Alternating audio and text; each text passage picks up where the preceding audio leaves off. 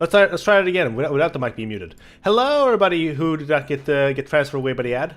Welcome to day 10 of OniFox's Advent Game Challenge. I don't know why the mic was muted. That actually confuses me.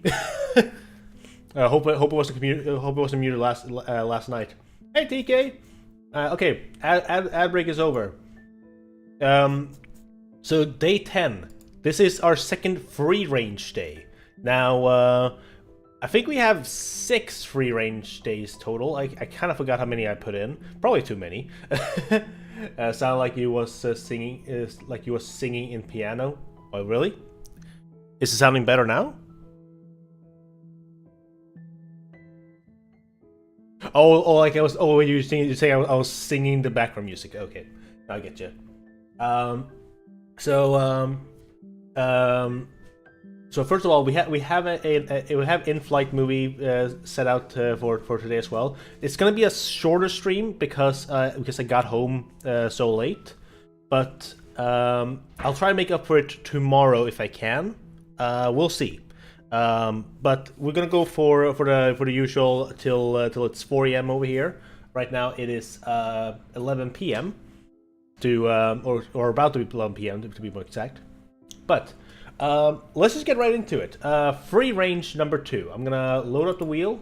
I'm not gonna look at it. Copy wheel, and let me get the display up. That's the wrong button.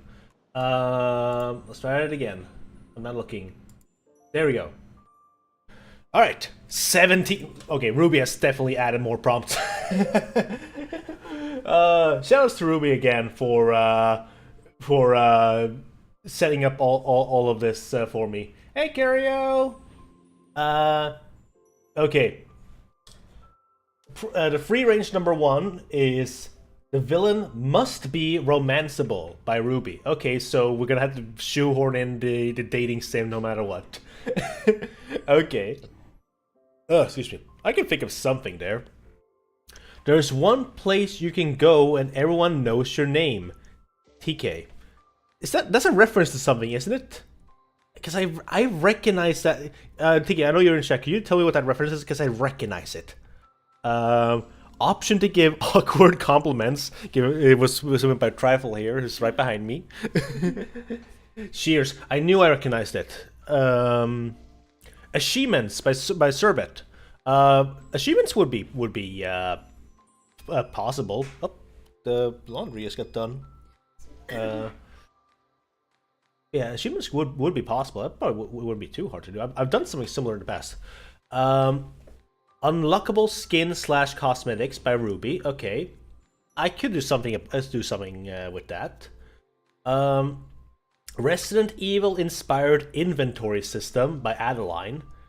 That could kind of work with like the point and click mechanic as well. But that'd be a little bit hard. A post-game challenge area by Curio. Maybe I could put the roguelike part in there, like make it so that it's a randomly procedurally generated dungeon that you fight. That's how we could get the roguelike in through another way. Moto wants a dragon somewhere. Okay, all right. So one dragon, and fucking hell, Andrea. Lesbian Andrea wants a text parser. Good old King's Quest 1 stuff. How do I even get that to work? TK wants a random public domain character. Okay. Lascoid wants a polar bear. The Seven Wonders of the World was requested by Blaze and the Cat. Duncan Kong wants a gore slider. That'd be funny. Ruby says Oni cameos in the game in a way that fits the game's world. I do have an Oni model prepared, like the one I made for my Ocarina of Time mod. I could just repurpose that in some way, and that could save me some time. Multiple endings, but not Lesbian Andrea. We could probably get that to work in some way. Encumbrance by Bombastic. So essentially, you can carry too many items. And Ruby here submitting something that is definitely inspired by Dimension 20. A very pathetic elfman. My good old favorite character from Fantasy High. Fucking name is escaping me right now. Fuck. I'm a fake fan. What was the result of day 9? So the actual winning result was point and click. So the entire game is a point and click game now. I also included roguelike because I wanted to include some roguelike mechanics in the game, such as no saving. Only acts like the owl in King's Quest. God. Multiple ending is like Mass Effect 3. God. How would you make it Dark Souls a point and click? Well, we found a way. You'll see it in a bit. But real quick before I spin here, Twitch recently did, or I think today, Twitch recap happened. So after we've done the spin, I'm going to take a little detour and we're gonna check out what my Twitch recap was for this year, because that'd be exciting to see. But let's not waste any more time. Let's spin the wheel in 3, 2, 1, go! And the winning one is A Dragon Somewhere by Moto. Alright, okay. A Dragon Somewhere. Dragon. Alright, let's put that in the game title real quick. Or in the stream title, I mean. Gonna copy that text and put that in our little document. And do that. A Dragon Somewhere. We can figure that out. Like I could just make a dragon boss, like a dragon enemy. But it's a dragon somewhere, so singular. So it cannot be like a recurring enemy dragon. That's fine. Okay, that was that wheel. But let's do I'm gonna quickly just move this across here to open up the Twitch recap thing. Can I just get the normal Twitch.tv? Thank you. Where's the button? Where's the thing?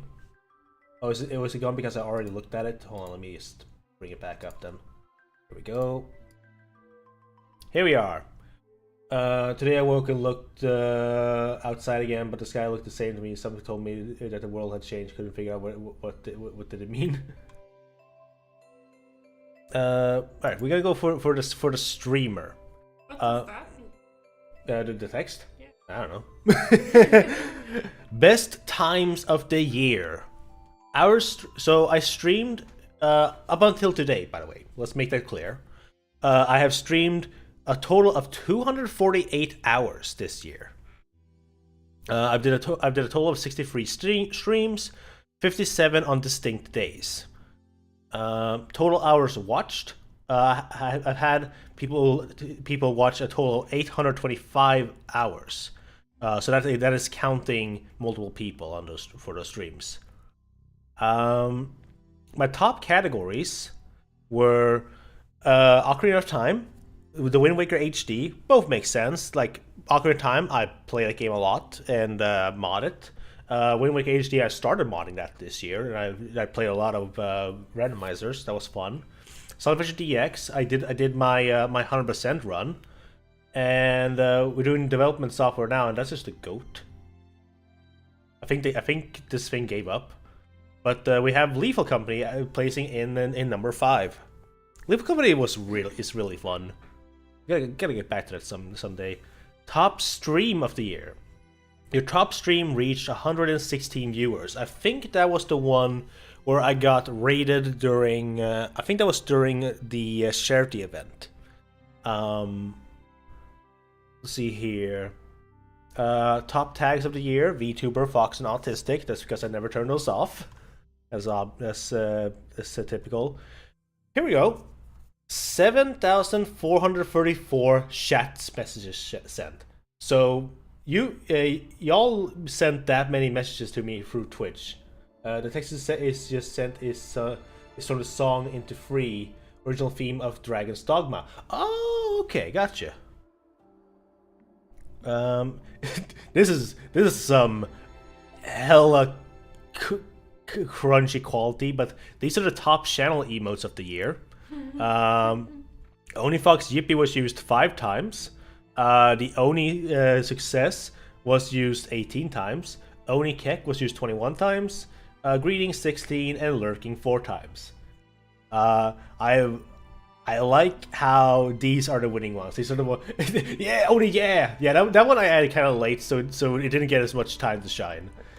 But yeah, this is nice. No one but me has access to the unique version of the greetings emote that I made, which is them just holding up a sign that says that. You can add a drag amount like a Yoshi. I don't think that's gonna work with point and click. And that's also another mechanic I'm gonna have to add in. I'll probably add a drag in some way. Here we are. Your biggest fans of the year. These so all these people watched my stream the most this year. We have Tuve, we have Flipnote, Ruby, Ultima, Trifle, Tiki Knight, and Luna, who is always a lurker in my streams, and I appreciate being here and lurking, but also shows up every time we do crowd control. That is when Luna goes, "Hello, I'm here now," and I appreciate that. I think that's amazing. Collaborations of the year. Yeah, you made the list. Of course you did, TK. You're always here. Raids received. I got a total of 13 raids this year, and the highest ones were Proto Blues with 5, Vanilla with 2, and Trios with 2. I raided a total of 30 times, and I've been raiding Code Chibi, Good King Linky, and Trios the most. I haven't received many raids from Linky lately. He hasn't been streaming that much. Clips of the year. Clips made by me were 13, and unique clippers were 6. And the clip that it shows your top viewed feature clip of the year is this one. I'm gonna click on it so that we can watch it. This is one of my favorite clips. Yeah, okay. What have you bought, hedgehog?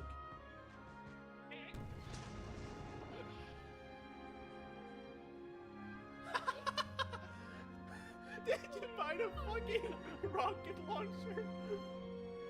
I saw it at the shop for like $60. I was like, wait, that's a thing? When are they gonna look over and see what the hell happened? God, that is so fun. It's not my favorite. My favorite is when Ultima was flying in the air with a jetpack. He was miles away from me, and I still die.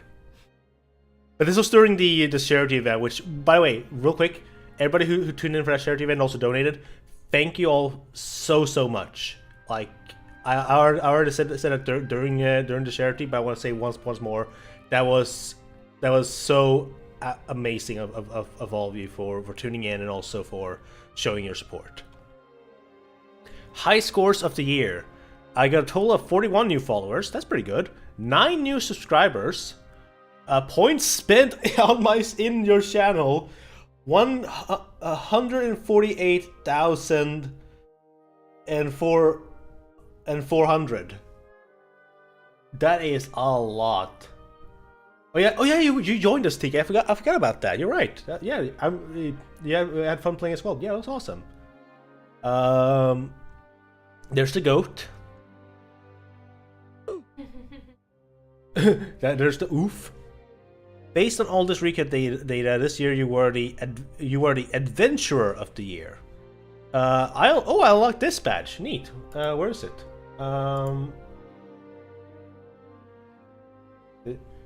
What was chat badge unlocked? Do I have to actually do something? I can show you if you... Oh yeah, sure. You have to... Oh, that's where they are. Yes. Okay, well, I'll put that on. What is this one? September 2024. This is the cutest thing ever. That means you have... It's so cute. I'm using that one instead. I know it doesn't show up on the stream, but hey, hop on Twitch. Okay, that was the recap. There we go. I am actually happy that with this recap. This is really nice. I like that these three were the top games, and I gotta play more Wind Waker HD. It was so fun. Which next year I'm gonna try and finish my my Anka model I made. And once that's done, we will do another Wind Waker randomizer. We're gonna see if you want to. Sure, why not? Let's go ahead. Fucking Jesus, just flashbang. I didn't watch too much, so let's see what we got here. 251 hours watched. Distinct days visited, 173. Oh, more than I thought, actually.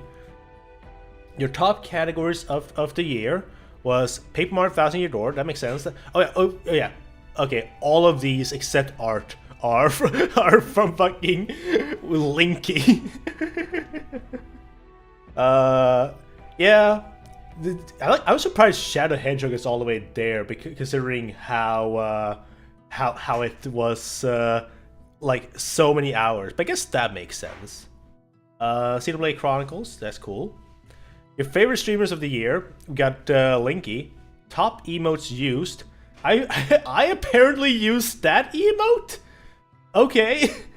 But yeah, these are definitely the emotes I use a lot in Linky's chat. Yeah, the Astral Observatory. I love this emote so much. I don't have access to it right now because I'm not subbed to Linky, but I love that emote so much.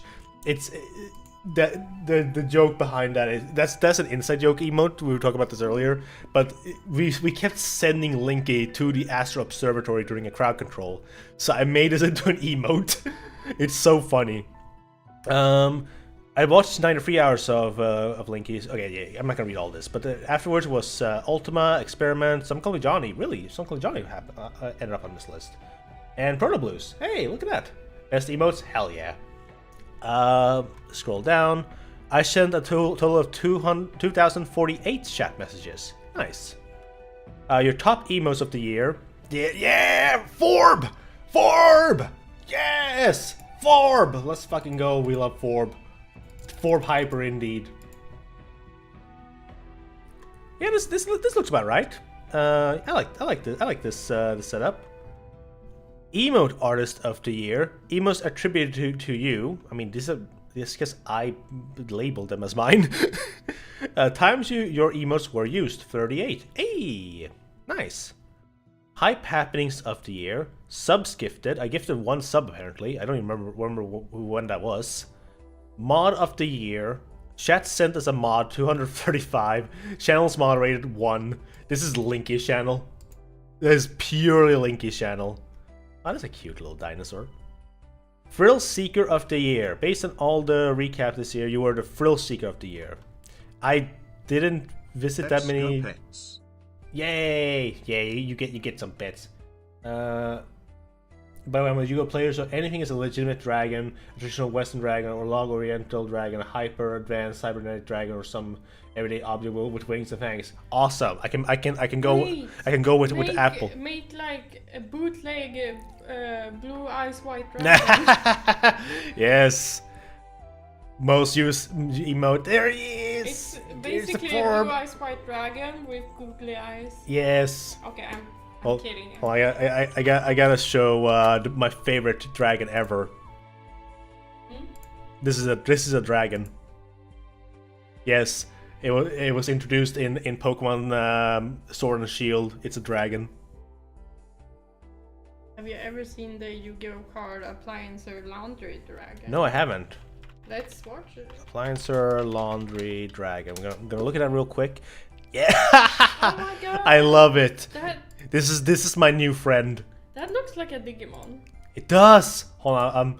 I'm gonna steal them. No, that's WebP. Gonna move this real quick because it's gonna show my download list. Move. Thank you. Why is this so long? There we go. And there he is. He could be next to Forb. There we go. That's my new friend. That's my new friend, Appliance. Wait, so the dragon does laundry? Yeah, Appliance or Laundry Dragon. What's the threat? It has 1,500 attack points, and it can link whatever that means. I haven't played Yu-Gi-Oh in forever. That's so funny. Okay, let's close that down though, because we have to. So much like much like this prompt and the Monty Python, sorry, prompt. This is something I can do at a later point, but I gotta keep it in mind that I need to do this. Yeah. Oh yeah, have one. Or blows in tail to play like a tuppet. Yes, for just plays the dragon like doot. Wait, hold on. Where did I put the dragon? There. Let's hold on. I'm gonna do this myself. Where's there? Dudes.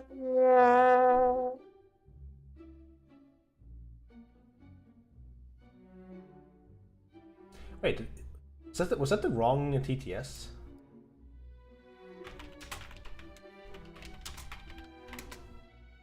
Dude, I'm a dragon. Oh, there we go.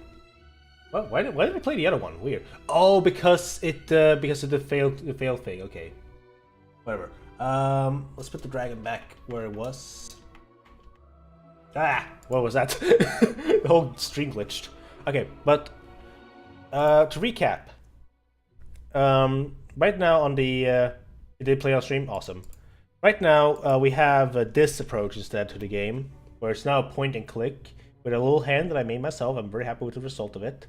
By the way, Andrea told me today what this because I was like, I know I'm referencing something with like the dripping blood. It's from fucking the old ass NES emulator Nesticle. Hold on, I know I just loaded things up. I gotta show this real quick.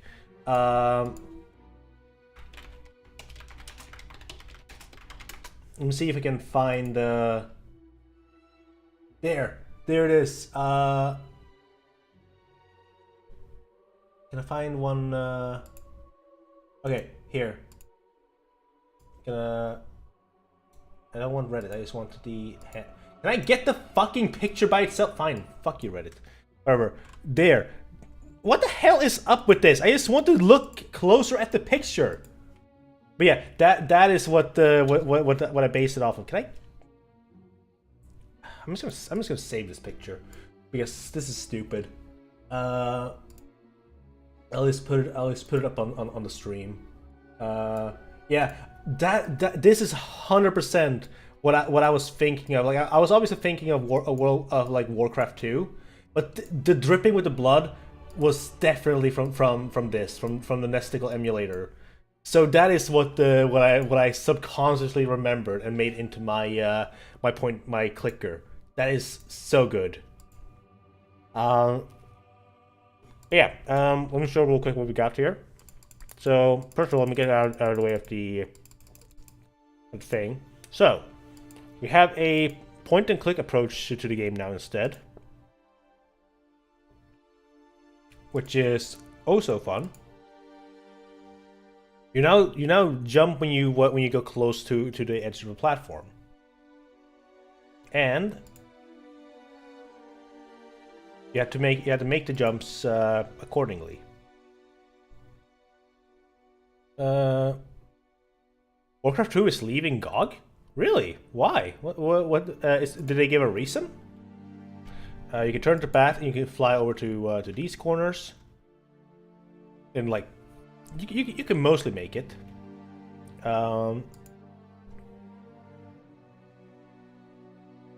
Is the reason because of some stupid Blizzard reason?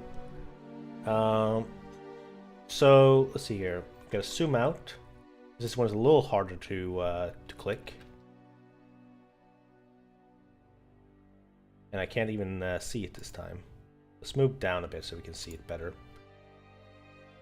We turn it into mist, and we're gonna fly over here. Now I gotta fix one thing. I need to make the game know that you're in mist form, so it doesn't trigger the don't allow button pressing thing. But I think all I need to do is just remove that little thing I had, which told it to, which essentially told it that it's. Not sure what I'm looking for.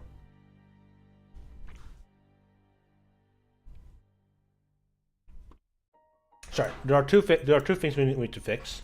The first one being the not being able to click while you're in the air with stuff, which I think I only set. Yeah, the bat turns that on. I guess I could just do a very simple thing here, even though it's not a bat. Let's go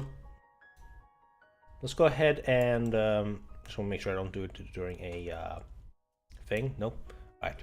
So even though it's not a bat, let's make it set bat, because the bat is allowed to move even when in the air. So that could help. Pawn finished.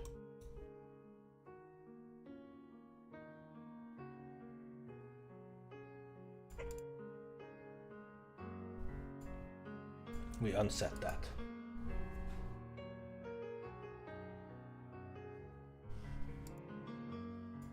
I'm just gonna do a very quick test for this. Turn to mist, and we're gonna fly over here.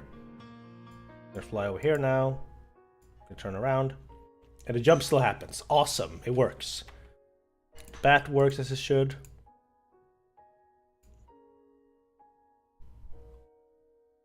So, two things we still gotta do. One, I want the bat to actually have a way to, because I think. No, I think I decided not to do it because I'm just not gonna have that sort of level design for the bat.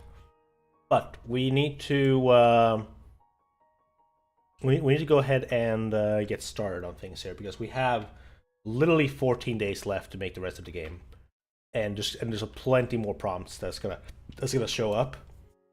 So what I'm gonna do is I'm gonna have to set up a simple like a tax system.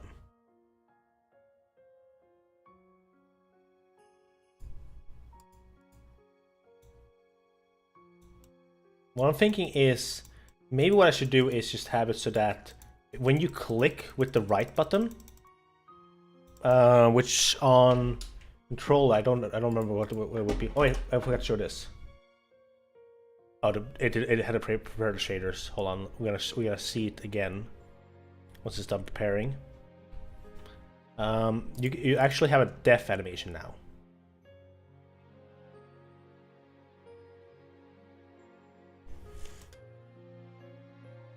Now I don't like how fast that shows up, so we're going to delay the fade out a bit. Which luckily isn't too hard to do. We're just gonna move these to be 2 seconds later instead.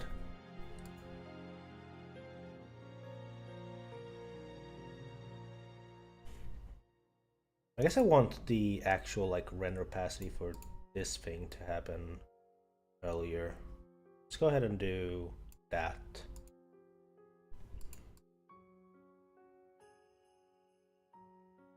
Looks good. Yeah? Oh, you want help? Okay. Blah. First of all, let me get you guys the in-flight movie I promised. Second of all, I'm gonna go help out with the laundry, so I'll be right back.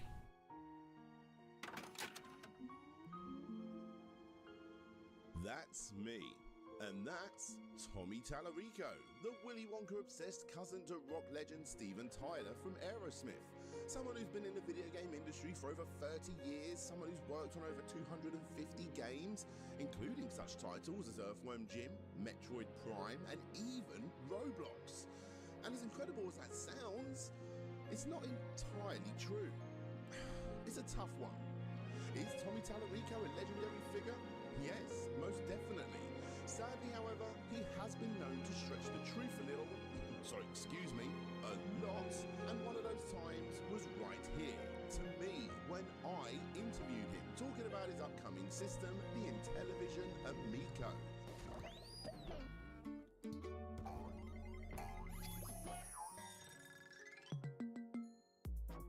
A system that I was, excuse me again, I am still super intrigued by. Yes, it's underpowered. Yes, the games look cheap to some, but it had Tommy Tallarico behind it, the rock god of the video game industry. The problem was, as stated, he does stretch the truth. So when he spoke to me in an attempt to promote this still to be released ENVtuber Amico video game system that some people look at as a crowd-funded project, I said to him that I would make a video on it if it fails. I do get people ask me all the time, are you going to do a kick scammer episode on the Amico? Are you going to do a kick scammer episode on the Amico all the time? I hope not. Well, sorry Tommy, but that's what I'm going to be doing today. If the console comes out and it's broken and all of those lies are actually they were lies, and it was, then yes. Tear me apart. The last almost 5 years has been painful for fans of Tommy Tallarico and ENVtuber. The list of things that have gone wrong during this time is endless, but before we get into all of that, we need to go back to the beginning and explain exactly what ENVtuber is, and more importantly, who Tommy Tallarico is. Ladies and gentlemen, this is the Amico Scandal. Welcome to Slope's Game Room.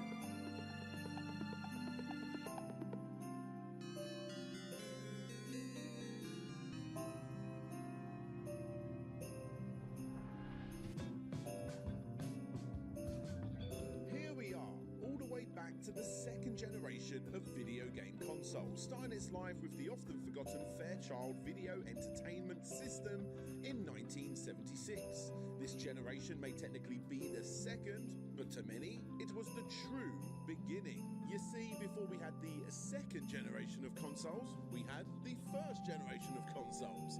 But for all intents and purposes, these machines were simply Pong clones. 1972's Magnavox Odyssey is one of the standouts here, but again, it's pretty much just tennis, hockey, badminton, call it what you want.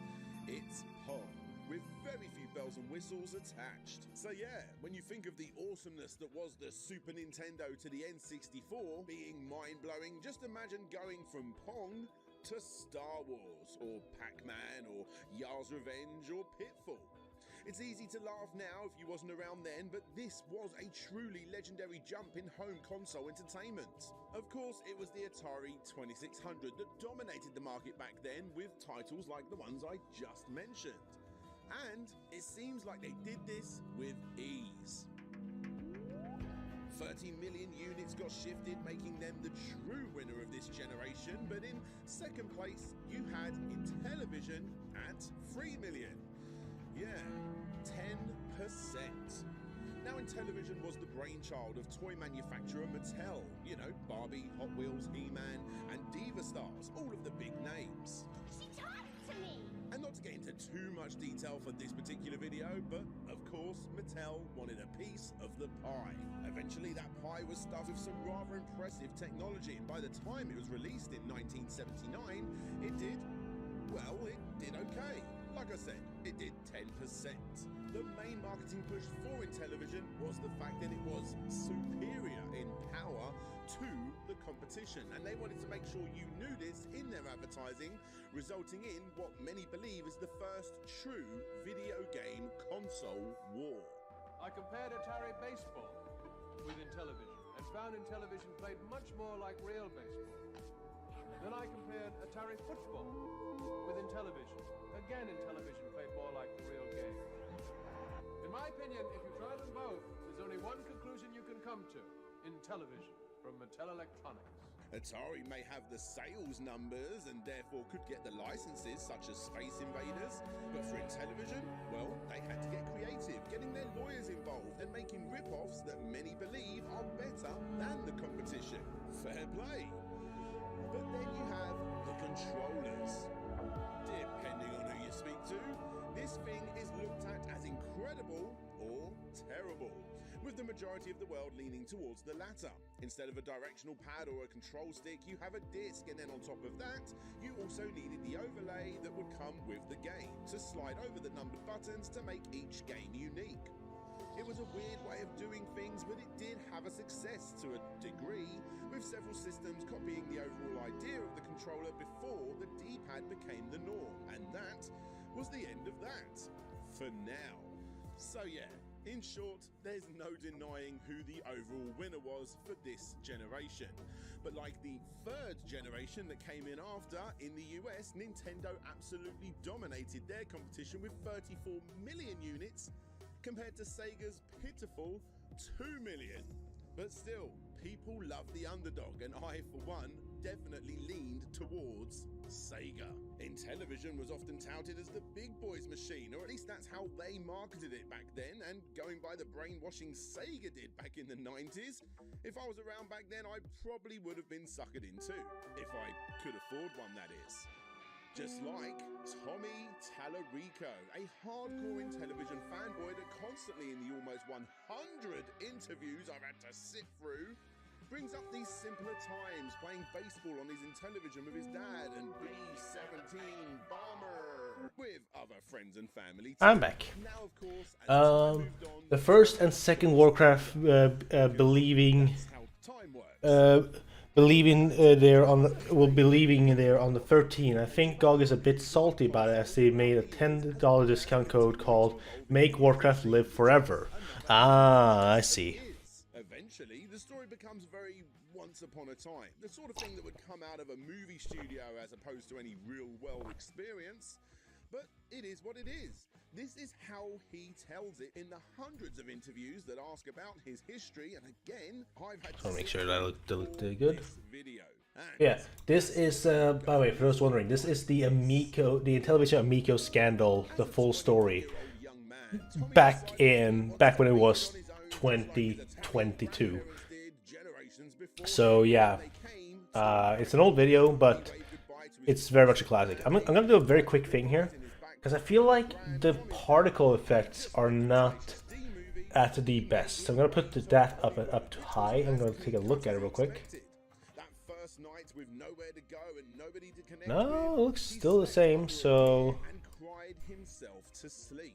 Yeah, turns out Tommy didn't do too much pre-planning here, as because I want apparently more, first place I want more in fire, to get to. more particles essentially. Hey, look, it's a lot nicer than what was going on the streets, right? Thankfully, tomorrow turned out to be another day because, again, that's how time works. And on this new day, Tommy picked up a newspaper, saw an ad to work in a music shop. He went to the interview and instantly started work at said music shop selling guitars and keyboards. But not Let's do really, 500. because apparently the very first person to enter that shop And was let's a do guy 500 who here, so we said get a bells. lot of particles. We don't have to care about it being accurate. I discovered him at a Guitar Center. There we go. That looks good. Software, All right. We're gonna do a very quick thing here, though. We're gonna make actual like an actual particle for the ashes for like the flaking. Let's make it Guitar Center salesman. let's make it 32 by 32. Pretty decent shape, and it's just going to be This is where it all a very simple texture. massive props to this this guy, as he was one of the And by the way, this def animation that I've been working on, we're gonna be using that for all of the. We're gonna use it for all of the enemies. 300 games, apparently. He was a part Looks of the good. extremely successful video game TV show. He has numerous Guinness World Records to his name. He's mega rich by the looks of his crystal maze-like house, with every room being themed after random TV shows, movies, and who could forget the dinosaur in his garden? Looks like dinosaur dick to me. He really is one step down from Neverland, quite frankly. But hey, say what you want about his questionable decor, at least he is living his best life. Can we really take the piss when we replace our wallpaper with hammer beads and dusty video games? Let Tommy be Tommy. Anyway, we're getting a little ahead of ourselves here, guys. So let's go back to Intellivision. And we're going to of Intellivision back in the early 80s, thanks in no small part to the video game crash of 1983, very little came from the company. The Blue Sky Rangers, a group of early game developers for Intellivision, ended up continuing to create video games for the system for a small but still very dedicated group of individuals via mail order, and did so all the way through the 80s, creating new games and releasing never before released games from the company to the fans that all went wild for this stuff, but again to a very dedicated but small group of Alright, I'm gonna just mess it up a little bit so that it looks. Actually, let's add a little bit of suit to it. These games were actually good too, for the most part. And because of this, the Blue Sky Rangers became serious legends, but again to a small but dedicated group of individuals. However, by 1990, the writing was most definitely on the wall for INTV, the now owners of Intellivision. They went bankrupt, sold off the rest of their stock, and closed the doors. That was until they opened them up again. That looks good. So this is our little particle for the suit, for the flake, actually. T flake particle. Let's add that into here. Where's my folder? There it is. Again, the fan base was small and dedicated, but with the rise of retro gaming, more and more people were starting to notice Intellivision, and they were getting the respect that they always deserved. And one of those we need a common material that is just that.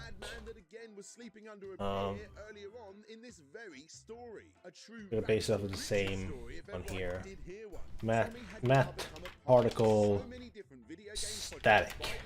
Either directly or through his own company, Tommy Tallarico Studios, so much so that he had become very good friends with all of the right people at the company. It's been stated numerous times over the years that he and Keith would often get together and throw around the old idea ball and come up with ways to bring Intellivision back.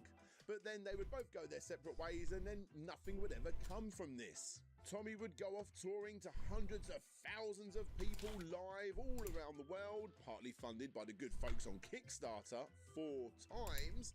And then, of course, you have the collaboration with BT2, again, via Kickstarter. This dude knew how to crowdfund.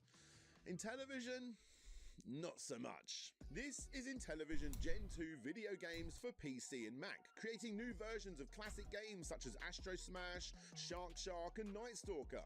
Not only did this look terrible with better content coming from Flash sites, but it didn't get funded. It only asked for $100,000. Looks good. Isn't that much for a legendary video game company like Intellivision, and it raised less than $7,000. Which, to be fair, is a good thing, as this dude right here is Mike Kennedy, arguably the godfather of crowdfunding video game console scam projects.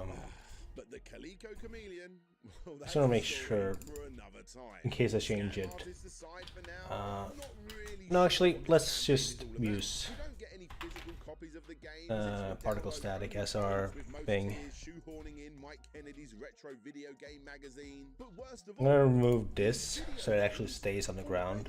existed for the most part. Astro Smash Gen 2 and Um, Shark Shark Gen 2 were on mobile, Vita, and PlayStation 3 already as part of the PlayStation Home Arcade for $1.49 a pop a couple of years prior. Notice how only pictures of Night Stalker exist here? Yep, that's because they hadn't made that one yet. So Initial- you're paying $100,000 for this. Let's be It frank, shouldn't be like a- terrible looking game and some magazines. Yeah, it's crazy to say Maybe this, here? but Mike Kennedy's involvement in this thing may have just been the best part of this campaign because, you know, that comes with the magazines.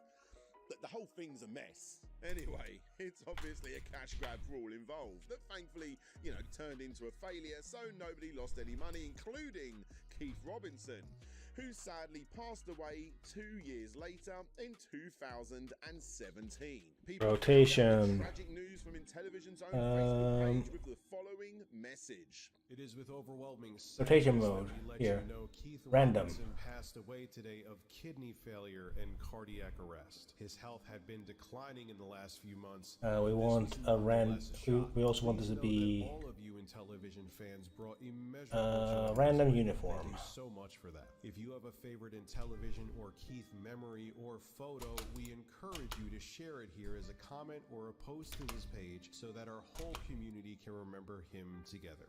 Hashtag Intellivision lives. And that's exactly what people did. From seeing him at trade shows Right, to old school friends talking about his mischievous antics at school. get that one to It's a always sad be time there. for retro gamers all around What we the world, want and to many, is this the end of the story for Intellivision. But sadly, that is definitely not the case. I want this to be a case where they start fading out after this part.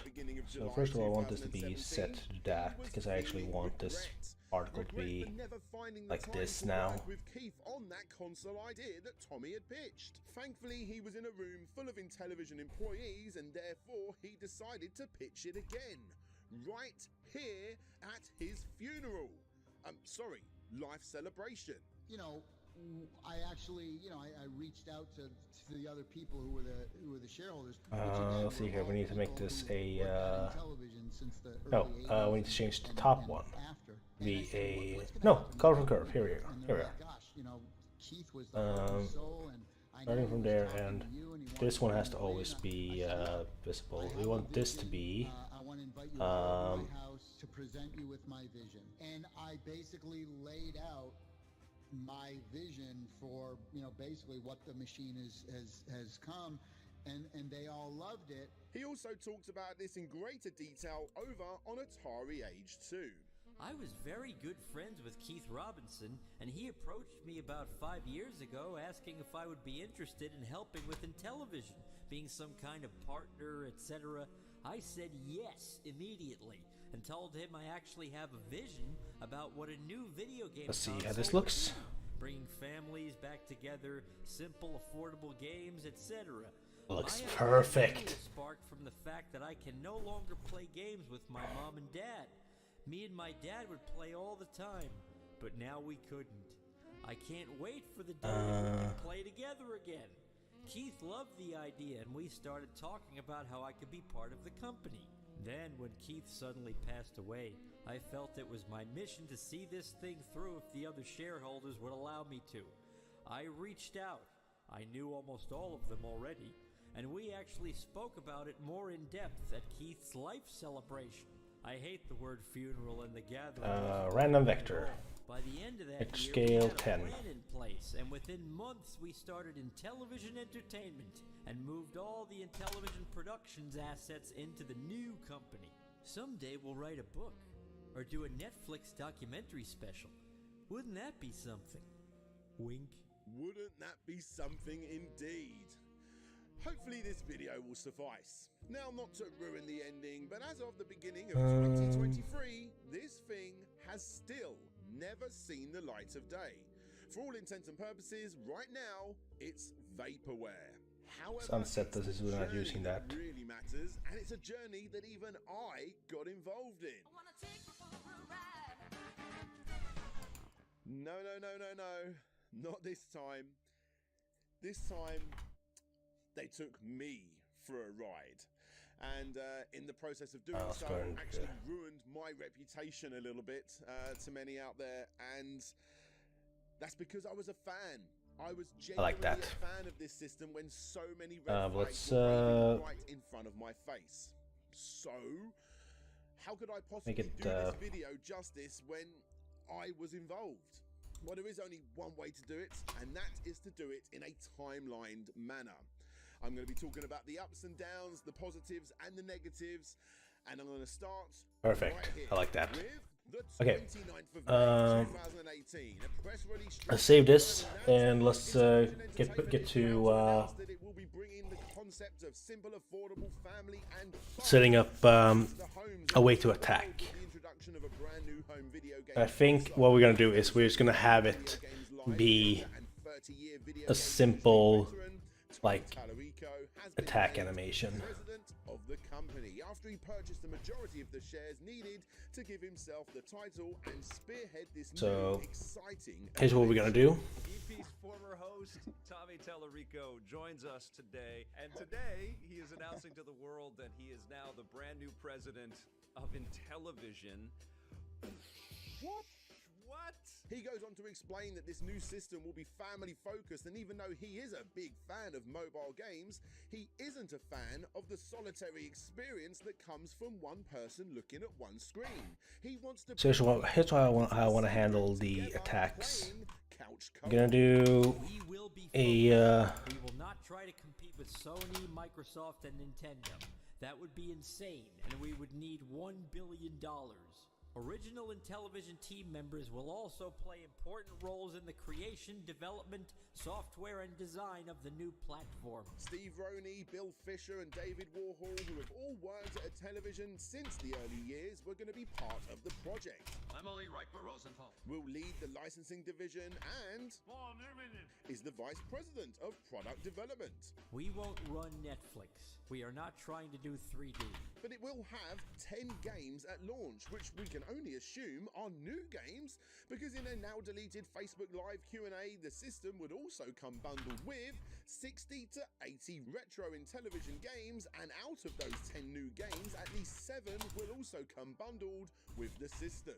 That was then doubly confirmed in Tommy's first major interview after the news broke with old TV show pal Victor Lucas. Then the system's going to come with at least 7 brand new updated games.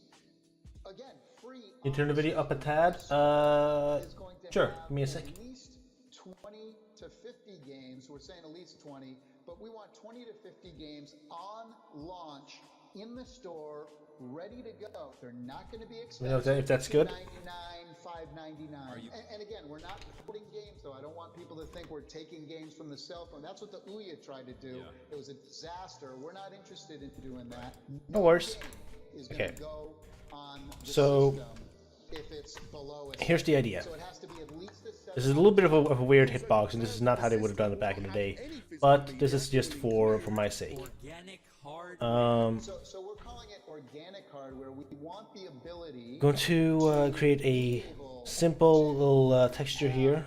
Let's go with that. certain points, not just software based. And when asked about the price, he said, I can tell you this, it's going to be much less than $200. Much less than $200. Much less. Okay. and finally regarding the release date, Here's what I can tell you quite honestly is that it's not coming out this Christmas and it's not coming out next Christmas. the very next day, not only did we get that now deleted Facebook Q&A, Here. which further pushed the message that this was not a new Did system that. to take on Sony, And, Nintendo, or Microsoft, but drag instead that this down was like its that. own thing that is creating fun, Then we're going simple, to amazing drag games this that everyone can enjoy with simple controls. Up like and heck, that. the first 100,000 people that sign up to the mailing list will get the only opportunity to get a special and unique limited edition version of the console, which will not be made available in stores. But on top of that, something else happened. The OG console wars are back, as Atari opened up an Indiegogo for the Atari VCS, and people were skeptical and excited as the campaign managed to raise $2 million in a single day. And of course, Intellivision weren't having any of it. Oh, nerve in it. who again was the vice president of product development for the company, may have just been the first person to throw shade at the company. I believe it's $200, right, for the base console and the one controller, and that's going to go up $250 or $300 if you want the two controllers. They have two different versions of the controller. You're into PS4 and Xbox One price ranges now. Right. You're price-wise, you're competing with the higher-end stuff. Yeah. But Atari bashing aside, he also confirms that the system will not have any form of physical media. He confirms that you will be able to play online with friends. It'll be under $200, somewhere between $140 to $180. And most importantly, unlike some people, when asked how this project will be funded, Paul responded, Well, I can tell you 100% guaranteed it is not going to be crowdfunded. We're not asking for money up front. This is when we have it done, it's in the box, it's ready to buy. Hey, here it is. Do you want to buy it? Great. It's going to be funded internally. So we're not I think asking it's a shock the Atari VCS even came out and be like in television. Talked about. I didn't even know that thing came out, but I guess that makes sense considering they were actually confident in what they were doing. And don't worry about logging it all down, guys. I'm already working on a long list of Intellivision claims, which I will be updating throughout this video, and no crowdfunding or money up front, just made the list. You just made the list! A week later and it's E3 time, and Tommy gets to speak with IGN about, no, not Intellivision's new console, but instead, the Atari VCS. On Kickstarter, you had to have hardware in order to kickstart it. But Indiegogo, you can crowdfund something, a piece of hardware, never come out with it, and keep $3 million. I mean, he's not wrong regarding the differences between the two crowdfunding websites. The thing is, his cost is the same as PS4 at launch. Yeah. Tommy. He then goes on to say that he thinks the system will Not the $200 he said there. Wow. to that of the Coleco That sucks. You know, The that T system we mentioned earlier, Flash. headed by Mike Kennedy. Let's hope So I'm thinking whatever the weapon we end up getting is, I will be using. Their fans well and prefer to talk about how great the Atari VCS I'm gonna do is going this to be. real quick. Later that month, we get to hear from Pat and Ian, a couple of retro gaming enthusiasts that run the popular CU podcast. Overall, they speak quite highly of Tommy himself, but they do have their concerns with the new system, as Intellivision most definitely doesn't have the brand name power that Atari does. Regardless, Intellivision got some nice coverage here. Very nice guy. I've met him multiple times. You can't pretend like Nintendo exists and then try to make a new Nintendo like it's going to happen. Nintendo, like you said, is the Disney of video games, and it's admirable that he wants to do this. Sony doesn't really focus on family games. No. Microsoft doesn't focus on family games. This Atari box is not focusing on family. It's focusing on 40-year-olds. It's sort of like, okay, we know the television Running Man. I see some people wearing t-shirts of that, and that's where a lot of people's knowledge of a television starts and ends. Sure. So I guess we'll have to come back in a year or so when they have this ready to go. But it's going to be the same sort of points we made about the Atari VCS or Atari box, but just to a lesser degree of notoriety and visibility that will make it, I'd say, a much less chance of success than any Atari box could possibly do. Finishing off June, Tommy jumps on the Brian's Man Cave YouTube channel and claims that he is trying to organize a chat with the CU podcast. And just so you know, I reached out to those guys, and I just got in contact with them about an hour ago. And again, very. That is true, Tiki. Like I could do that, and that's probably what I will do, because I do need something to be like, this is an attackable enemy. I'd like to fill you in because a lot of the information that they were thinking and that they were, thinking that was going on in their video is actually most of it, or a lot of it, wasn't true at all. This is a common theme that you'll be seeing throughout this video. Again, Pat and Ian were actually pretty positive regarding Tommy personally. The issue they had was pretty much entirely based around the popularity of the name Intellivision. Yet Tommy still couldn't handle this small slice of criticism and was trying to book an interview with the podcast, but on top of this, he drops a few more interesting factoids regarding his upcoming system. That is before he quickly brings up Atari one more time. A reignition of the original console war between Intellivision and Atari. So, of course, I want them to succeed, so I can kick their ass. Yeah. Carry on. I'm afraid they're not going to make it to the starting line. I'm getting a little worried here, but we are not. I repeat, 100%. I give everyone my word of honor. We are not crowdfunding. He also said that they will not take pre-orders for the system before it is ready to ship. Every single game will be exclusive. Every game will be 2D or 2.5D. He confirms online gameplay, confirms that the system will have 2 controllers, plus as many original games as possible. He'll help make the music for the system. It's going to be Unity-based. And yes, don't worry, all these factoids are getting added to the list. I mean, why else would he say them, right? In July, Richard officially joins as COO-CFO, and we discover that the controller will have a disc and a color touchscreen. And as we move through August and September, we see a couple of new members join the team.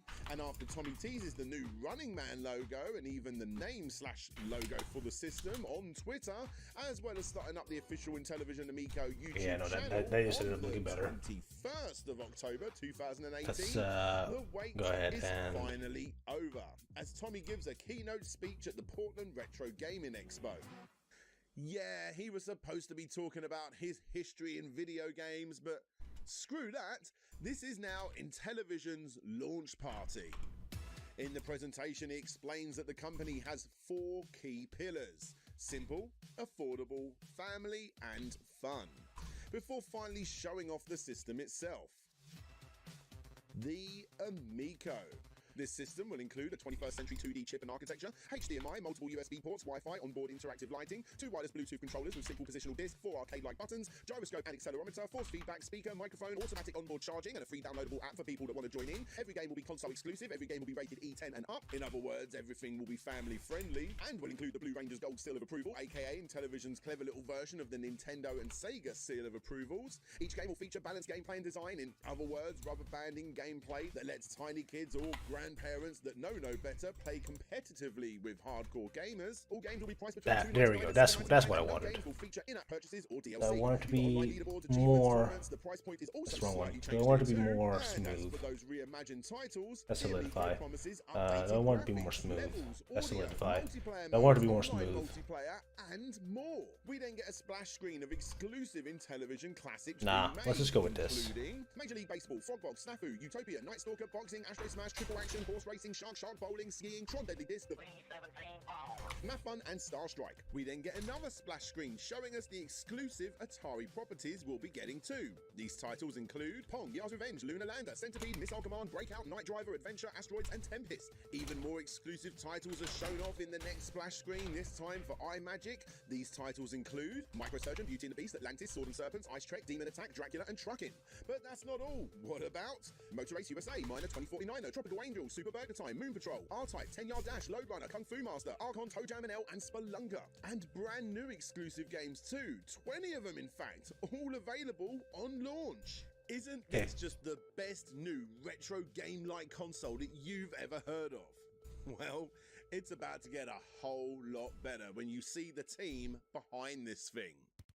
You got Tommy Tallarico himself, of course, video game composer extraordinaire. You've got Jason Enos, who's ex-Sega, Psygnosis, Konami, EA, and Namco. A marketing genius who helped launch every major Nintendo system since the SNES. Yes, Americans. Sword. Weapon slash. Worked with Nintendo for close to 12 years. David Perry. Worked on titles such as Earthworm Jim, Aladdin. The only thing I don't like about this video is the AI voices. I think that was a bad call, but the video itself is still very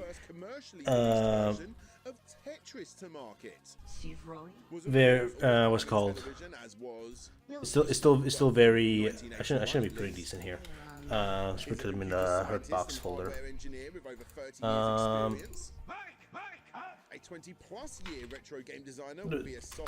It's a good video, but I wish he didn't use. Yeah, it's very informative. Thank you. But I don't like that he uses the AI voice bullshit. But that's just a minor nitpick. I'm not gonna make a huge fuss about that. 2020. Damn, if that isn't full on enough, the talk continues. We find out the name of the console is the Italian word for friend. The lights on the system are inspired by the light show of his live Here instance, what are you based on? You're based on debug. Okay, well let's make a new one called Matt Hurtbox. So let's update our list with absolutely every single thing that they just mentioned, and let's continue on with the timeline. I'm gonna make it unlit, and we need a translucent texture sample parameter texture for this test. We're gonna use the texture we just made. Who is the target audience for the device or game you're trying to sell? I'm having a lot of trouble trying to figure out who that is. Of course, with this being a critical take, you can be damn sure Tommy would be reaching out to set the record straight soon enough, and a follow-up video was created explaining the few little bits that he did get wrong, but still ultimately coming to the same conclusion. Not a fan of game slots. It feels like a rush video time. I still stand by. As far as Slopes game room, yeah. No, like lately, I feel like it's just been his like he's just repeating.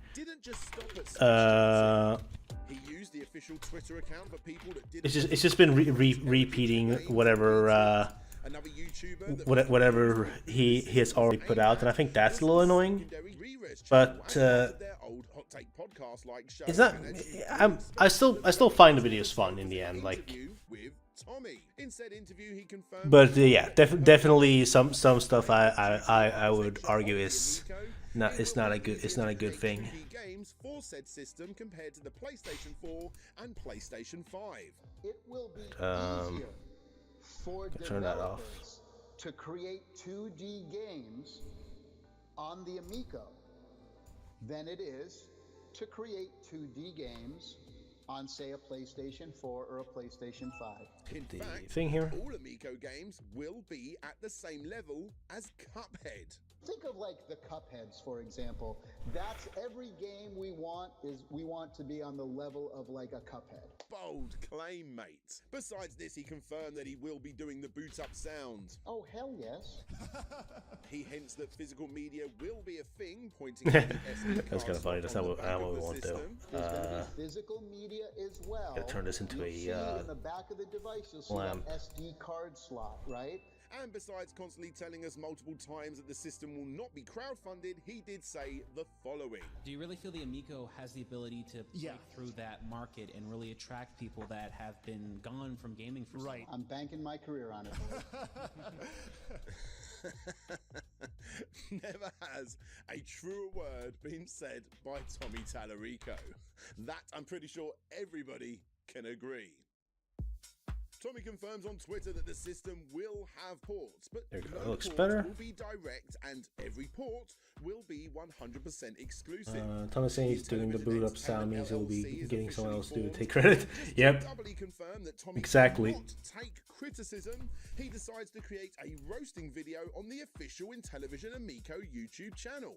I look forward to buying this thing for under $80 in 12 to 6 months. LOL. Someone got paid to bullshit this idea into existence. We must all strive to be that guy. Hey, that guy's me. Tommy then publicly asks RGT85 for an interview after he isn't 100% on board with the idea for the system, but overall speaks quite highly to many of the points made, before publicly calling out Sony for patenting a touchscreen for the PlayStation 5, which according to his sources are copying the Amico. And don't worry, just before you think to yourself that he probably will regret saying that. Isn't it interesting that a couple of weeks ago, we released our trailer and it showed our touchscreen on the controller. On Friday, Sony filed a patent to put a touchscreen on one of their controllers as a potential for a PlayStation 5. I can tell you that they reacted to our trailer. Looks like medical device, looks like a foot massager, looks like a dehumidifier, right? I think I heard the foot massager one, yeah. Okay, well, here's the thing. Guess what? I got news for you. The people who are buying our machine buy a lot of foot massagers. They buy a lot of dehumidifiers. So maybe, just maybe, we did that on purpose. Honestly, you've earned my pre-order for sure. And Right, finally, to the end of 2018, I'm gonna code the character to be able to attack again real quick. himself even shows off another prototype for the system. But best of all for us retro gaming fans, we get to see an unreleased Intellivision game from back in the day, based on Santa Claus.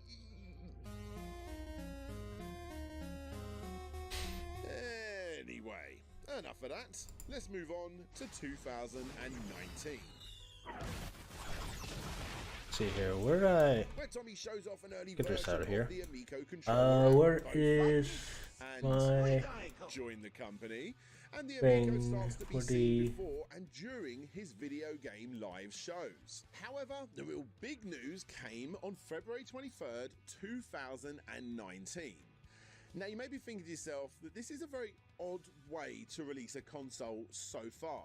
Sure, the idea of a CEO of a company like this is to create positivity around your upcoming system, but to spend your time going onto absolutely minuscule, tiny YouTube channels, spending your time jumping on there, even if they say the one slightest negative thing about an upcoming system, it's a really weird way to spend your time, and I mean, it's just so odd. Regardless, it's about to get a whole lot more crazy up in here as popular retro gaming forum Atari Age gets itself a Here we go. brand new thread. The Tommy Tallarico introduction and Q&A. Action. If this is the first time you're hearing of this, you have no idea what you're about to witness over the next few years. A hell of a lot of it coming directly from this thread that he started so that he can talk to just a few people about his upcoming system. The Atari Age Forums becomes the ground zero for Tommy, a place where he could constantly spill the beans on what he's doing behind closed doors, a place that allowed him to ramble on. Alright, that looks good. I could probably make that just pure white, actually. Stated, it was the perfect source for me over its thousands of pages to Now, what I want to do is amounts of absurd claims that Tommy would spout. Like, for instance, confirming that the Amico has over $10 million of marketing budget, hinting that a billionaire investor I'm gonna turn that off because I want this to actually hurt multiple times. Timeline. Reconfirming that Sony copied the Amico, giving detailed Hitbox. figures on costs such as $3 million they have to design and UI software costing $10 million and manufacturing costing hundreds of millions. Yes, hundreds of millions. I'm the CEO. I'm not guessing at the figure. Smiley face. For example, if a machine costs $100 to make and you need 1 million of them to sell, that's $100 million just for that first million units. I mean, that adds up, right? Let's just hope they get 1 million pre-orders. Look, let's not hate on Tommy too much. He's the CEO of this company. He obviously knows what he's talking about. He didn't buy this position. Oh, yes, he did actually. Not to be negative, but those numbers are way too That's not how you high. spell opacity. No, they aren't. Just curious. What number do you think is too Opacity. high? The units sold or the home console market percentage? And why do you think that? The numbers I provided weren't a guess. I have proof of both. But just curious as to why you think they are way too high and why. We should be right up there with TurboGrafx 16, Set Dreamcast, scalar Saturn, parameter Game value. Gear, and the Vita. Not with the N-Gage.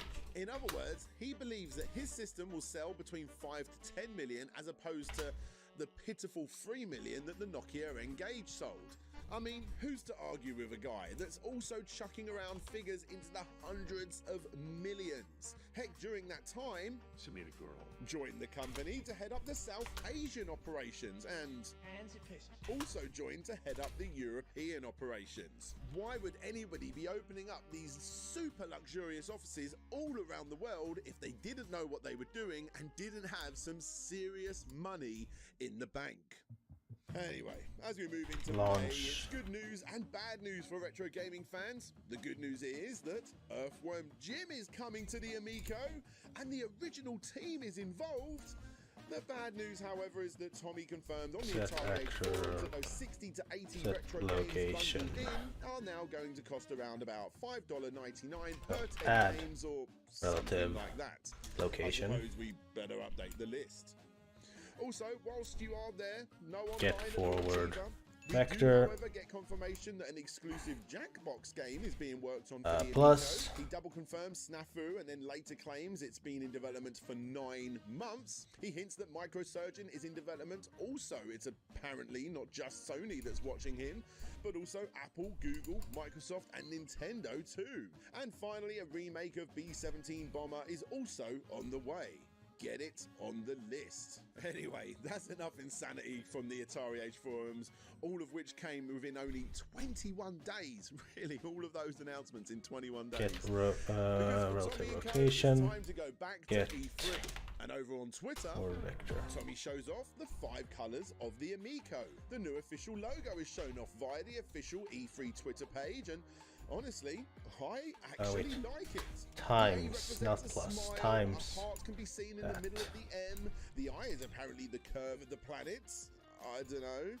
And the off-center O is fun. Again, jokes aside, I actually think this is quite a cool logo. And turns out I wasn't the only person that liked it, as Tommy's old TV co-host actually played the console behind closed doors, and he too really seemed to like it. And I have checked out the Intellivision stuff. I played a bunch of games. I checked out a bunch of games that are coming. I think it's unbelievable that Tommy was just talking about doing something at last year's E3, and this year there was a console, there were controllers, there was connectivity between smartphones and the Intellivision Amico. I was very impressed. And if that's not enough praise for you, YouTuber Metal Jesus Rocks got to play it too. Yes, it's real. We played several games on it and we gave them feedback. And in an interview with the Tech It Out podcast, it was doubly confirmed that Intellivision has the following licenses: Burger Time to the Missile Command and Moon Patrol. However, sadly, it was also confirmed that the, as he puts it, at least 7 free pack-in games has now gone down to 5. It's going to launch with 40 games, and it's going to have 5 games packed in. Also, before going ahead, let's actually jump forward and talk about Burger Time, which, by the way, we never ever got to see any footage of ever.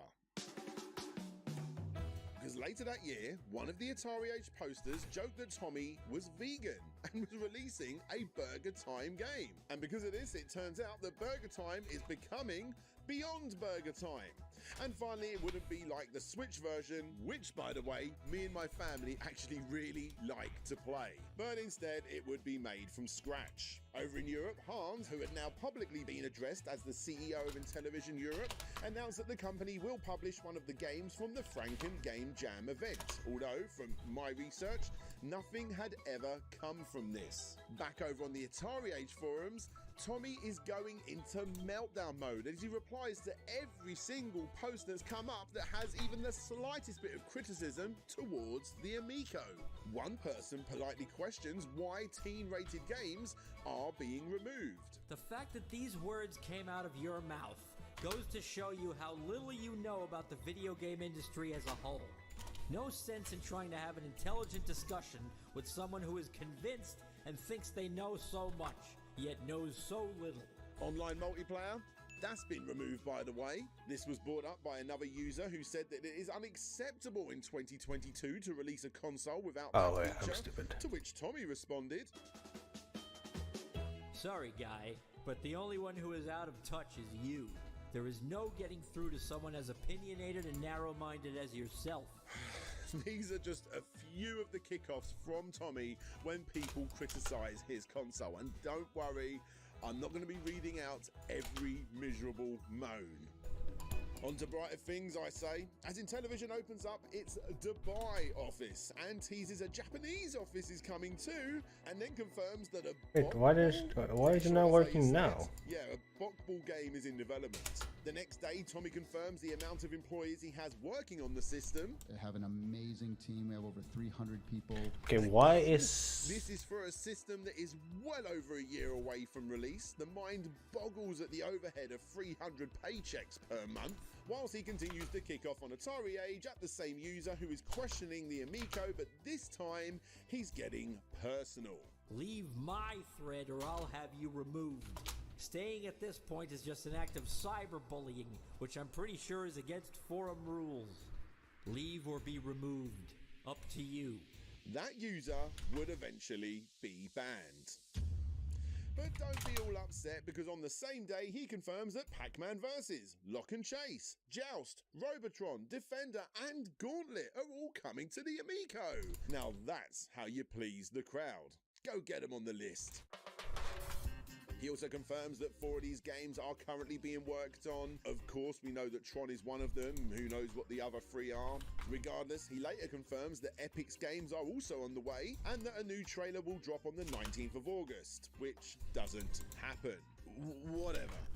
The most important thing to come from this day is that Intellivision announced that they have just got themselves a grant for €450,000. Okay, this is confusing. So, what's going on here then? Okay, hold on. Well, So the FFF Bayern is a funding partner to the film and games industry, offering up grants, and in this case to the tune of €450,000. I guess I have to rotate the model. In Germany for this system. With 10 years of successful games promotion in Bavaria, we are setting new standards. We realized early on that games are more than just a pastime. With the support of the Digital Ministry, the FFF is now supporting 13 projects again. Approximately €880,000 flow into the development of high-quality and non-violent computer games from Bavaria. This is a clear commitment to the innovative games industry in the Free State. Now, anyone that's actually followed any gaming news over the years will instantly tell you how important censorship and all-around non-violent video games are to the German market.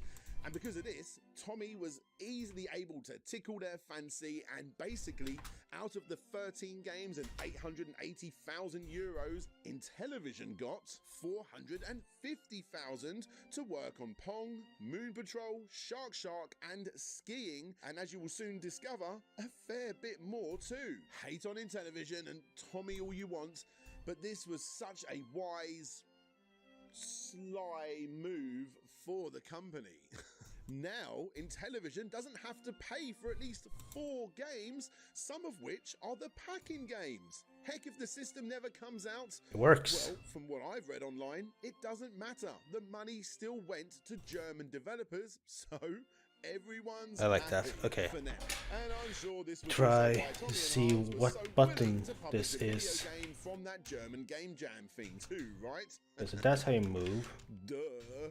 Plus, in a post made the following year on Atari Age, it seems they still had What money killed left me? over to inject into other German-based game studios for even more games. If they are German-based, then that is great! We have government funds. Wait, that what? we can What killed me? dedicate to Genuinely, what? I bet you do, Tommy, old pal. I bet you Is do. the slime's Sorry. damage box still there? Is that what it is? Besides all of this, it's business as usual. As we enter August, we get a couple of new employees join the company. The melee enemy is still there.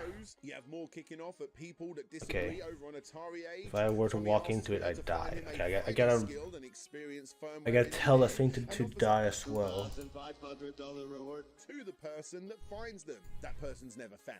He also confirms that the Jay-Z INTV emulator will be on the Amico. I guess also you just aren't gonna be using that function anymore. To the list, right? Sure. Why not? Oh, and whilst you got the list open, it's time to add a whole lot more.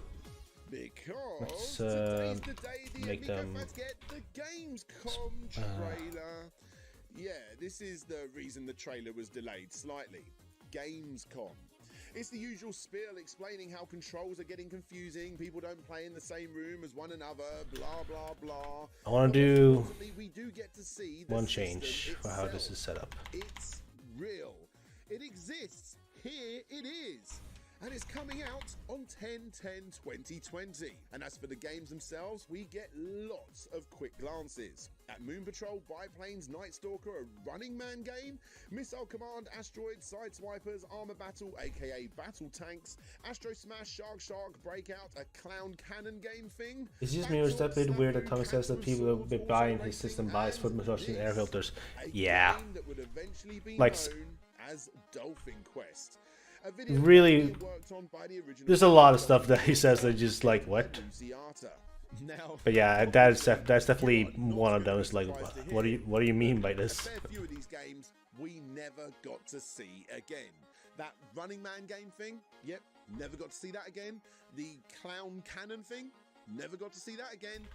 And just to make things easier for you, yes, I have gone forward in time here a little bit and actually found out the names of these games, and yeah, we're getting them added to the list. We also got confirmation that every game is running in 60 frames per second. Tommy hints at a Berserk remake, a co-op Miss Pac-Man game, and finally confirms that the system can run at 4K. However, the games will not be made in 4K to save on space. Then, right at the end of August, Tommy makes one of his biggest mistakes to date.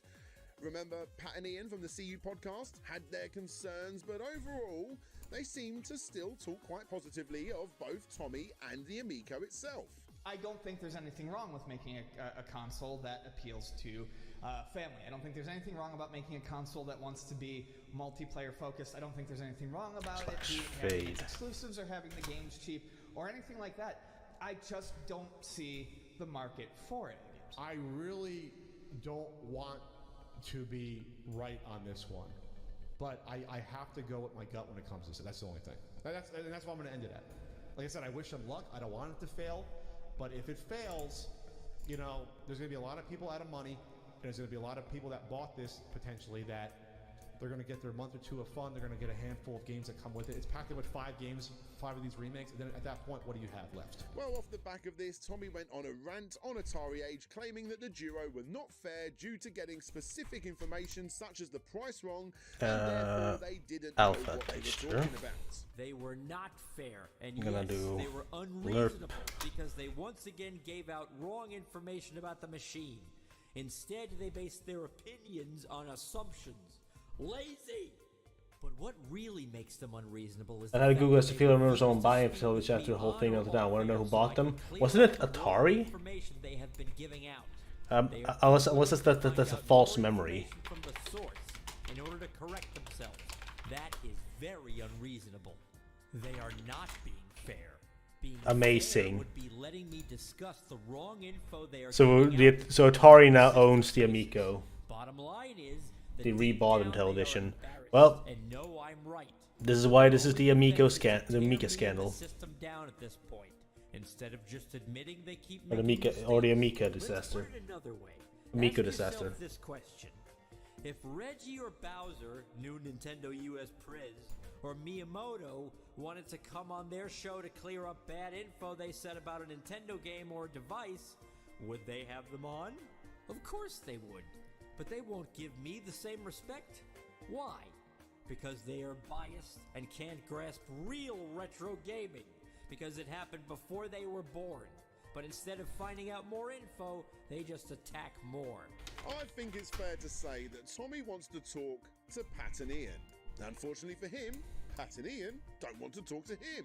They would rather talk about the information that is publicly available rather than use their platform as a way to promote the system. And now, after this outburst plus several other tweets that Tommy's made, which unfortunately I can't find because the majority of them are deleted, this was never going to happen after Pat and Ian finally retaliated. It's really weird, and it's getting harder and harder for me to be impartial now in terms of me wanting this to be a success or fail the more I get attacked by Tommy Tallarico.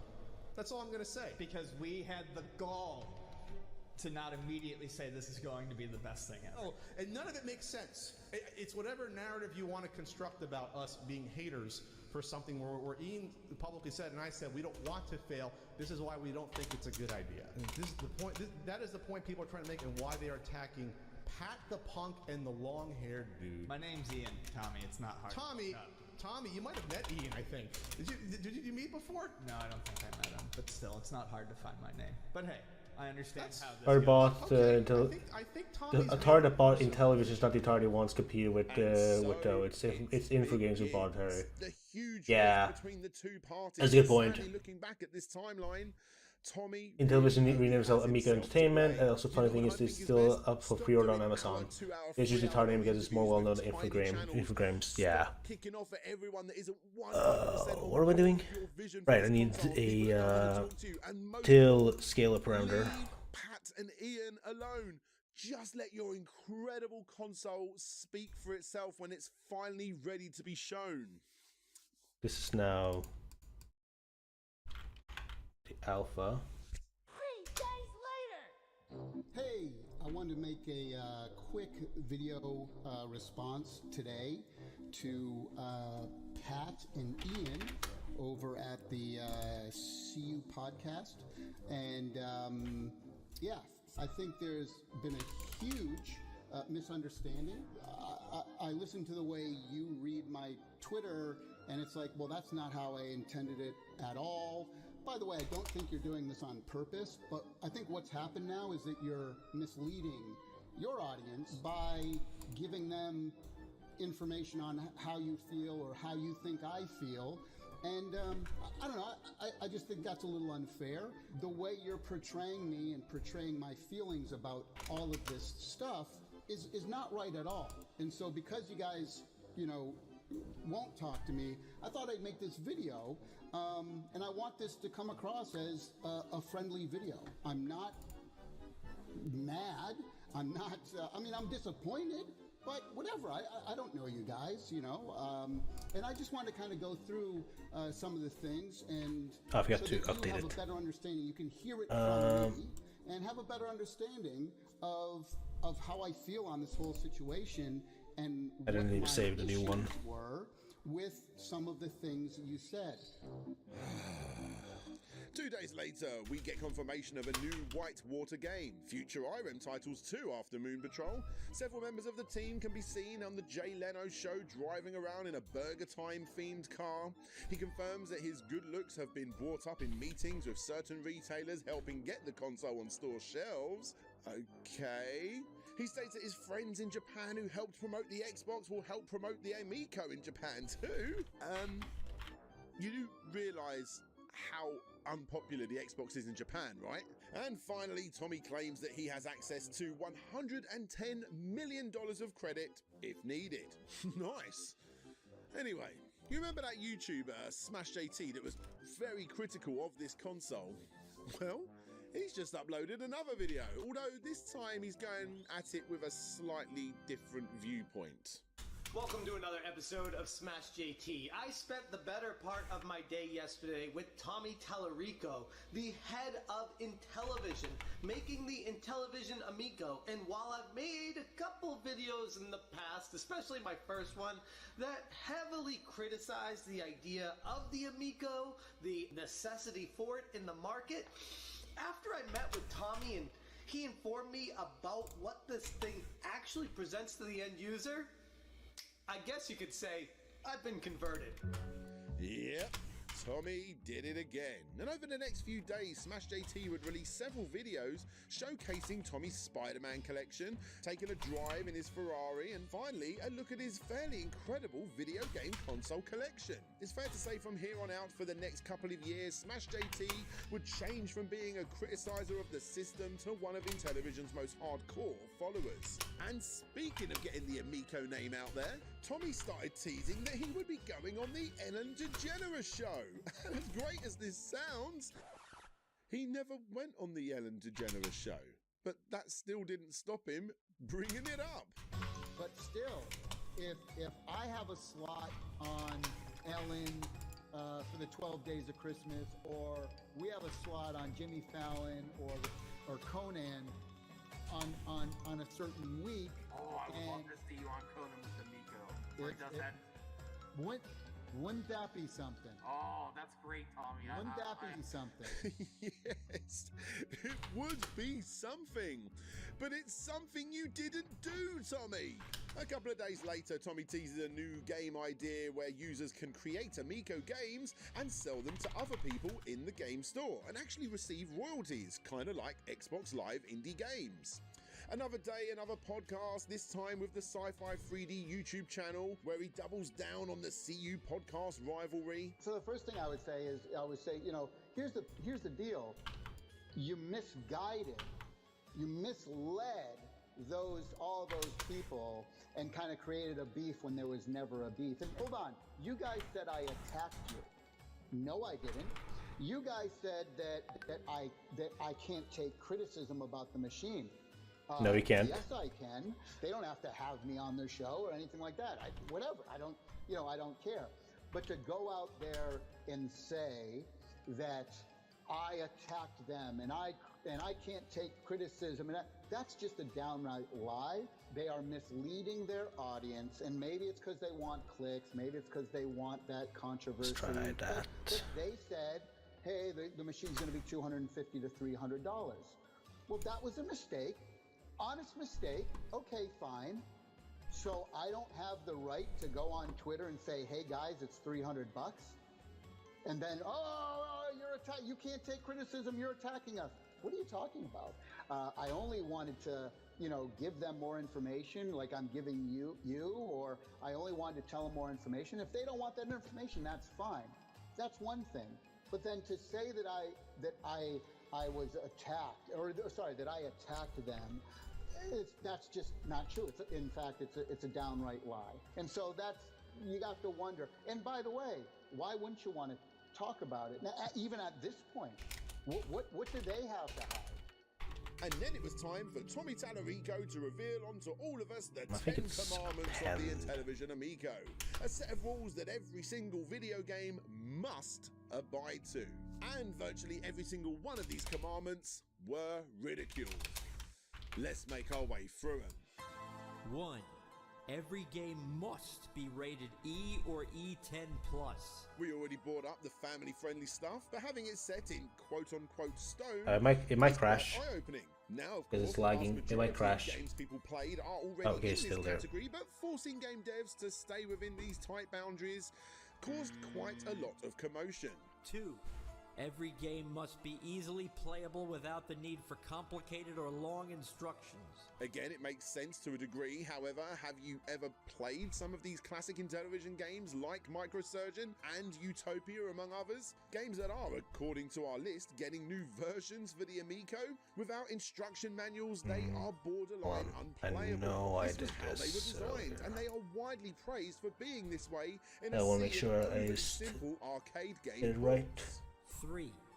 Every game must be balanced to allow players with different ability levels to still have fun. Hands up, who likes rubber banding? You know, how the last player in Mario Kart always gets the good items.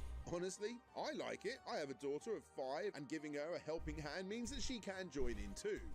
The problem is, playing with 3 people my own age, these mechanics are not so great.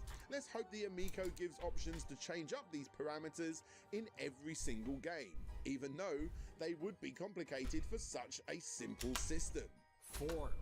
Every game must rate 7 out of 10 or above on Intellivision's quality control scale. I mean, great, right? But who's rating? Do they send each game out to review sites, get the Metacritic average, and then only release them if they get a 7 or above? No, they decide themselves if a game is a 7. Let's hope that Cats and Swords is at least as good as Street Fighter 5? 5. Every game must cost less than $10. Of course, this is a good thing again, as the vast majority of the games I play, indie games, are within this price bracket, but still, outside of replayable arcade titles, it will surely increase the amount of time being given to story-driven games. 6. Every game must support the official Intellivision controllers. Well, duh. There we go. That's what we want.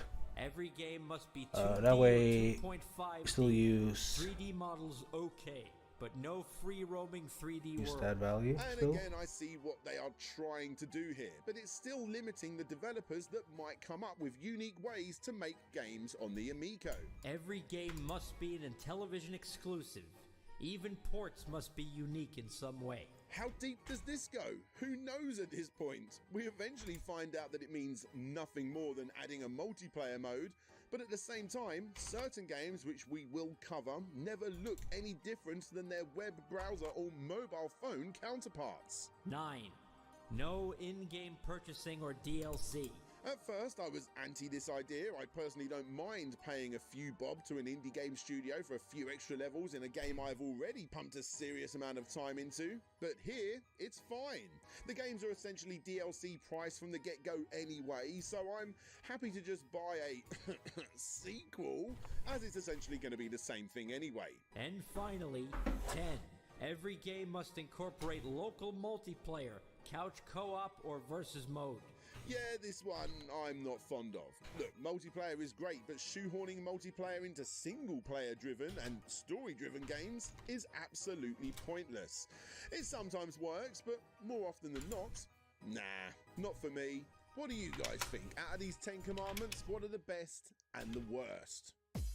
As the internet became awash of videos and articles trying to decipher the confusing commandments, Tommy started jumping on more and more podcasts and YouTube channels. He confirmed a few new games on the Level 857 podcast.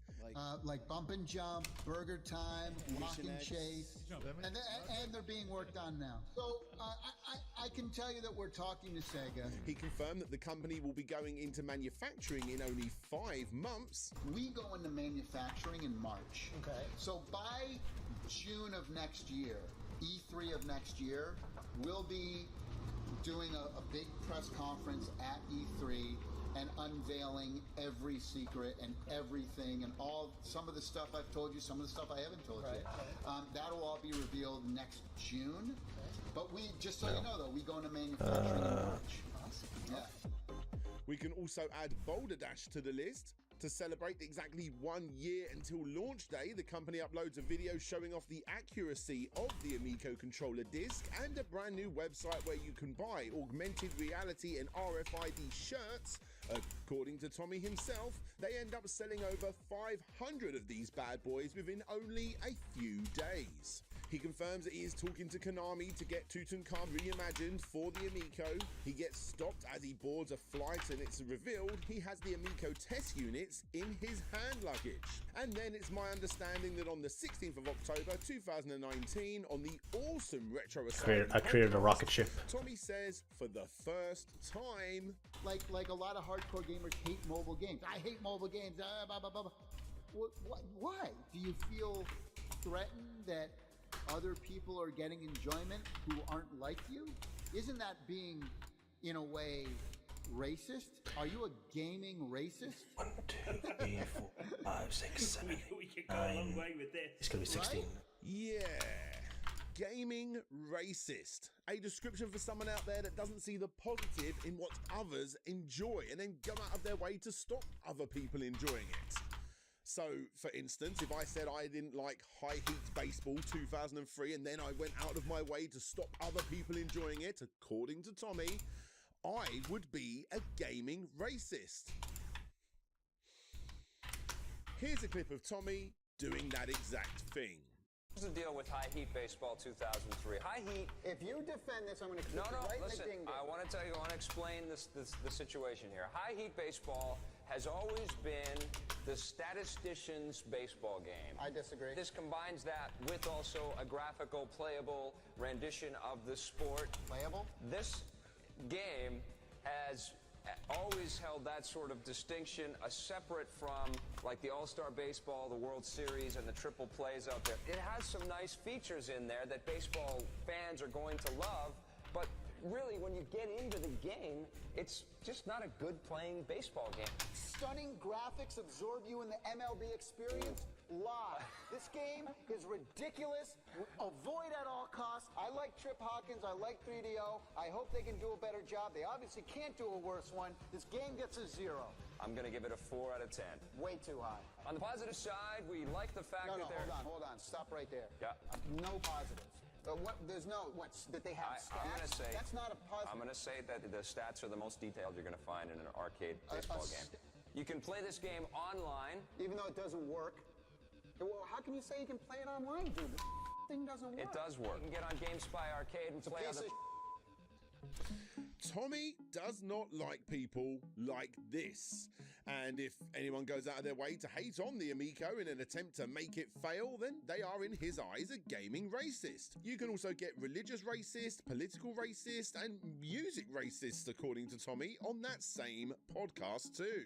It's the same people like, you know, I hate this religion or I hate that religion. Only my religion is the best religion. Well, then you're a racist to religion, aren't you? I mean, and of course, the biggest one being politics, you know, and everybody's dividing themselves in politics and religion and all, even music. Anyway, let's move on through October after Intellivision celebrated Diwali and Halloween as we move into November. The company was a sponsor of a German developer award show, and they also confirmed that Warlords will eventually come to the system too. And new t-shirts go on sale. We get to see a fantastic never-before-seen promo for the original system.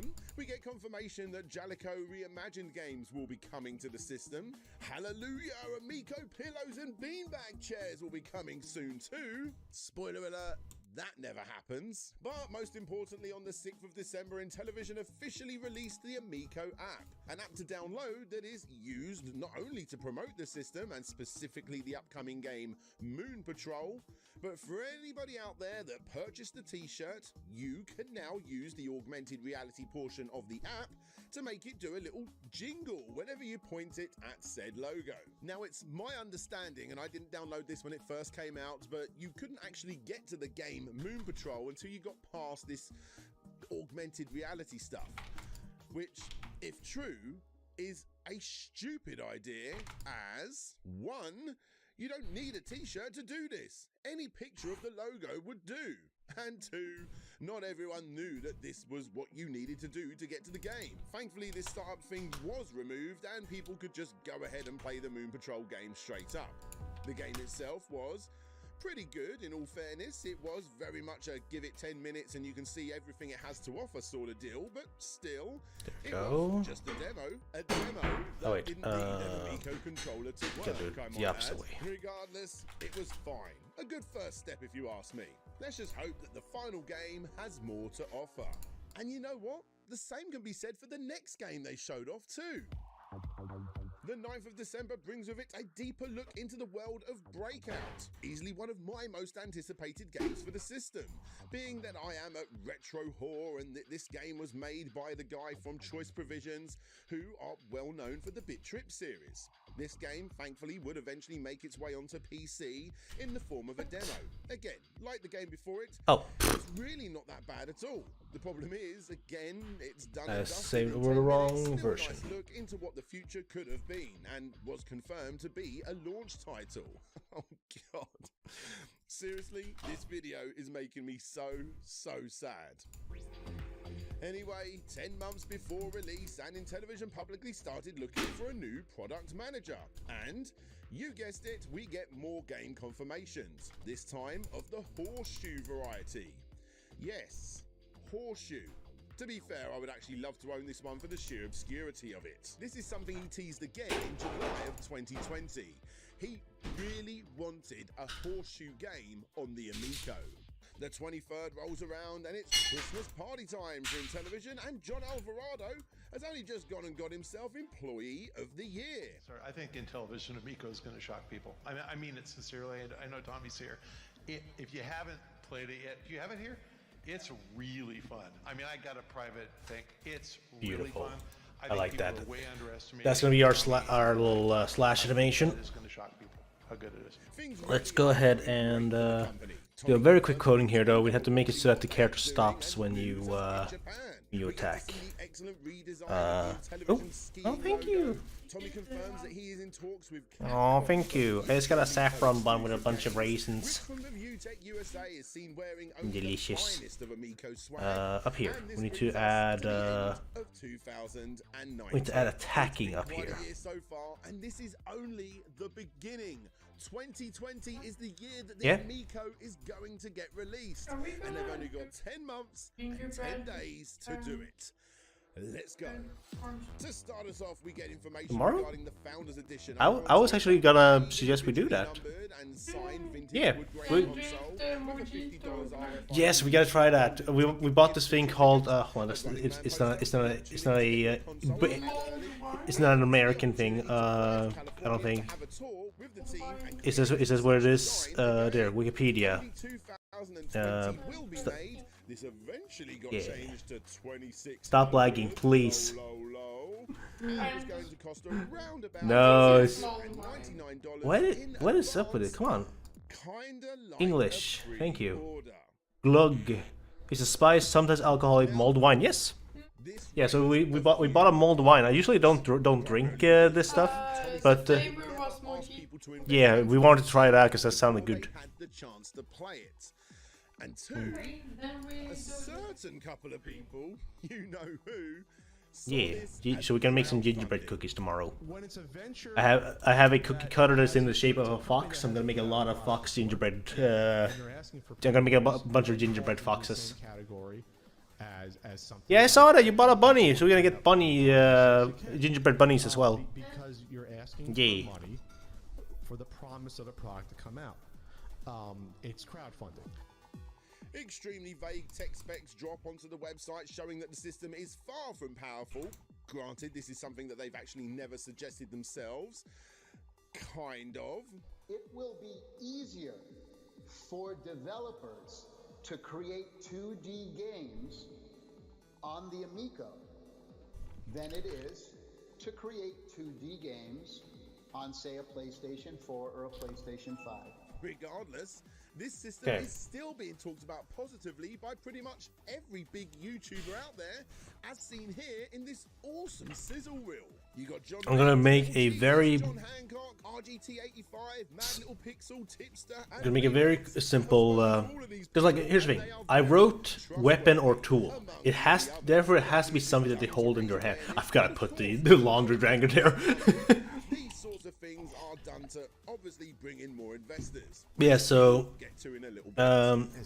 So we're going to have. So it's going to be a slashing weapon regardless, but it could also be something that shoots. Tommy claims that they have just secured $150 million for manufacturing. And even better, that $150 million isn't part of the $30 million they raised to get it to launch. Wow. Alright. Oh wait, this is the astral shit. No way they messing this up. Also, let's add the remake of Thunder Castle to the list. Need the idol. There it is. That's what I was looking for. And blackjack and golf and Texas Hold'em. And finally, a family-friendly mutant. Wow. Attack neutral. 6 of which are all teased, rumored, or flat out confirmed in a single day. Can you see why the Atari Age forums were just so goddamn popular? It's the place where Tommy not only confirmed. I have an idea for the included quick time event stuff. Surprisingly, every single person. I think what we're gonna do is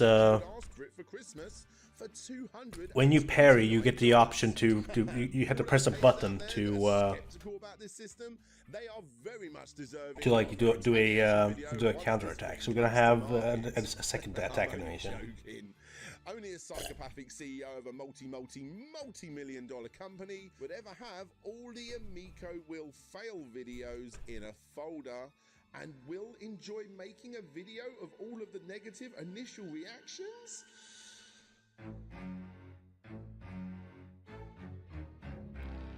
Oh dear, oh dear. Let's hope that that isn't true. But yeah, so I was gonna say. Another day, another chance to get the I think what we're gonna do is what happened. No, because the special ability has to be something still. So the idea will be that the special ability will be what you can use. And I'll have it be like you hold down. You hold down a button in order to do it, like either. See the light and stuff, the way it works. I'll show you. It could be like No one's ever seen F. this before. You're playing on this side. Make it Alt. Okay, Alt keys, F key, and then for the controller we already have one thought out. Is the result of that. That and they changed the screen from a resistive touchscreen to a competitive touchscreen, among other things. And people were like, "Oh, it's 150 bucks. I guess it's not good then." Like that. Like it's like no.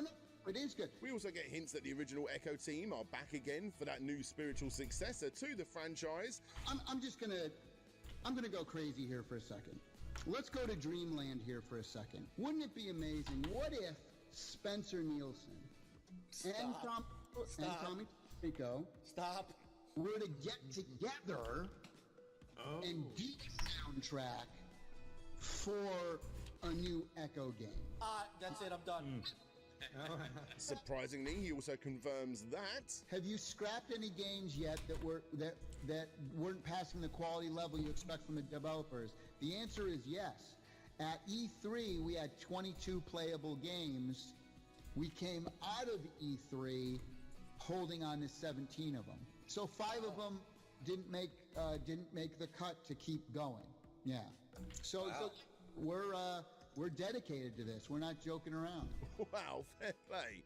He definitely isn't playing around. But then he also Wait, hold on. says that Qbert This is wrong. This is wrong direction. are coming to the system too. Craziness is about to ensue. So you know, there's a lot of different versions of Sony. There's Sony Computer Entertainment. They do with PlayStation, but then there's Sony Pictures, right? Like Sony Columbia Music. I'm gonna go ahead and it's because I didn't need that frame later anyway. Gonna do. So Sony reached out to us and said, "Hey, we'd like to put Qbert on. You know, let's figure out a way where we can put Qbert on the system." So we're talking to Sony right now about putting Qbert and some of their other properties on our system. Lemmings? No. Who owns Lemmings? Is that Sony Lemmings too? Yeah. Oh, okay, cool. I'm going to talk to him about that for sure. Multiplayer Lemmings, got to do it. Yeah. Yes. It'll be interesting. Let's move on. Past the point when Spy vs. Spy is added to the list of upcoming games. Past the point where he talked about opening an office in China. We have offices in Europe. We have an office in Dubai. We're looking at China right now. We might have a big announcement in a few weeks about, you know, opening an office in China, in television China. Past the point I think at this point it probably would have been easier if I untoggled the eye case for the arm here, but I don't want to bother doing all that shit. I'm just going to animate this the same way as I've done the other stuff. As I'm sure you will all agree. Shame about the Android buttons in the trailer though at the end. Let's hope they don't appear in the final product. Back on the Atari Age forums, Tommy denies all claims that he asked Patanian to sign an NDA regarding the Amico. Oh, and by the way, we're going to go really far into the future for this bit, but when I eventually started speaking to Tommy, I gave him a little bit of business advice. I said to him, you should get people, me and others that you're talking to about the Amico, to sign an NDA. He actually thought it was a really good idea, but he never did it. We finally get to see what the lenticular poster is going to look like for those founder backing pre-order fans, as well as so I mentioned this to some friends today, but I'm not gonna make this. Onto the big screen. I'm not gonna make the. This is pants. Why? Well, what's it called? They're not even showing off the controller. It's a fun. I'm not gonna make the weapon when attacking, and I don't feel like making a closed hand model for that. I also don't have the time to dedicate to doing that. Again, this really isn't very impressive at all because your TV doesn't have a sensor on it. So therefore, like the Wii did, all it's doing is looking for your controller and looking for you to turn it upside down, and then they will appear on the screen. It's not impressive, guys.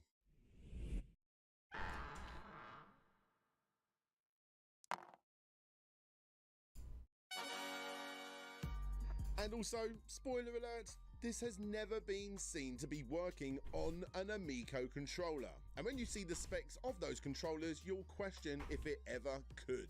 What does look good, however, is Astro Smash, of course. Everyone's opinions are going to be differing here, but as a retro nut, this was yet again one of the exclusive games I was looking forward to playing.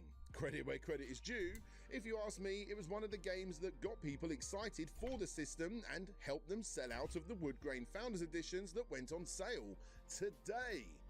Yep, they fully sold out.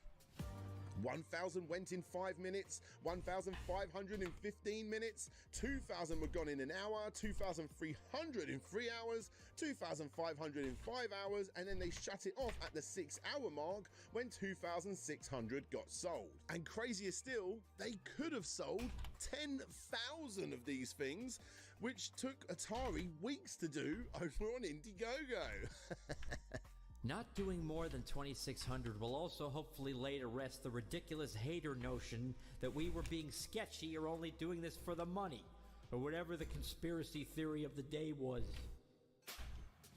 Time for another game to be added to the list. This time, it's Tropical Trouble Reimagined. You know, it doesn't make any sense for me to swap the legs around like that. We're gonna redo that and redo this little part. Definitely a whole lot more. We have over 300 people. Tommy is kicking off over on Atari Age as there's a brand new newcomer, Tony TGD. Tommy explains that parental controls on the Nintendo Switch are too complex for some parents, and therefore they don't put them in place, which is less than ideal as the Switch has more adult content than both Sony and Microsoft's offering. I quote, "The Switch has the most adult, violent, mature, and even erotic content that the others do not." And this is something he has brought up several times. One of the big issues I have with the Nintendo Switch is that there's more pornographic material and violent material and killing than any other system out there. Well, let me repeat that. There's more killing and violent material because when you think of Nintendo, you think of family, right? But you know, there's articles. You can read the articles in the Wall Street Journal where Sony, PlayStation, and Microsoft restrict. They won't show certain things on their platform. Nintendo does.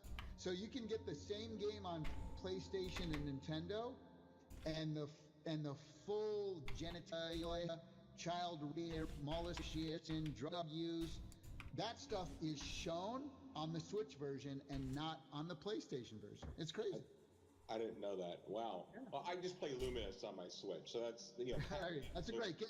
I'm playing. He did the same to me when I spoke to him, and I kind of do understand the angle he's going for here. I mean, I have created a couple of jokey videos myself looking at perverted video games for the Switch, one of which has even got demonetized due to its content. But from my research, nothing is based around child rape. It's a real stretch based on what is on that system. Violence, yes, of course, plenty of it. Lewd stuff, again, plenty of it. In the game Peach Ball, you need to bounce your pinball against the girl's almost naked body. In Dead or Alive Extreme Beach Volleyball, you have a mode that allows you to take pictures of the girls. Panty Party comes with a pair of panties. Although, to be fair, the game itself couldn't be further away from Tommy's claims. It's just a third-person game where you control a flying pair of knickers. It really is no different than a kid's book that has the word pants on it or thumbs on it, simply because it's funny to say the word underpants. And the infamous Gal Gun series is a collection of games where you shoot the pheromone gun at your high school friends, which results in them collapsing in ecstasy. And these Well, these are the games that he's talking about. Well, this is the main game he's talking about, at least. This is the one game that Tommy Tallarico and the Amico cultists like to share about. Like I said, it's Galgun. And the awesome folks at P-Cube, when I told them I was making this video, sent me these boxes over. Let's take a look inside. So, we've obviously got the box. That's where the I want to make games come sure this separately. looks correctly. Very nice. Sword, horizontal slash cycle. For the Switch. Are you scared? Come on. Are you scared? This is so ridiculous. Okay. So this is the DIY tentacle kit. Look. Hey, These are vertical slices. You know. Let's open this up. Pair of stockings. DJ Slope Game Studio. Right, yeah, enough of that. And you got this little, I can't pick anything up now. I genuinely can't pick anything up now. This is so hard to undo everything now. Okay, so this is the other set. This is the other set. Ocarina of Time, Link, And, oh my god, this is sword so hard to hold slash You got GIF. that? What did they call this? Oh, this is the birthday suit edition. This isn't going to fit me. I am not. That's a getting horrible sponsored GIF. for this video. Oh no, I'm going to rip it. Oh no. There we go. There's a book, and yeah, I mean, I have looked in the book. Hey, it's my Book is GIF. a little risque. Neat. It is censored. What else is in the birthday suit edition? You got some pins and a coin. Very nice, very nice. Yeah, Back when I see what it used is. Soundtracks to games in my videos. This was a soundtrack that was pretty good. It's a pretty good soundtrack, I will say that. Postcards, and then another inlay for the game. Yeah, I can't pick anything up. There it is. Galgun's name. Yeah. Now, after doing a bit more research and speaking with publishers on the Switch, it may be surprising to you that Sony requires more censorship in recent years than Nintendo does in specific regions. That is a fact. Take Nekapura, for instance, a visual novel that is again more censored on Sony's platform than it is on Nintendo's, removing the jiggling physics and cutting out entire sections because of Sony's tighter grip on censorship. So, in short, yes, rude games do exist, and obviously violent games do exist for the Switch, but to go after the games that I'm talking about here and the games that Tommy is talking about here, you're not going to be able to go into any random shop and pick these up. You're not going to find these next to Mario Kart, Mario Party, stuff like that. You're going to have to go online and find them, and they're not easy to find because of their obscurity and their limited print run. And well, two, to go as far as to call these games, or sorry, scrub that, child games. Come on. And you know what my daughter's been playing on the Xbox recently? Peppa Pig. You can't get more child-friendly than bloody Peppa Pig, right? And no, I'm not going to be showing you gameplay footage because, I mean, come on. Who would do that? Back on the Atari Age forum, Tony TGD asked him to clarify either why he's lying about the competition or to give evidence of these child-wrecked games. Once again, you show your complete lack of professionalism and journalistic ability with the way you go about your business and word your questions. This is exactly the point I've been making to you. You are rude, unprofessional, obnoxious, and negative. Calling me a liar because you yourself don't do any research on the Again, look, I do see what Tommy is trying to say. I have a kid and I have had to show the parental control app to other uneducated parents, as it's obviously not already on your phone when you take a Switch out of its box. And of course, as explained, the system does have lewd content. But the way Tommy's explaining it makes you think that this stuff is the norm, and way worse than it actually is, which it definitely isn't. Take Pornhub, for example.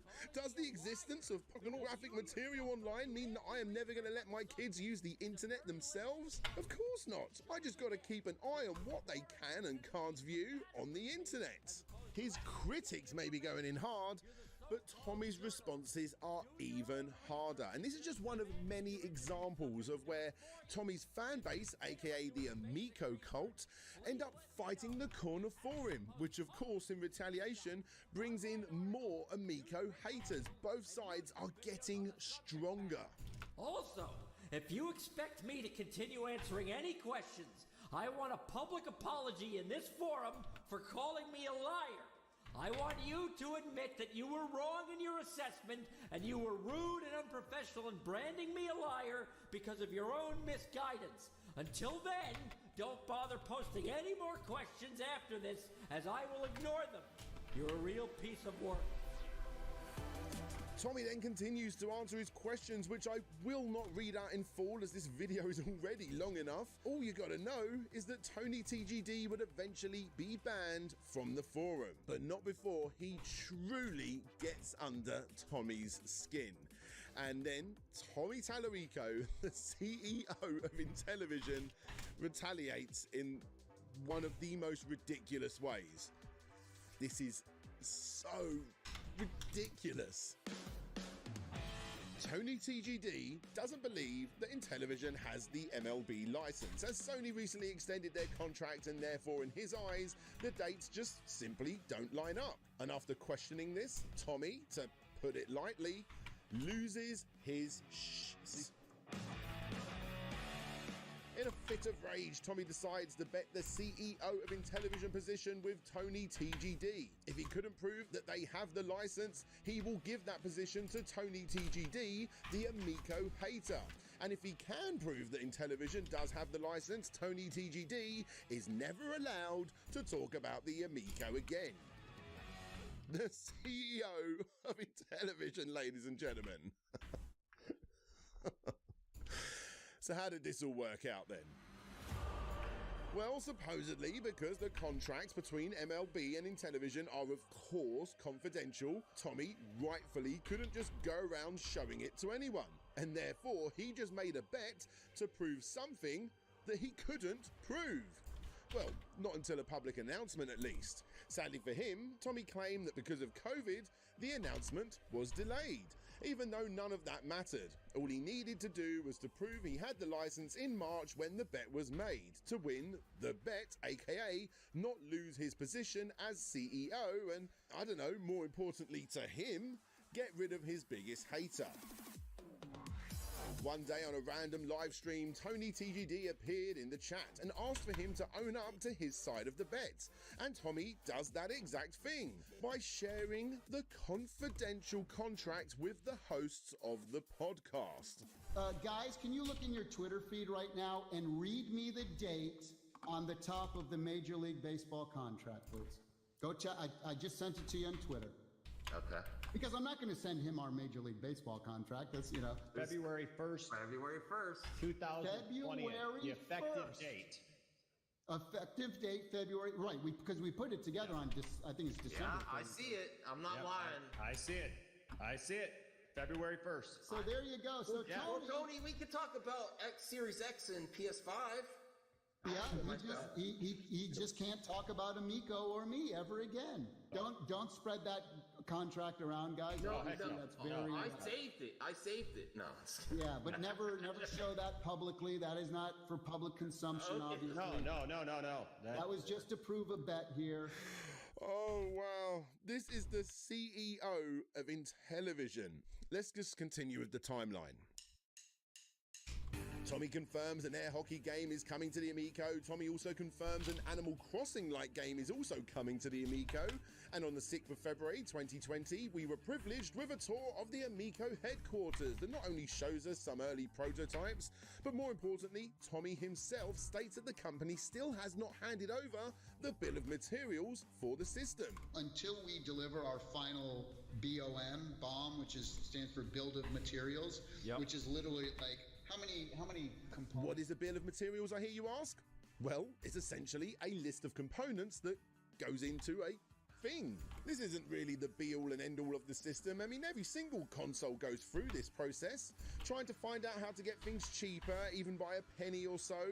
The problem is, we are only 8 months away from customers getting this thing. So much manufacturing, shipping and testing, among many other things, needs to get done quickly to meet that date. And yet, the CEO still seems to be popping up on podcasts and fighting back against quote-unquote haters every single day. Surely the time to show them what you've got is now. And One of the haters that brought this up was Kevtris. Now, Kevtris at the time was an unknown individual on the Atari Age forums that was trying to give Tommy advice directly, saying that he shouldn't reply to every single little negative thing and instead just get the job done. As just one example from around about this date shows him when CPU Wiz gave him his 2 cents. Your console is going to suck adult balls. Now, of course, come on. Any normal CEO of a multi-million-dollar console soon to be released wouldn't rise to such an obvious playground fill foolery, right? Well, this is no normal CEO. Considering most adults like getting their balls sucked, I'm taking this as a compliment. This is just not the way the CEO of Intellivision should be acting. And all Kevtris was trying to do was just give him a little bit of friendly advice after he saw him go on yet another very long, over 1 hour long interview with a YouTuber that got less than 50 views because they said they didn't like the Amico. I doubt that the CEO of McDonald's searches YouTube every 10 minutes for videos bashing Mickey D's. And he's not wrong. He goes on to explain that he has been behind 3 different console launches himself. He spends 6 to 8 hours a day coding and more at the weekends, and most definitely does not troll YouTube multiple times a day looking for glitches in the matrix, as he puts it. Of course, Tommy didn't want to hear any of it, as his project is obviously different than whatever crap Kevtris was dishing out. I'm paraphrasing here, by the way, he never actually called it crap. In fact, although he goes on to disagree constantly with every single point that Kevtris brings to the table, he does try his best to stay respectable. Now I'm curious, which products have you created? Would love to purchase a few in support of what you're doing, if I don't own them already. Turns out that Kevtris is behind a little known company known as Analog. I've even got a couple of the systems myself, so therefore Kevtris was perfectly qualified to give Tommy Tallarico advice. But still, Tommy didn't want to hear it, but he, did stay respectful. It's amazing that you were pretty much a one-man show, but I hope you can appreciate and understand the vast differences of what we are doing. And although there may be some similarities, it's a very different project in many ways. Tommy confirms that every game will come in 7 languages. A downgraded R-Type game and Worms are both coming to the Amico apparently. Believe it or not, this one turned out to be a lie, as the original creator of Worms stated himself. I created Worms, so no, you didn't, Tommy. According to Tommy himself, the company is now in the completion phase, just waiting on the bits from China with only 2 months left to go for testing. He then confirms yet another game, Space Spartans, and just when you think he says yes to everything, unfortunately EA have the rights to everything Baby Yoda, and therefore no Amico Mando game is available right now. He does, however, have the right to Cosmic Art. He teases a Harmonix game. Okay, this one's confusing. Someone asked if the Amico will have superhero games like Spider-Man and Batman, and he responds, yes, but not on launch. Okay, so I guess we are now getting Spider-Man and Batman games now too? And if that's still not enough, Intellivision put out a sizzle reel of games and also go on record to say that the VIP pre-orders will be going live on March 31st. Yes, no, it looks like it's only just went live. Pre-orders.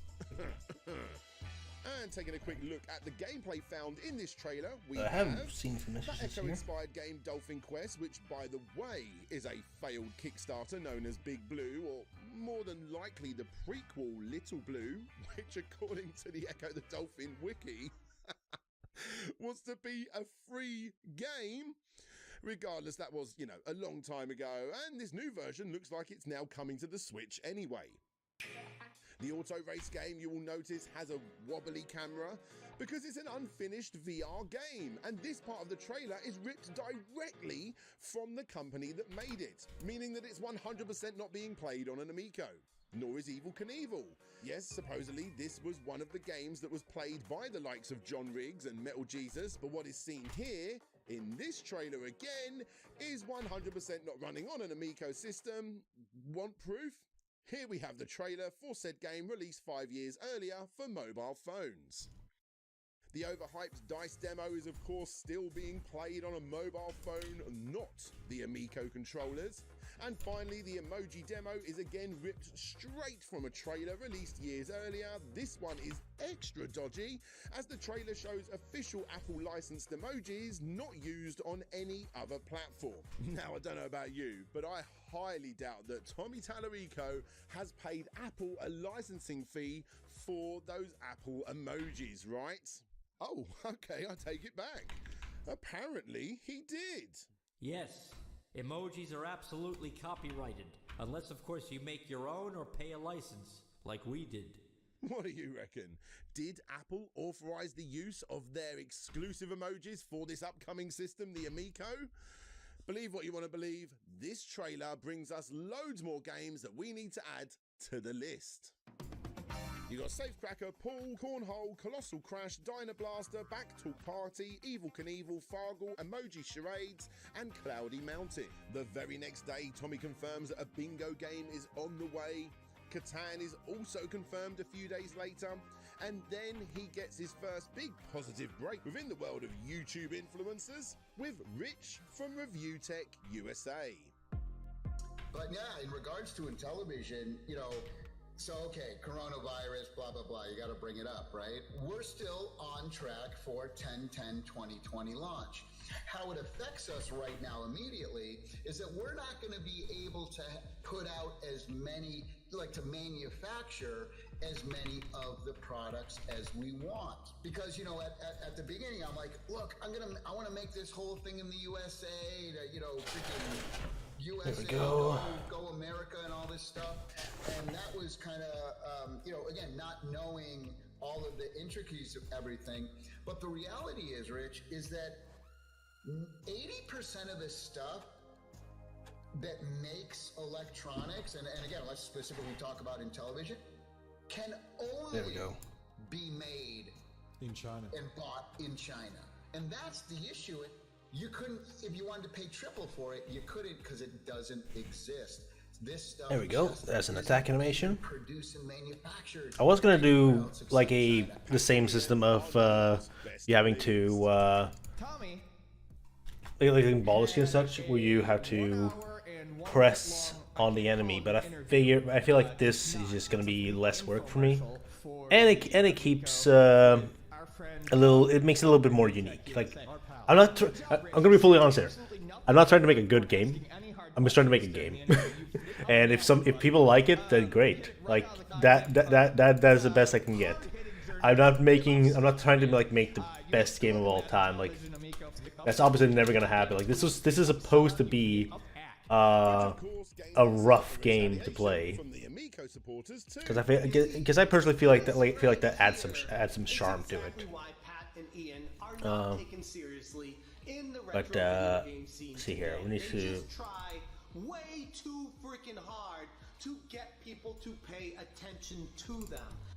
For me, looking back, it's this exact point in the timeline that's quite eye-opening. Sure, we've had skeptics and we've had blind supporters, but the more Tommy and his crew went out of their way to fight back against the criticism, once again, if you're falling in this, it's just so I don't have to make more animation. We really did start to see a major shift from the supporters to the cultists and the skeptics to the haters. Of course, labeling either side. Now, I probably would have done that if I had more time to make this more like an actual like. If this was a platformer, I would have definitely gone for the trouble of making that even if you were an innocent passerby looking in, if you had the slightest bit of criticism or praise towards the Amico, then it's likely this is the Astro you would form. be labeled as, well, a hater or a cultist. And it was only going to be getting more decisive from here on out. And in this video, I want to give them a little bit of help on how to get better. We're probably gonna have a roll attack, because I can definitely make that work. Anyway, get attacking. Confirmation that the Amico is getting Not a variable. Game. Hasbro have been kind to Tommy and Co 2 as an Amico version of Clue and Life are both coming to the Amico 2. And then a couple of days later, over on Twitter, we finally get to see what those 5 packing games are going to be. You got skiing, Shark, Astro Smash, Cornhole, Farkle, and the very next day, they announced that the system was going to be getting a 6th packing game too. But they didn't want to announce that one just yet. Yep, 6 packing games. Not 5. And here is yet another sizzle reel of those games, including that stupidly bog standard dice game Fargle, still being played on a phone, not a controller, as well as skiing, Shark, Astro Smash, and of course, Cornhole. See how this looks. No, wait. Oh, Cornhole. Okay. Mistakes get made. The best thing to do is just to own up to it and give a massive thumbs up to the first person that noticed it, right? We fixed that about a month ago. I thought it was kind of funny, so I left it in the trailer to see if anyone would notice. This coming from the same guy who criticised Atari for misspelling asteroids and Yar's Revenge, by the way. Now that is something that should raise a few red flags for folks. A video pops up showing Sideswipers and explains how the Amico is unique in the sense that when you're out of the game, you can try and set traps for those I'm gonna fix that up a little bit. It looks a little weird from the back. For instance, Bomberman. Eventually, this was implied to be a Hot Wheel license game, by the way, for those interested. The next day, those limited edition pre-orders go up for sale, starting at $250 with a refundable $100 deposit. Special editions of the console go as high as $300 within 30 minutes. Tommy claims that 1,000 have been sold. And weirdly, that almost half the pre-orders are coming from people that order more than one Amico. People aren't just ordering one, they're ordering 2 or more. How strange is that? Well, to be fair, it's not as strange as the CEO of a console selling gangbusters for its size to then go on a forum and ask its members to actively promote the system on their own social media platforms, giving them all of the marketing and exact buzzwords to use in order to pull in more Gotta pre-orders. rotate the body more. Hashtag defeat the haters. We are close to 500 pages into that Atari Age forum, and this sort of stuff is just going down constantly. A quick thank you to everybody that praises the system, and then a real long, lengthy response to anybody that has even the slightest bit of criticism, going into great detail as to why they are wrong. Also, if it's not responding to the praise and negativity on these forums, he's chasing YouTube channels and trying to get an interview of any single person he can that talks negatively about this system, especially the CU podcast, who he now calls the PU podcast. We already talked about that hardcore divide over on YouTube, and obviously the same thing was happening over on Atari Age. It didn't matter what tiny bit of criticism or praise you had, you were getting dragged either way. And whether he meant for this to happen or not, old Tommy was the one conducting the loudest orchestra that the mini console wars had ever seen. As we make our way into April, and television, of course, gets itself more workers, we get another game tease. This time it's an NWA RPG. Yep. VentureBeat, who interviewed Tommy, confirmed that more than 10,000 pre-orders have now been placed. Yahtzee's coming to the Amico. A Funko Pop Running Man is coming to... Why not? And just in case you want further proof that Tommy can't even take the smallest bit of criticism, here he is. This is so stupid. Here he is being interviewed by Tony TGD. For those that don't remember, Tony TGD, aka the Geek Getaway, is, besides Pat and Ian, Tommy's biggest critic. The difference is, and no offense to Tony, he's not exactly a big channel. Tommy knew going in that he would be getting roasted by this guy, and he did it anyway. He simply just could not let a small channel talk badly about his upcoming system. I think we should just go ahead and, before we start, I want to say that Tommy did not pay me anything. I've been checking my mailbox. There's no Amico. There's no... No, I didn't pay you. So, I mean, since you're I was going to keep it PG because the Amico crowd is E10, but I guess since Tommy's just going ahead and dropping the F-bomb, okay, we're going to go ahead and do it that way. Now, I get by going into this, he wanted to set the record straight on several things that he believes Tony is incorrect or ill-informed about, but Obviously, all he did was raise awareness of his biggest critic. And that's the thing. Why are people jumping on me and attacking me when they haven't had a chance to see and play the system? I don't think people are doing that. I think people are hearing what you're saying. Oh, what happened? On me? Really? How many times do I keep telling people, look, criticisms are completely fair, right? Because you don't have all the information. All I keep telling people, and people have heard me say this a million times, look, don't make a decision until you play it. That's all. Isn't that fair, Tony? Would that be fair? Make your decision once you have a chance to play it. Is that a fair thing to ask? No. The interview essentially turns into an argument at times, with both parties trying to one-up each other. It's quite tough to listen to, in all honesty, but still, it's a breath of fresh air from the literally hundreds of interviews he's conducted where he shouted out the same bog-standard crap every single time. Hey, mate, I'm going to take a piss out of you right now. We'll get to that. Honestly, there really isn't much new here, but it go. is quite eye-opening to listen to this play out. Tony TGD is Tommy's and the Amico's harshest critic, but he's also a walking encyclopedia when it comes to knowing what this system is about. In fact, he was one of the few people I spoke to who confirmed a lot of what I researched for this video, and gave plenty more that I had no idea about. Obviously, fact-checked by me.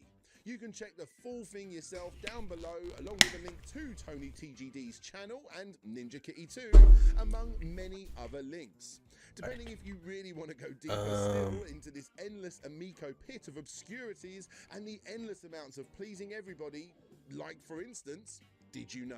A lot of our games, before some folks have our actual controller, we're actually playing them with Xboxes on their emulators. You can play Xbox on Xbox controllers with our skiing game. You can do that too. So the Amico has the ability to use Xbox controllers. Okay, and Space Armada, yep, that just got added to the Amico. Sure, why not? Like that. Also, Looks. got I think that is the best approach to do this. Is to just do it that way. Whack-a-mole game and Spiker and an Amico exclusive version, obviously, of a German created game called Sturmwind. Time for something positive. On the 12th of April 2020, Intellivision show off the never-released Easter Bunny game for the OG Intellivision. Obviously, never released, I doubt we're gonna do it something well, real quick still, here. I adore little unreleased video game facts. Gonna like this. need to create He a then jumps onto yet another podcast, and in this new one, the hurt host, box. Mikael Casanova, brings up the growing feud between the CU podcast and gonna call Intellivision, this- and the results are not good. I think you should just come out and say it. Fish Because out when you blueprint. told me this right before we went on EP. air, I was literally shocked, and I think people need to know about this and how kind of No. disgusting it is. I actually Bottomless had, people pit. from a certain podcast, the certain CU podcast. I had that's the PU podcast. You said it. yeah.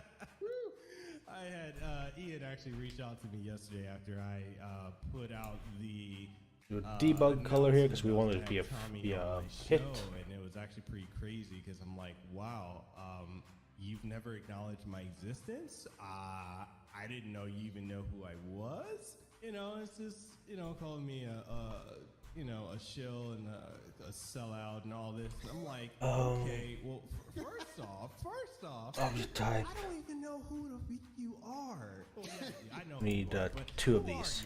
you? One is gonna be for. It's just weird, and it's Well, it's sick. It's sick is what it is, and I mean, how pathetic that this Ian character reaches out, who's clearly unhinged at this point. I mean, how many other YouTubers have to smack him down this one before he's. Oh wait, no, I don't do that stuff anymore, zero right? Self-awareness Let's just turn that off then. To other people. But to reach out to somebody he doesn't even know and PM you, private message you on Twitter to call you out because you're That's what it is. We had a tag there. I'm gonna add a tag on this one. This is how insane tags. These two have become. Like zero self-awareness. Bottomless. Damn, That is not good. Okay. Granted, and spoiler alert, the CU podcast was right about this system. Overlap. Call someone out as a shield If before false, it's we even check taken place. if it has Not good. I branch. reached out to Mikhail myself Branch. as I wanted to get proof of this.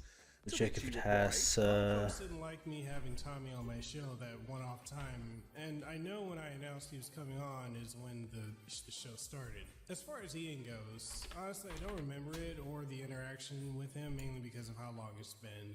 Well, I'm looking now, and I can't find I'm just gonna do destroy actor. I don't know if I deleted it or not. Unfortunately, I think I may have deleted it as I don't have anything for the conversation saved. My apologies, man. Okay, he doesn't have proof. Those DMs, for whatever reason, no longer exist. So take this with a huge grain of salt. However, what I can confirm, because it happened to me too, is that Mikhail was hounded as soon as he mentioned Tommy's name from the detractors. Again, it's just further proof of the divide between these two groups. Again, for a system that isn't even out yet. It's not a great look for either side. And I say either side because it was happening over on the other side too. You try and say something negative about the Amico on the Atari Age forums, and you will soon be bombarded with the pro-Amico crowd jumping right down your throat. And of course, leading the way in both camps, if you ask me, is Superstitious Tommy. There's a question by Miller B. I'm not sure. That's actually not Miller B. That's actually Tony. TGD. So he's just trying to get his negative question in. But yeah, let's answer it. If you have an interest in the Amico, or Tommy for that matter, how can you not get suckered into either side? Here we have yet another promo video, very well shot, I must say, in the Spider-Man zone. Very big. We don't need two of these, we only need one. Team. We have over 600 years of experience just on our core Even team. in game. I'm talking about like the former president And just so I of can Nintendo. see what it is. Let's do the hurt box test.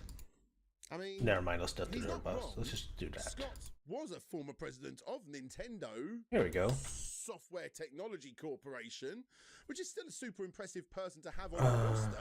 But he is obviously being vague here and giving off the impression that he has on the team or someone similar. He also upsets plenty of people by using the word disruptor when describing the Amico's eventual impact. I'm gonna do a delay of the video game market. It's not going to disrupt. It's not to sound mean. For something to truly disrupt, it also has to replace what it's disrupted. I'm gonna do a delay of 1 second. Did. True disruption. Like, we gotta keep it like just slightly below the platform like this. That way you don't accidentally walk over it when you run. I don't think so at least. Let's just test that. Destroy actor. And we hear in more greater detail about the patent pending Whee! Karma game engine. We have something that's called our Karma gaming engine. And what that means is that everybody, no matter what your skill level, can feel like you have a chance and that you're in the game. This is chucked about so much during the promotion of the system itself, but it's not new. The most obvious example of this is again Mario Kart. What the people at the do back I get put the best these weapons and the as people at the again? front get the weakest. Nearly ally. Although here it's called rubber banding, it's nothing new, yet they We talk about overlap it like it is, and that they damaging, are the people I that think. came up with it. Regardless, what's the point in this snazzy new trailer? Let's go ahead and just do the same It's thing. here to bring in more investors, crowdfunders, backers, pre-orders. Call it what you want, because the Amico is back for yet another round of investing or pre-ordering on the website Fig. And if you have never heard of Fig before, according to the Wikipedia, it's a crowdfunding platform for video games that launched in 2015.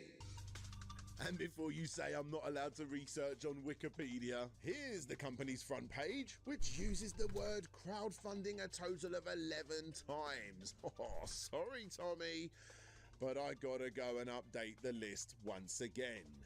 This is crowdfunding. That's every single original claim made either broken or changed. Are you starting to see why video game companies don't talk about what might be included until it's set in stone? Anyway, after yet another mini trailer that doesn't show any gameplay footage, Tommy confirms he's in talks with Taito to bring back elevator action, Rastan, and Jungle King / Hunt. What do I do? And guys, before you think I'm being too How harsh did by you adding do this every one? single game that's on his list in his Wonka book, or wouldn't that be something? What you got to remember is that the reason I pre-ordered this system was because of Earthworm Jim. You see a trailer for Earthworm Jim coming up, that's later in the timeline, and that's all you ever saw of it. I'm sure ideas get thrown around, but that was it. Of course, at the time, I never knew the history this Overlapping is not happening. It's just something I was excited for, being a huge fan of the originals and, more importantly, the original Earthworm Jim team. Plus, for me, if it fails, then obviously I can make a video on it. But that's a very unique situation to be in. The important thing to take into account here is that the average person may only see a few of his interviews or posts on average. And if that person witnesses his name dropping a long-lost forgotten classic from their youth, then it's likely to win them over. After all, that $100 deposit is guaranteed to be completely refundable. Don't believe me? Check this out. Are you freaking kidding me? Okay, you now officially have the opportunity to make the best system ever created. Don't blow it. So, with that in mind, let's continue. One user stated that he would love to see the never-released The Last Starfighter Atari game that was shown off in the movie of the same name, a long-lost game that has become the story of legends amongst Atari collectors and retro enthusiasts. Well, time to stop searching, everybody, because Tommy Tallarico is apparently having meetings about that exact thing. Get it on the list. A couple of days later, Tommy What gets are you? back You're to world those static. interviews of his biggest supporter in regards to subscriber count, Rich from Review Tech USA. If people go to the IntellivisionAmico.com, go to the store, and if you end Perfect, up it works. getting anything, I put together a 20% off code. The coupon code is IMA, that's I-M-A, IMA Shill. You do that, and and it's a 20% off, but all of the profits, we're gonna donate to charity, and I'll tell you what else I'll do, Rich. I'm gonna personally match whatever that profit is. Now I know that works. Let's go ahead and make this hidden again. So we can actually, so we can click but also don't touch it. And they're all hardcore elitists. Not hardcore That's a gamers, problem. What hardcore just gamers happened like there? our system too. But these elitists, they're yeah, racists. okay. They're literally gaming racists. Nothing I can do about that. I'm just gonna have to live with that problem. Money. That has nothing to do with it. That was an ignorant comment. You know, give me a break. Oh, I'm triggered. Some of your folks are douchebags. So DM in your chat, DM says, Pat and Ian are weird, but they are right about the Amico. Well, tell me what they're right about, because they don't even know what it is, and they've never played it. So I need a new event. I'll wait for your response. Type away, my friend. Face it, Rich. You know damn well, both me and you, if we had the opportunity to get a lap dance from The Little Mermaid, we'd be all over it. True or false? Good point. Fuck! You know, Jason, That goddamn comment is just so weird for me. Why did he say that? People over at Konami that could help us with getting the Castlevania thing. Speaking of Castlevania, can you maybe light a fire under Konami's rump and maybe have them make some good Contra games on your system? Well, we're talking to them.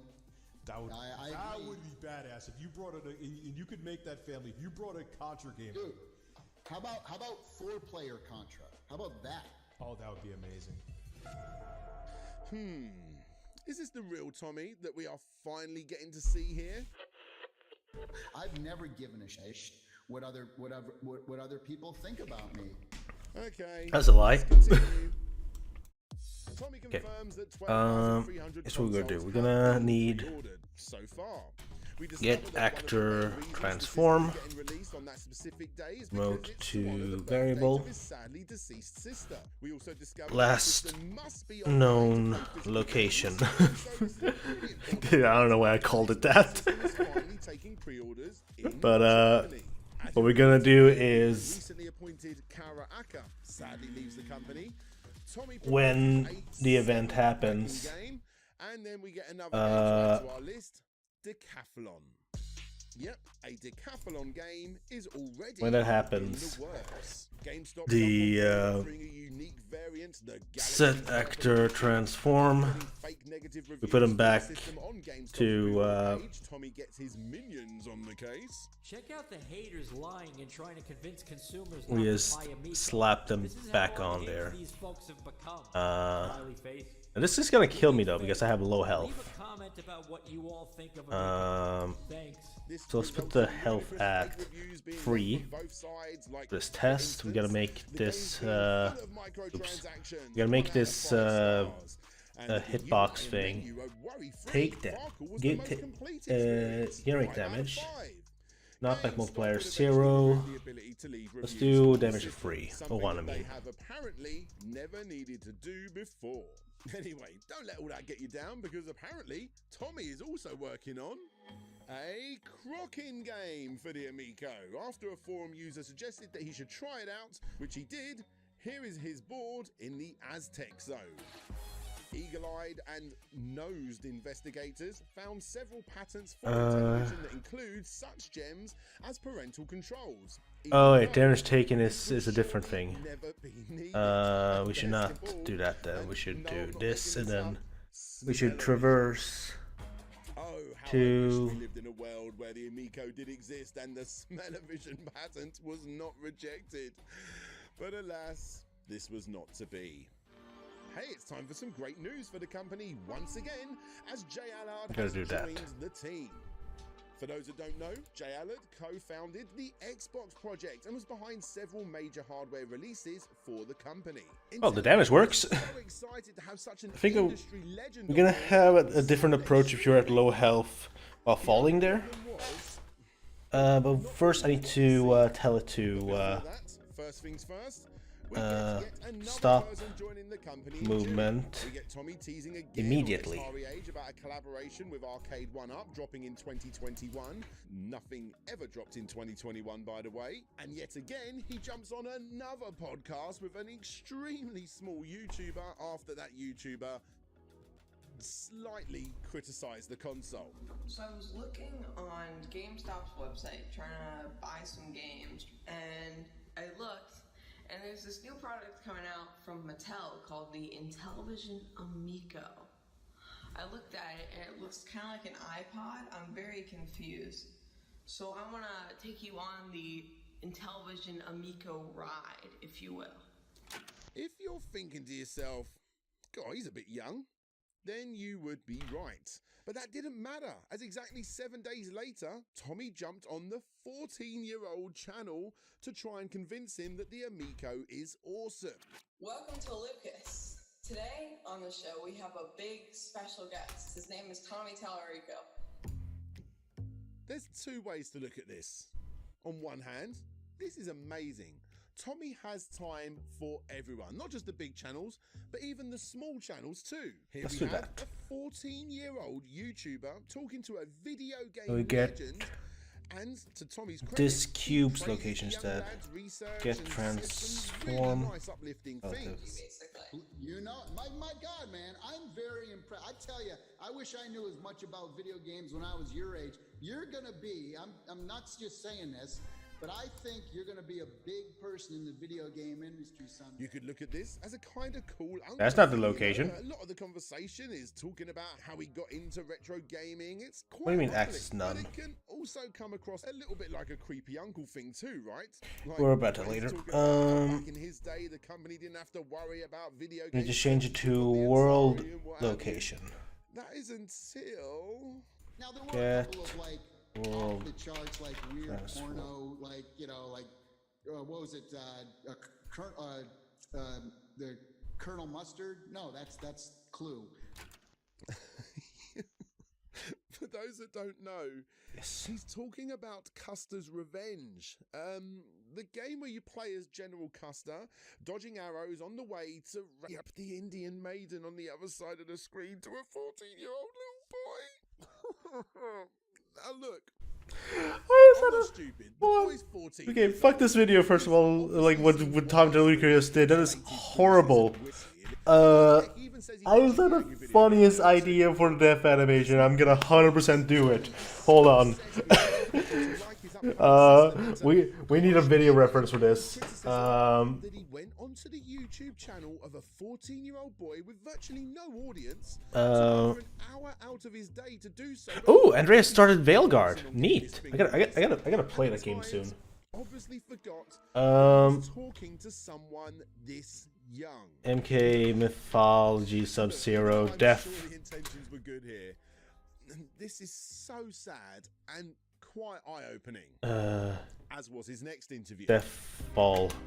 This is the YouTube channel Movie Madness and Entertainment. With Tommy on the show during a section where he was going to share his screen and show off some early concepts. Let's recreate that. Oh, this will be funny. Okay. Notice the cut? Let me play it again for you in slow motion. Mercy us. Yeah. You know, the kind of the curve. The reason for this is because it was edited and then re-uploaded at Tommy's request. Okay. I need to download this video for reference. And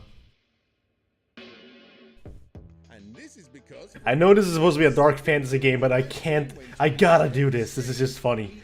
He shared his desktop first, and on said desktop, wait, I shouldn't be doing this on stream. I'm gonna magically get this video. In January of 2020, when Tommy said he had a folder full of all of the negative reactions towards his console, he wasn't lying. It actually exists.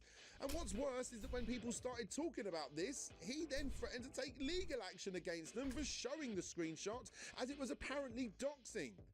After this, we get another teaser for Cloudy Mountain, which again, I actually really want to try out. I think this one looks pretty damn good, to be honest. Tommy confirms that the bitmap... Alright, there we go. I now have the video downloaded. I wonder how I did it. You'll never know. Anyway, If you defend this, I'm going to keep listen. We get yet another interview, and on this we're gonna do won't just have games. Yeah, so there's just take this one that I accidentally created. I'm gonna recall it. We call it Fall Death. Applications that would be in that range. For example, say music visualizer. So something like that. That's not really a game, but it's more of like a cool application. There you go. He also continues to keep up with the haters in the chat. I don't know how to pronounce his name. Paprium Fiasco. So I got a question for him. So why do you hate me so much? It's a legitimate question, right? I mean, are you sure you should be able to? There, movie clip. So Okay. I'm wondering, did I piss in your Cheerios, or did I? I'm just curious why so much hatred. What is this video called? Towards. Oh, it's just called that. Okay. In the system. You seem to be in with that group that relishes in tearing us down all the time. So anyway. Question is, where is the video? Is my question. Brought up several times, by the way. Any chance we could see Kool-Aid Man come back to the Amico? Because, they love to bring up the Kool-Aid, so wouldn't it be something if we literally gave them Kool-Aid to play on the Amico? Why is it not working? Let's just say there's been more than one meeting about it. And just like he's been doing constantly on interviews and on the Atari Age forums, he brings up Jay Allen again too. Blender 2.7 and 9. Important goal, right? Is getting it out. Add movie clip. Sure it's great, and this is one of the things reference. that Jay Allard, our global one of our global director is, really kind of pounds into us. And then it's reported that Jay Allard has left the company. That's no not it. drama, just not a good fit. He said, adding that he is still looking forward to seeing how the market responds when Amico launches later this year. Now, this particular news article didn't drop until the following year. And in that GeekWire article, he stated can you just... he left the company the previous year. Can you So just around copy, about this time, even though we paste? don't know the exact date, we do know it was around about here. Pat and Ian popped Oh, that up works. again, Okay. chatting about the Amico Solved it. 2 on July 1st, reporting that the company are hiring for a mechanical engineer and a mechanical production engineer. Not really an issue in itself, but the problem they bring up is the fact that the system is still not done. And the Wait, it's release imported as a 100 as a image or whatever. Okay. probably time It's we should get a move on, yeah? Well, that or jump Oh, on let's another get this YouTuber like that. interview. And guys, this right here is the funniest clip of this whole saga for me. Check this out. I want you to do me a favor, Lee. I want you to close your eyes right now. I want you to picture in your mind your NES controller. Picture it in your mind. I can see it right now. Open your eyes. I mean, isn't this the same shape? What? Let's play that again. I want you to picture in your mind your NES controller. I'm gonna need to use this angle real quick. Open your eyes. I mean, isn't this the same shape? What are you even talking about? Oh, time to continue. Time to continue riling up the fans as Tommy claims that according to their attorneys, Pat and Ian have actually crossed the line from a legal standpoint when declaring to the general public that they are scamming investors. Of course, nothing came from this besides getting more troops behind him, as some of those members of the Atari Age forum see what Pat and Ian are doing and look at it as defamation. Tommy responds. Totally agree. And again, nothing we would really pursue in regards to a lawsuit or cease and desist. They aren't worthy or important enough for that kind of attention. I can think of a lot better ways to spend in television money. Smiley face. There are government organizations that deal with this kind of thing. Is this a caution? Is it bullshit? Or is it just riling up the haters and the fans? You decide. On top of this, Tommy asked the Atari Age forums what name they Yes, prefer because for I the upcoming need tank to game. make sure. And over time, it seems that Intellivision Battle Tanks was the option that was chosen, because that's just different enough so it doesn't infringe on any PlayStation 3 games of the almost same name. And of course, it's different enough to move away from Tank Battle, the board game. Time will tell if they made the right choice here. Spoiler alert, they didn't. The rest of July is filled with Intellivision announcing they have officially partnered with Major League Baseball, Evel Knievel, and the American Cornhole League.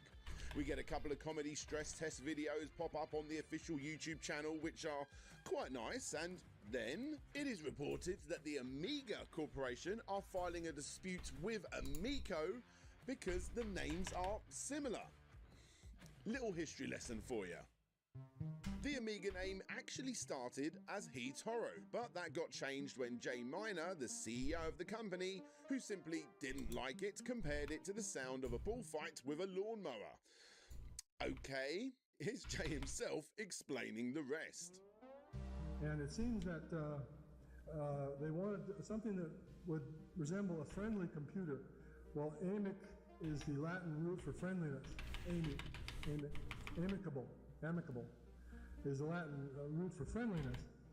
But they wanted something short that sounded like Atari. So they took Amy and put G on the end of it. So yeah, having two systems with two very similar names, basically meaning the same thing, it makes a bit more sense now.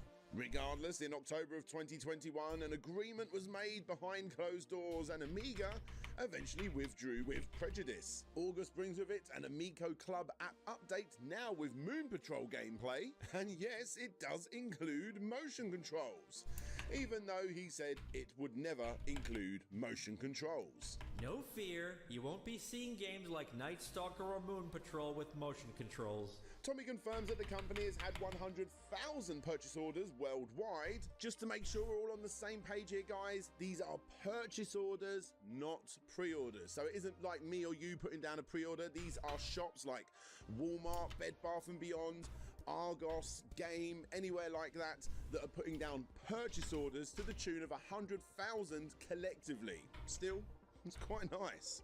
And only 12 refunds since January. Damn, that is unbelievable. Well done, Tommy, me old boy. Plus, we're also getting a Wipeout / F-Zero type game too. And here we have it, guys, the big 4th of August Amico event, which was sadly delayed by one day, so they could put in one extra game. Still, here it is, the Amico 1 hour and 20 minutes showcase event. The main thing to take away from the event is that the 10/10/2020 release date is simply just not going to happen.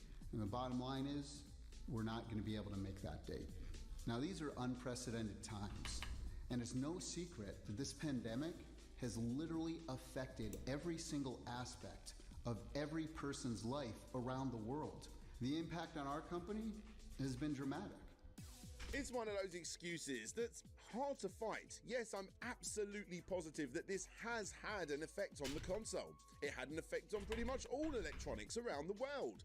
But it is also worth pointing out that the system has been far from complete for the longest time, and those job applications just never went away. Did they get fulfilled? Who knows? Regardless, it's the perfect get-out-of-jail-free card for the company that is completely believable. Let's just hope that they don't continue to use that same excuse for the foreseeable future. So, I'm sure you want to know, what's the new date? Well, our new target launch date for retail is April 15th, 2021. Now, we're going to try to get those Founders Editions in people's hands on April 3rd, 2021, or 4, 3, 2, 1, launch! Giving television their due, they do have a knack for coming up with memorable dates. That is, if you live in America and do it wrong. It's small, medium, large, guys, not medium, small, large. The rest of the video is a mashup of games with announcements, some of which we have seen and others we have not. You got Astro Smash, the tank game, which is now known as Intellivision Battle Tanks. Tommy wants to eventually make the screen tilt more, so it's not completely top-down, by the way, and spoiler alert, this never happens. Intellivision Cornhole, Intellivision Major League Baseball, a whole plethora of Sesame Street games. You got board games, Telestrations, Blank Slate, and Ink and Gold, aka Diamond. You got an official Hot Wheels game. This, as stated, is the previously shown off Sideswipers game, by the way. Karaaka, who has already left the company, tells us why the system is so important to her. Tommy then continues to show off. And the new game is called Intellivision Spades. Before the dev takes over and calls it Monster Spades. We then get another look at Breakout and Missile Command. Another new game is shown off, and hilariously, it's called Liar's Dice. Fox and Forest is getting remade into Finnegan Fox. You got Evil Knievel, Bomb Squad, Space Strike looks to be a fun little game shown off here for the first time. The previously talked about auto racing is now Nitro Derby. An exclusive version of Rigid Force Redux is shown off. Skiing is here, as is Moon Patrol, and finally we get to see the game that made me want to pre-order the system, Earthworm Jim 2.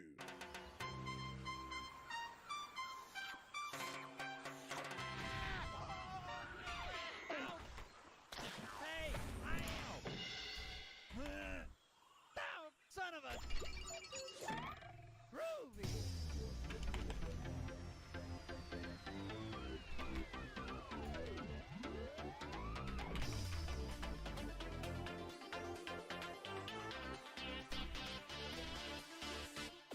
Without a doubt, this was the announcement that stole the show.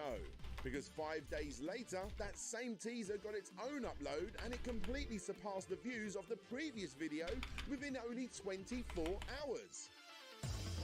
With so much buzz around one game, of course, an Earthworm Jim themed console was also teased. Who wants to place bets as to whether this was ever mentioned again? In a now privatised interview with Murray NJ08, He admits that the Rigid Force Redux footage from the recent Amico showcase was taken from other trailers. However, Evel Knievel and Nitro Derby is taken directly from the system itself. Really, Tommy? This wobbly, obviously VR footage is taken directly from an Amico? And then he also confirms that Jay Allard is still with the company. The next day, Tommy does his first interview with YouTuber The Retro Bro. A fishing game is teased. Somehow PlayStation 5 did not make the finalists for Gamescom's Most Wanted Tech Award, but Amico did. It didn't win. That went to the Xbox Series X, which is completely understandable, but still an odd final lineup. The developer sizzle reel section. I'm just doing the same animation because I just love it. It's such a cheesy animation, but it's so memorable. Tommy replied that they have been talking about a Splatoon-like game for the Amico and a Flying Tigers-like game too. The breakout segment gets re-uploaded. He continues to confirm that they have Jay Allard on the team on a podcast. We got the guy who, helped create the Xbox, Jay Allard. Arc Electronics take over as the main manufacturer of the Amico due to a suspended, unknown and unconfirmed fallout with the previous manufacturer. Keep in mind, people, that the original launch day was less than a month away. He continues to confirm that Jay Allard is still at the company as we move into October. And it's interesting, Jay Allard, who works with us. And then confirms that on top of the 6-pack in games, when you set up Wi-Fi, you'll get yet another game for free. And this was, by the way, I want to give credit where credit's due. This was something that came from Jay Allard, where, Jay said, why don't we give someone a free gift for setting up, the Wi-Fi. So is that the 6th game?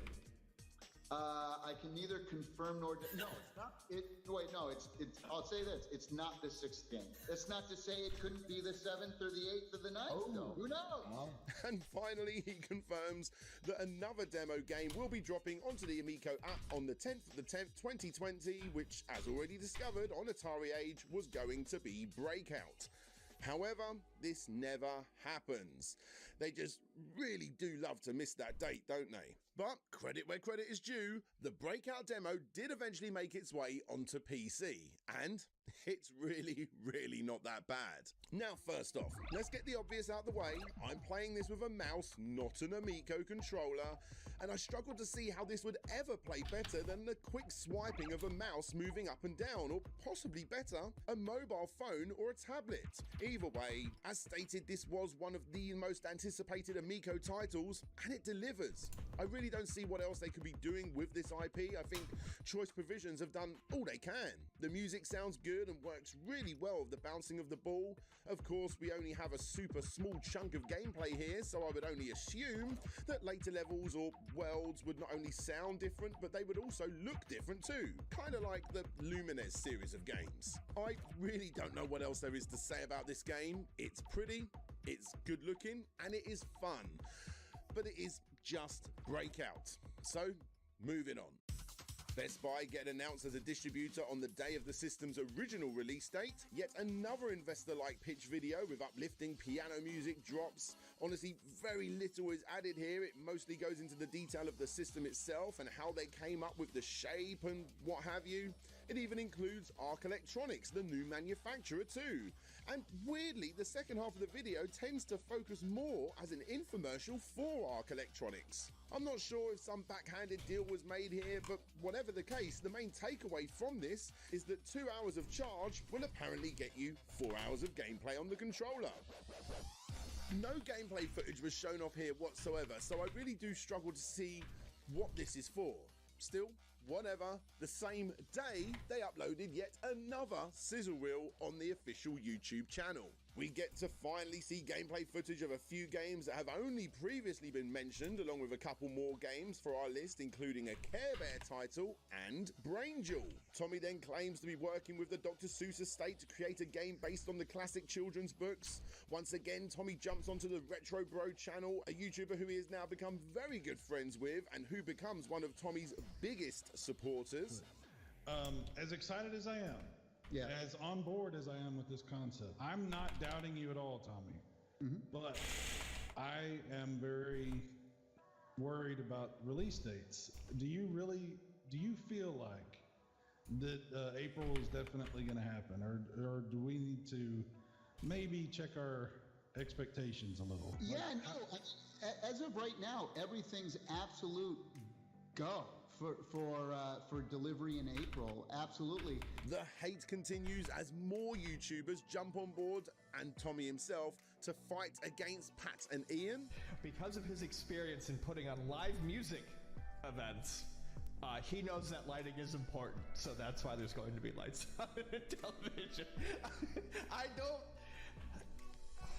There's no... You're looking for that correlation there? I'm looking for the correlation. I'm not finding it.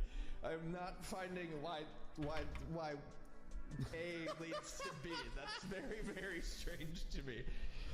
I don't understand why Pat feels the need to continue to rail on this thing. The disturbing part is that those people who may think that way are against the people who do like it. Look, if you don't like it, that's fine. Move along. But to go after people who like it as dummies, as idiots, as just 50-year-old losers, white guy, whatever, right? Then you have to take a look in the mirror, my friends, because you're actually the one with the screw loose. Look, you want to say something bad about me or Amico, at least have the nuts, the balls to say it to my face as another person, like who you really are, right? Anyone else, your opinion doesn't matter, you don't get a seat at the table, and you're a coward. This is the 4GQTV YouTube channel, an interview where he teased the possibility of having games come inside of Hot Wheels cars, the same way that Amiibos work, I suppose. Also, they're working on getting a Gauntlet license too, and Dragonfire, and a bubble shooting game similar to Bust a Move. Anyway, time for some more investing, as Hans and Tommy apparently did 3 presentations over 5 hours. 25 successful and smart multimillionaires, and all 25 people wanted to invest. I'd say it was a pretty successful day. Tommy then teases some sort of app that allows you to play music from your phone. I guess that's when you plug it into an Amico, it lets you play music through the system, and then the Amico will play a little light show. Okay, let's add it to the list, I suppose. And we have yet another stress test video on Tommy's personal YouTube channel, right before my birthday.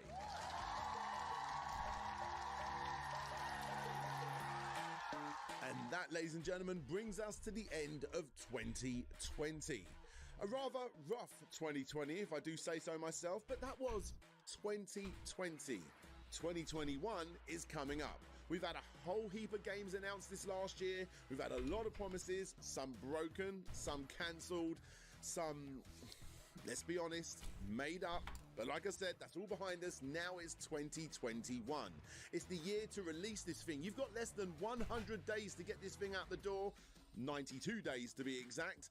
Let's prove the haters wrong and release the Amico. Hey everyone, this is Tommy from ENVtuber, and I wanted to start 2021 off right. January 1st brings with it yet more gameplay footage of Astro Smash. Soon after, he claims that the Amico is getting a Dark Tower game. Then someone on his Atari Age thread says, "We need movies based on Intellivision games. That'd be so cool. Imagine a Night Stalker movie or an Astro Smash movie. Wouldn't that be something?" To which he replies, "Funny you should mention those two. I'll leave it at that. Smiley face." Wait, what, does this mean we're now getting movies too? Honestly, who knows by this point? Ever heard of Pizza Time? According to Tommy, it was a Burger Time spin-off idea that was going to be made for the original system. Brilliantly, he even showed off a little bit of concept art before he stated that he wanted to bring it back for the Amico. Of course. This is followed by a couple of Bomb Squad promos, possibly Amico's only game that will take full advantage of the Amico controller. And whilst we're here, should we just pump the brakes just a little bit and talk a little bit more in depth about Bomb Squad? You see, Bomb Squad didn't really get much of any coverage after this. The reason for that was because the dev was getting wound up that he couldn't get it to work. Here is the real game on real hardware. This was uploaded as an unlisted video for the Amico team to please fix the issues. However, when the footage got out there, the game instantly got paused, and that was the end of Bomb Squad. This unedited take is running on Amico hardware to the best of its ability. I put it up to an unlisted YouTube link so it would be easy for the relevant Amico people to see it. It was a reach out to say, hey, code-wise we're good here, but it is not running correctly on the machine. Here are all the takes so you can see what isn't working, which is to say, pretty much all of it. Lag, animation stuttering, missed commands. It was a mess at this period of time. They still used a clip for one of the videos, E3 maybe, which is a bit surprising considering the lag that was clearly present in the wire cutting. Perhaps this was the video that officially got Bomb Squad paused. I'm not certain. Oh, and that is an actual controller, not a smartphone. Again, this is super sad, as it was one of the more unique ways to use Amico custom hardware in an exclusive way. Sadly, that exclusive hardware, as you can see, left very little to be desired. Shake it all around, right? All around, whatever. Open the lid back up, and then I can, pour them out onto the screen like that. Pour them right onto the screen. Yeah. Anyway, back to the timeline. Here we have a sneak peek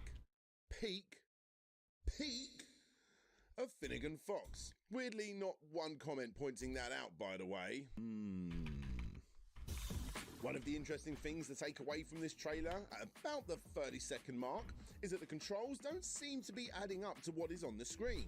If I slow down the footage and put in some arrows to when I think the buttons are being pressed compared to what is on the screen, hopefully you will see what I mean.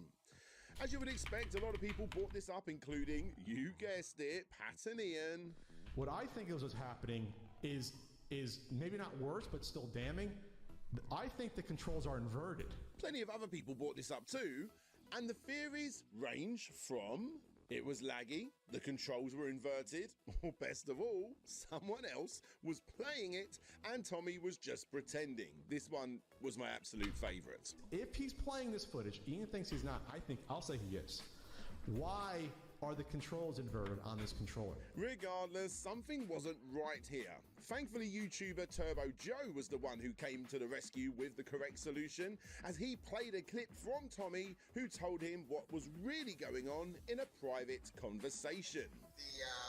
I inverted the disc so that when I pushed left, he went right, and when I pushed right, like I did it on purpose, just to see if they, and they eat it. Oh, it's a phony video. It's like, they're so caught in my web, it's hilarious. They're just such suckers. They're so predictable. Right. Tommy doubled what I want to do down now on this is again I in want Review Tech to USA stream 2. What we did is, when we first booted up the game, I switched the controller around, and I didn't have the gyroscope on. So when I flipped it, when I hit left, it went right, and when I hit right now, I could have easily just went like this, and like, okay, and then fix it and then turn it back. But I'm like, you know what? I'm gonna mess with people just for fun, because these people who spend their whole lives clicking through every single frame of video and stuff. So I'm like, yeah, let's leave. They're like, oh, should we fix that? I'm like, nah, let's leave it in. Let's mess with people. And you know what? Let's just give Rich, the host of this show, his due. Yes, I know he has his regrets nowadays regarding his earlier interviews with Tommy, but after this footage was shown, he not only had his doubts, he expressed them publicly, and he brought them up directly to Tommy. Yeah, man, I'm still going to be straight with you. I'm not a fan of what I saw there. So talk to me and tell me what's going on. Just my 2 cents. Regardless, inverted controls, lag, whatever the case. Look, if I was a betting man, I would say that yes, this has got inverted controls on, but it also has lag. The real important thing to take away from this is, seriously, Tommy, why would you not just re-record this? If what you are saying is true, why would you want to mess with the quote-unquote haters? The divide you are actively trying to widen is getting so far apart, it's not even funny by this point. For me, it's just further proof that Tommy, although maybe not intentionally, is going out of his way to create two heavily competing groups of people. February continues with a tour of the stupidly big 15,000 square foot Californian office that is virtually empty. Granted, this is primarily due to the lockdowns at the time. However, seeing this gets people more worried than anything else, as it shows that the company are paying for this space at an estimated value of 20 to 50k per month. Still, a nice place to store your cars, right? Anyway, it's been a while, but thankfully Tommy once again teases another game. This time it's Intellivision Soccer, which is gonna play like sensible soccer in case you're interested.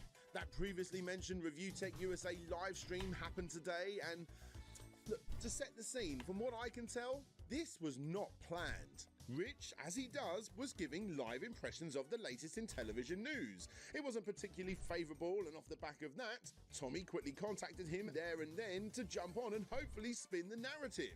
Oh, you're calling? As you know, this whole thing is fairly common practice for Tommy, and what's crazier still is that it was here that he randomly dropped that the Amico will be delayed again. Now, speaking of questions, April, is it going to be delayed? Yes. What the hell is going on here? The month continues with another partnership. This time it's with Topps, who will be providing digital cards to use on the system. Also, good news everyone, they now own Intellivision.com. Sadly, what he didn't tell you is that he did lose TommyTallarico.com to a troll who then used it to forward people to the eventual closure and backed up archive of the Atari Age forums, and more recently, the infamous video. The next day, Tommy confirms that the new launch date is now 10/10/2021. Tommy confirms that a music educational game that teaches chords and what have you is not only being worked on, but may be a launch title. He's also in chats about bringing an exclusive version of the Great Gianna Sisters to Amico 2. And then in March, we have yet another investor pitch video pop up, although this time it's aimed at angel investors.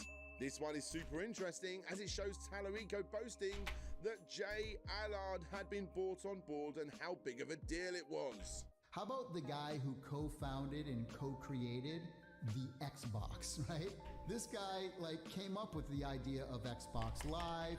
He ran a whole division within Microsoft of Xbox for over a decade. I mean, this guy doesn't even need to work anymore, but he loves our idea and concept so much that he joined the team and has been making huge contributions.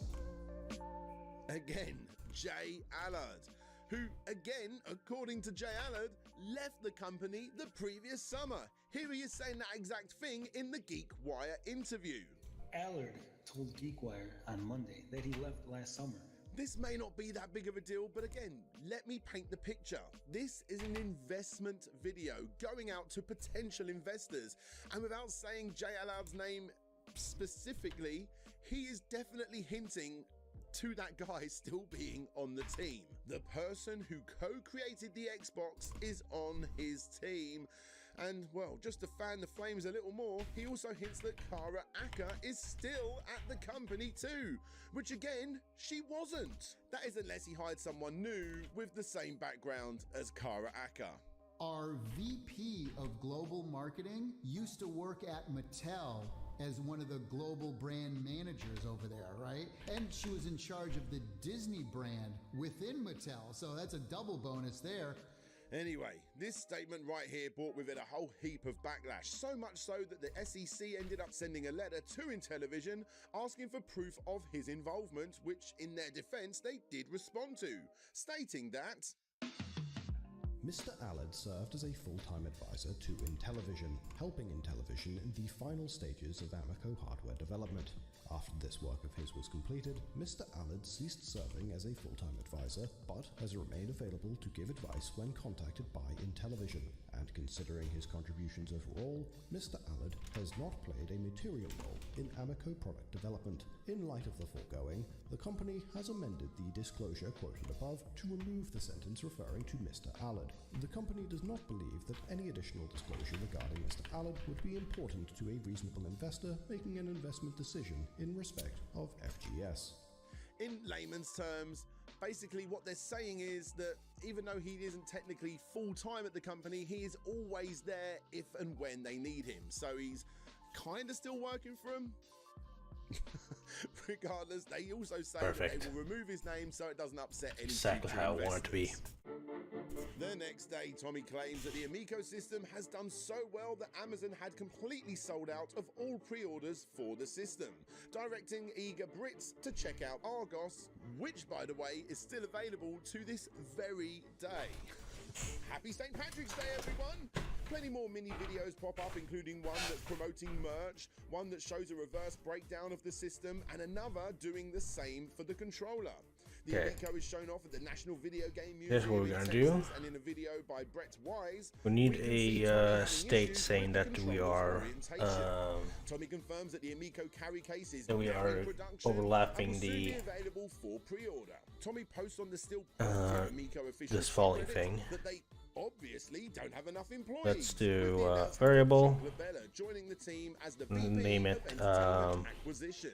We are proud bottom to announce less that we have check. a new member of our team coming aboard in television, and he's going to be our VP of entertainment acquisition.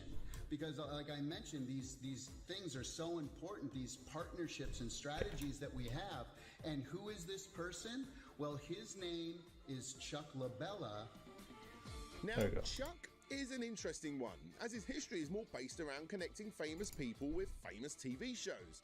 Essentially, he so what we're gonna do here is he was the vice president of NBC for 6 years. Basically, if Amico ends up coming out and being a success, then this is the guy that's gonna get it, I don't know, into whoever is popular at the time to promote it. I don't need to tell you that nothing ever came from this. I want to bring it to the celebrity market in a big way, and I'm already thinking about how to get units into the celebrities' hands because I think they would like it. And then I think it would just take off from there. I don't have examples of celebrities yet. I'm still working on them, and I want to discuss with Tommy. Just checking the clock. I should take a quick break to start preparing some food. So I'll be right back. It's not gonna be a food break yet, but I need to make sure that I have food because I've been sitting here and not thinking about that at all. So, but I also need to go use the bathroom. I'll be right back. And we just surpassed 12 million commitment this morning. Almost, but yeah, okay. He also confirms another partnership. We got another big family license in television. We just signed with the Harlem Globetrotters. As stated, that Republic funding ended a couple of days after this video was posted. And by golly gosh, did this have an effect on the pro-Amico crowd. OG critic turned hardcore fanboy of the system and the man himself, Smash JT, invested $10,000 of his own money before the campaign ended and then uploaded a video to YouTube which has now been delisted. Tommy then confirms that he has yet another grant, but this one is specifically for turning every game into an NFT. This confuses everyone. What does he mean that every game will be an NFT? When questioned about this, he responds, I've never confirmed NFT. Of course, it turns out that he actually had previously confirmed this, and every one of our games, digital and physical, is an NFT. We even received a special technology grant because of it. When confronted with this evidence, he finally replies, I stand corrected. Looks like I did confirm NFT earlier this year. Smiley face. Confused? To be fair, this part of the timeline is a little bit wonky, but it's the best I can do to show off how it went down. Heck, he even talks about it before all of this on Republic 2. Look, the important thing to take away from this is that yes, every game will be a non-fungible token, and he has a grant for this specifically. We'll find out how this plays out a little later on. Further proof that he cannot take criticism, Tommy decides to start up a Q&A on the unofficial hater-filled subreddit that isn't run by Intellivision. And to his credit, he does seem to answer the majority of the questions. He's just a tad moody, as you would expect, or at least that's how I'm reading it. Still, the big question is, again, why would you ever do this? May brings with it a mini preview from IGN of all places. Nice. Unfortunately, they report that the system still has noticeable lag. Due to the resistive touchscreen used on the controllers, it didn't feel quite responsive to the touch and introduced lag that really takes you out of the game. Or at least they did at 11 AM when this article was posted, because at 3:16 PM, someone had contacted IGN and somehow persuaded them to correct this misinformation. Update. We've been notified that the lag was specific to the demo unit we tried and will not be present on retail units. Of course, this wasn't good enough for the, let's call him the Willy Wonka wannabe, as by 10:48, another update came in. According to the local representative, the controller featured an older version of firmware and because of it, didn't feel quite as responsive to the touch. Furthermore, improvements have already been made in current firmware builds and the final retail units. Look, say what you want about Tommy, but he is one persuasive dude. Although, not too clever, as he goes on yet another YouTube channel, OEB Pete, a channel with less than 2,000 subs, and uses this as the place to confirm that yes, the system will be delayed again. But yeah, Wednesday you'll see the update with the new date, and I think I think some of you could probably guess what that might be, and we're going to be doing some a lot of gameplay shots as well. So gameplay footage, more gameplay footage. So. For some strange reason, Tommy and co put up an early prototype Amico shell that is signed by the team, and it ends up going for $2,125. Actually, you know what? This is a really good thing because all of that money went to charity. You know what the funny thing about this is, though? You know who won the shell? It was Tony TGD, aka the Geek Getaway, aka Amico's biggest hater, aka the leader of the gaming racists. You can't make this up. Tommy gives a confusing interview with IGN Middle East where he states all of the usual stuff we've heard multiple times, but also says that 90% plus of our games have never been seen or played on any other system or platform and have been created specifically for our very unique controller. Okay. He also claims that the Switch has no edutainment games, which of course isn't true. Just like his claim that there hasn't been a Sesame Street game or a Care Bear game in the last 20 years. Again, not true, especially considering the games he showed off. Yeah, I haven't told you this, have I? You remember those Care Bear games and Sesame Street games he showed off back in August of 2020? Turns out those games are far from exclusive. In fact, here they are right here, guys. You can actually go and play these Amico games right now by going to the Sesame Street Flash website, which is where this footage was taken from. In another world, in another timeline, the Amico is a success and you are paying for free Flash games. Back over on the Atari Age forum, Tommy says that he's going to be working with Netflix on a documentary based on all of the mess leading up to the Amico's release. I'm guessing he kind of doesn't want that to happen anymore. My bad. And then shortly after, we get possibly the cringiest E3 presentation ever. A 10-minute compilation of footage we've already seen, including those Flash-based Sesame Street and Care Bear titles. But what stands out like a sore thumb the most at this point are the OTT, super happy QVC-like images of families clapping hands and having very fake good times with the console. Now, granted, this in itself isn't really worth moaning about. After all, Nintendo does it all the time. What's damning, though, is that they are so obviously not playing on an Amico.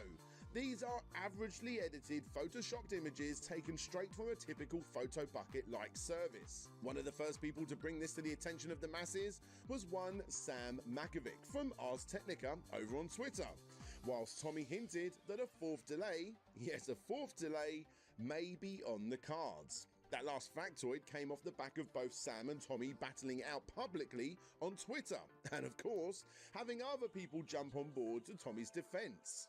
Okay, I gotta make a video on this. So apparently my guy, Tommy Tallarico, is using stock photos to Photoshop Intellivision controllers into the hands of gamers in these stock photos. And apparently it's just some sort of gigantic revelation, a huge gotcha moment with Intellivision that they're photoshopping stock photos. Guys, that's what stock photos are for. Yet again, it's something that Tommy should have stopped doing. He wasn't fighting a hater here, he was fighting a journalist that he wound up so much that whilst Intellivision was uploading yet another sizzle reel that, hold up, isn't this almost exactly the same video as they uploaded in 2019, now just with different grading? I've really got no idea why they would do this. Anyway, Sam was investigating.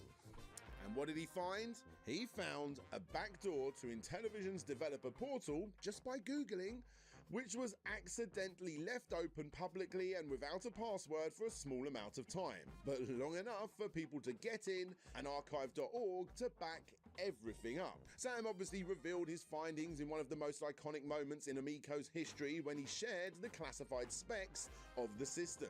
According to the website, these specs had been doubly confirmed by unnamed members of the team. These specs were laid out so that the devs that did not have dev kits could use them as the basis for creating games for Amico.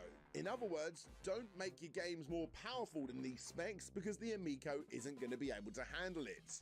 We found the ZTE ZMAX Pro Z981 Snapdragon 617 Adreno 405 is a good benchmark test and runs just a little slower than the Amico hardware. There we have it, the specs, or at least the equivalent specs. So what does this mean?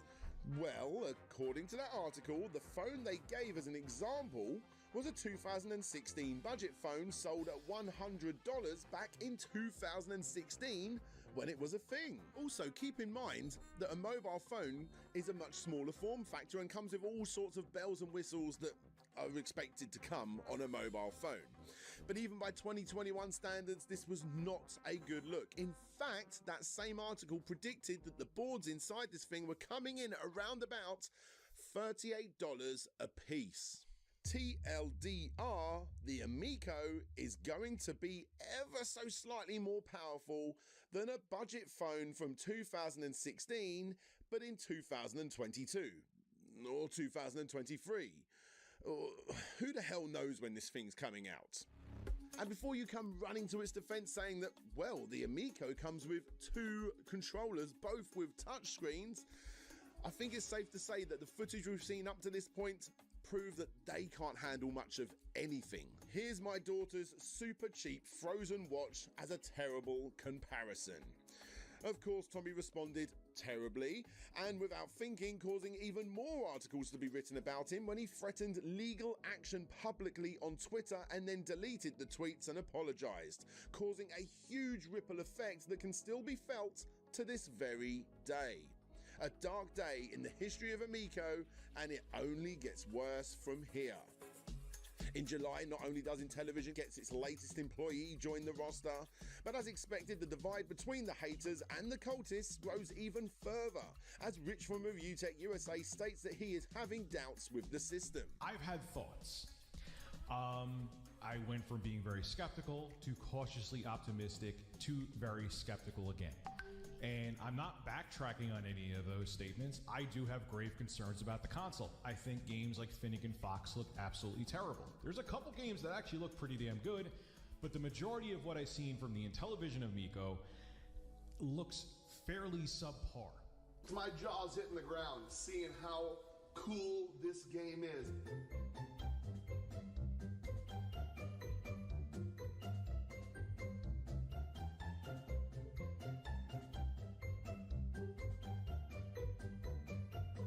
my jaw's hitting the ground. Ladies and gentlemen, did that look like jaw-dropping gameplay to you? Tommy then claims that he has received death threats from haters. A new Crayola event, Sizzle Reel, shows off the system in an uploaded video from Intellivision. However, Tony TGD quickly discovers that one of the people in said video singing its praises was none other than an investor for the system, aka someone who has money to gain from promoting it. Which is a bit weird because back over on Reddit, user YobaDobaDoo claimed to have also been at the event but states that the games shown off were just... Okay, nothing you can't get anywhere else. System felt nowhere near done, in particular the controller. They kept disconnecting, had no battery life, and the touchscreen was locked, flipped upside down for games like Astro Smash. The most baffling thing of all was how much praise the Amico disc had gotten. It didn't feel good to play. I know this is a personal criticism, but the disc will not sell you on the console. All the hype around it feels astroturfed. Speaking of the Geek Getaway, he's also gone and got himself another Intellivision interview with Amico CFO and COO Nick Richards. He does this due to the Geek Getaway donating over $2,000 for the signed Amico shell. Still, an extremely weird interview to take place, considering Nick doesn't exactly look thrilled to be interviewed throughout the entire thing, as he sits in front of a door called the Hater Dungeon. What? Regardless, he confirms the company's policies and visions in what is often looked at as one of the best interviews since the system's announcement. The interview doesn't feel like an infomercial, it feels honest. And Tommy fundamentally wants to please the customers. Like, that's to a fault sometimes, at least from my perspective. Like, dude, do we need 6 games? Like, is that important? Can we have 5 games on there? 4 games, maybe? Again, this is probably one of the best interviews ever for the system, and for people that want to dig deeper, it is definitely a worthwhile watch. What's not so good, however, is yet another walk around the offices from Tommy himself, who goes into detail about the changes that they've made to Cornhole. Turns out, the motion controls are gone, and instead you have what sounds like a fairly complicated list of things to do in order to line up the shot. In other words, this is now no different. In fact, it's arguably more complicated than any bog standard golf or bowling game, making it completely playable on any other system. Or pretend you're bowling. Pretend you're bowling. This is no longer pretend you're throwing a beanbag. No, now you have to look at the TV screen. Now you're picking on the touch Look screen. at the touchpad. Now set the arc. It doesn't sound fun. No, it's not fun. And the criticism doesn't just come from the haters regarding this control change, but plenty of formerly positive folk over on Atari Age too. Directing traffic away from this, we finally get our first look at the boxed edition games in a sneak peek on YouTube. Rusty Butcher Leaves the company, we get our first look at the wood grain model on Reddit, and then, yep, as previously stated, the Amico is delayed again. We originally planned to launch Amico in the fall of 2020, but had to adapt during the midst of the global pandemic disrupting our production. Despite our best efforts, and now facing new unprecedented international component supply and logistics challenges beyond our control, we want to apologize as we are forced to push our desired launch date yet again. And even though it's apparently due to chip shortages and not money, on the 19th of August, we get yet another crowdfunding campaign, this time over on Fundable. Although, is this crowdfunding or is it investing? Hello there, I'm CEO of Fundable.com, the largest business crowdfunding site that has just acquired LaunchRock. Ask me anything. Yep, it's crowdfunding. Now a few things to take note with this one. Firstly, there is no way to work out exactly how much money, if any, was raised here. The site simply just doesn't work like that. To be on this platform, the owner of the campaign would need to pay a little less than $200 a month to host the campaign. hence why most campaigns only last a couple of months on the platform. Now, there are theories that this fee was never paid, as having such a big project on the platform would work as promo for Thunderball. But again, these are just theories, so please do not take this as fact. However, what this round of crowdfunding does tell us is that the hardware is 100% complete, the OS is 90%, the 6-packing games are at 95%, and the back-end operations are at 80%. Right, so we're back to 6 games again now. Oh.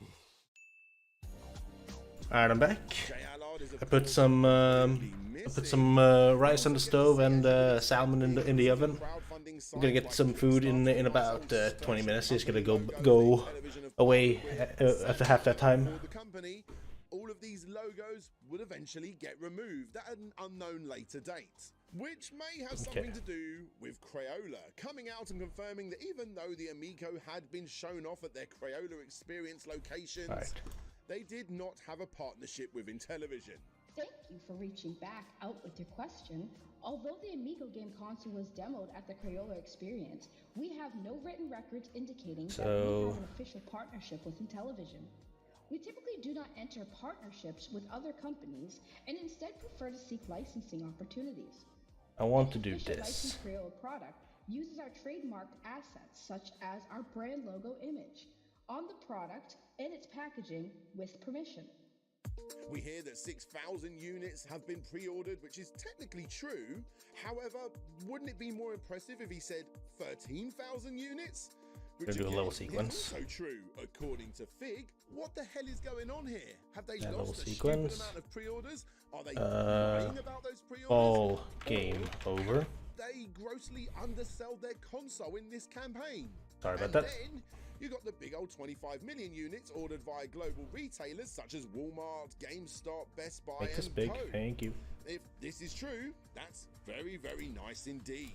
And we finally make our way to August 10th, the day that I decide that I'm going to put some money down for a pre-order of this system back over on the Fig website. I want this to happen very often. Or do I want it to happen where you are? I want it to happen where you are. I obviously didn't know what we all now collectively know up to this point. I just wanted Earthworm Jim 4, goddammit.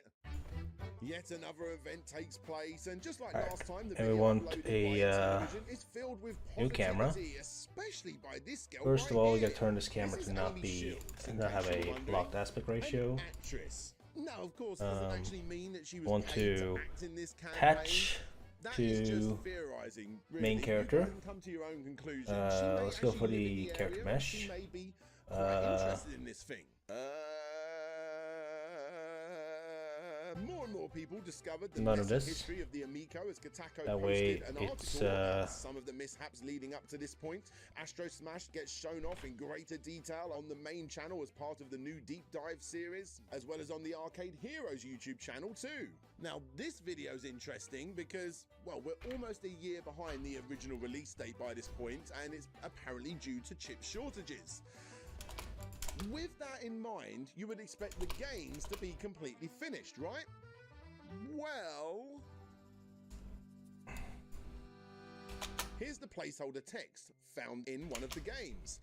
If you think it looks familiar, then that's probably because it's from Star Fox, aka Lilac Wars. It's literally the exact same text. Do a barrel roll. Okay, Time I'm for gonna another office do tour. This one is in yet another brand new office over in Utah. Come on, how many offices does one unreleased system need? And then you have the 10th of October, set the transform to be there. the day that John and Tommy finally showed off the physical products. We discovered that the packaging is 100% recyclable. We discovered that each collector's set comes with a coin, a lenticular card with See info here, on we're the gonna back, and have an most animation. important of all, Oh yeah, I is a gotta add the plastic animation. credit card-sized RFID Sure, I card that when saved tapped it. onto the console will download your copy of the game to your system, and then Well, you become the owner this is not of said matching with the game, as other the game, animation as name. previously discovered, That's fine. is an NFT.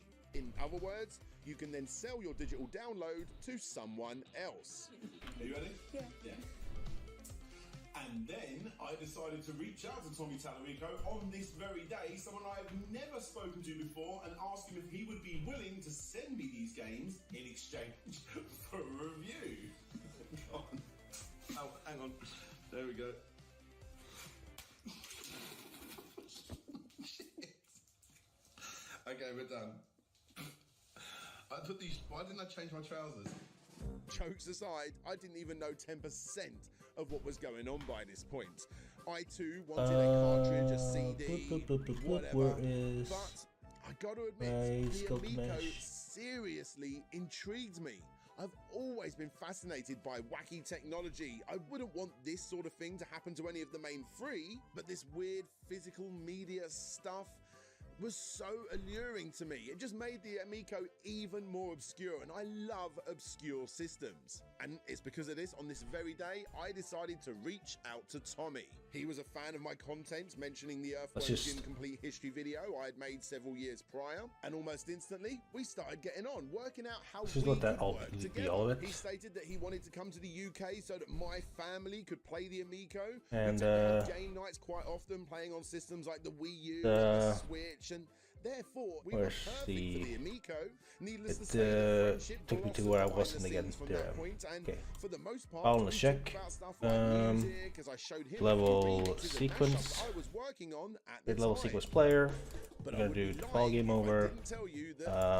Play. Did warn me about the haters.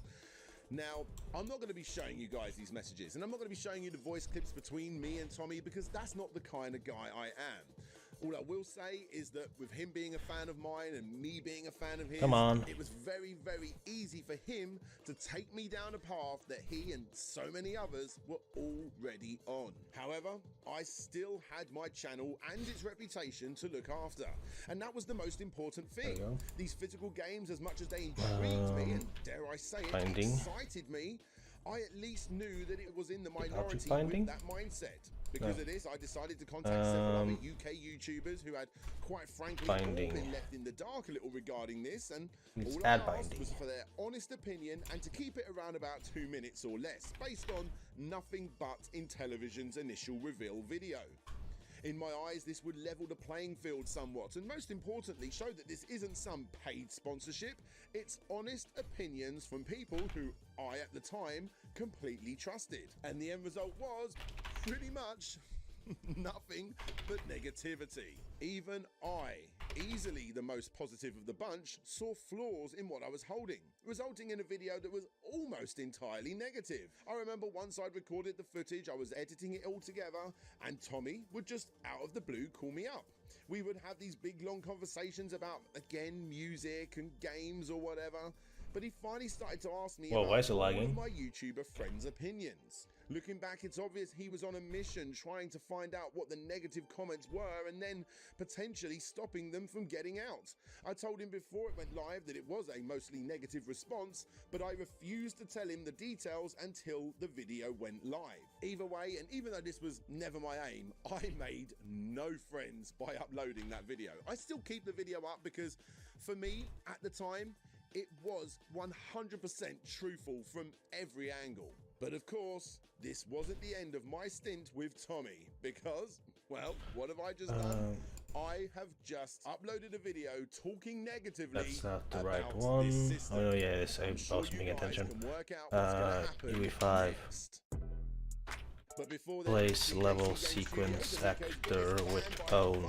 Releases a rap album spitting bars as to why he loves the Amicos so much. Oh, and by the way, guys, did you know there are also a whole heap of hater Amico songs out there too?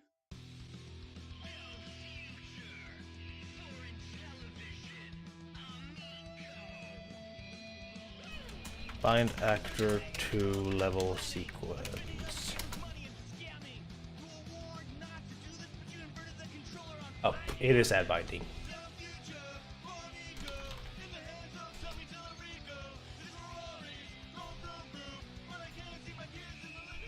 This whole situation is so the actor insane. is Can anyone here get give me an example of any other system that has a divide this get self strong and hardcore before it's and the released? binding. It's absolutely bonkers. Not time binding, what was it?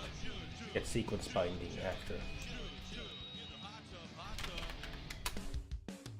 The fantastic YouTuber Genovi releases a video talking about how he is disappointed in the physical media, and then the 6th of November, the day that heavily injected me and my channel into the world of the Intellivision Amico.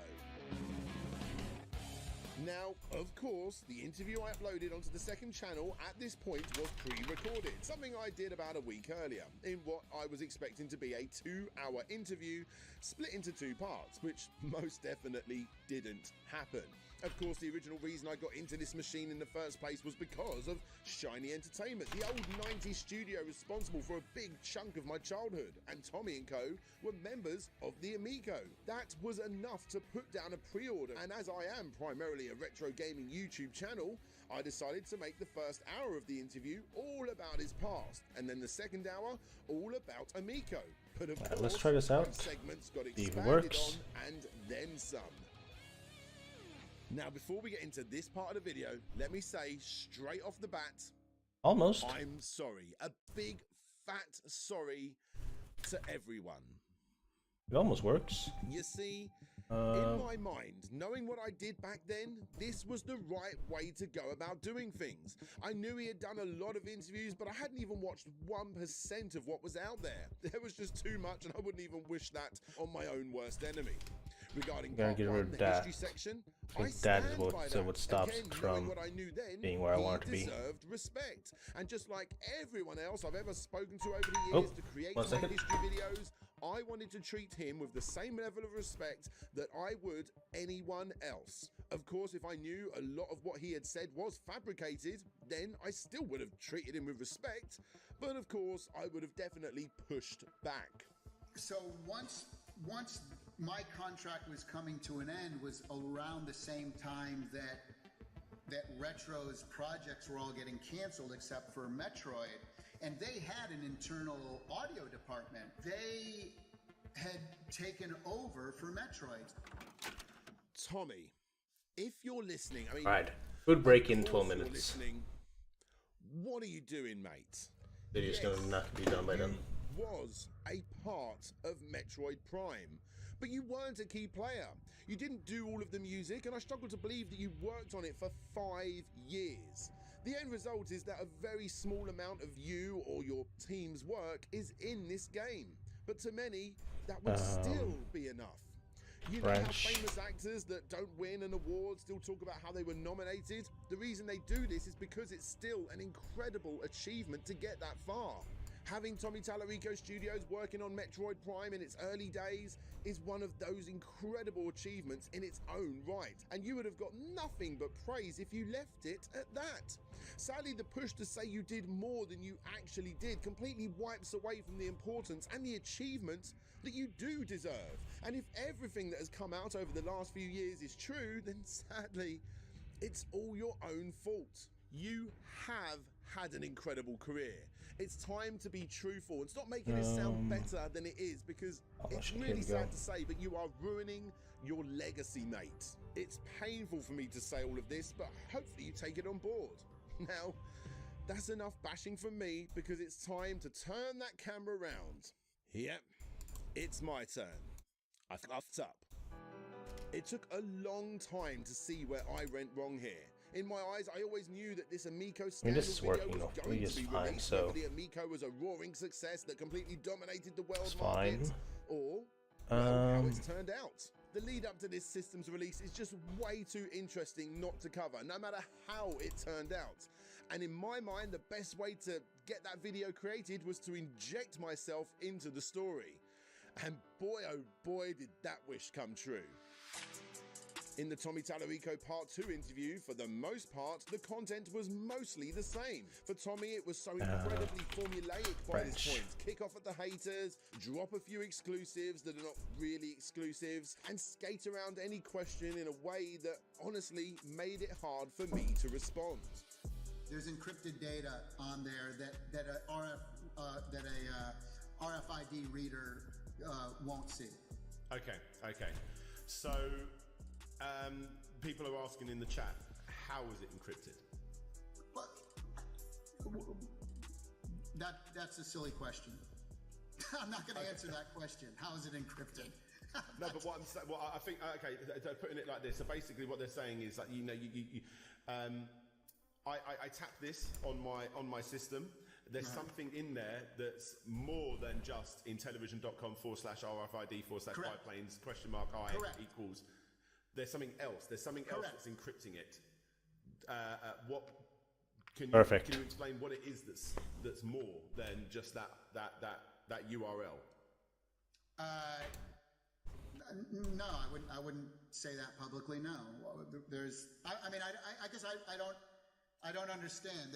There's encrypted data that is proprietary Intellivision data, security data.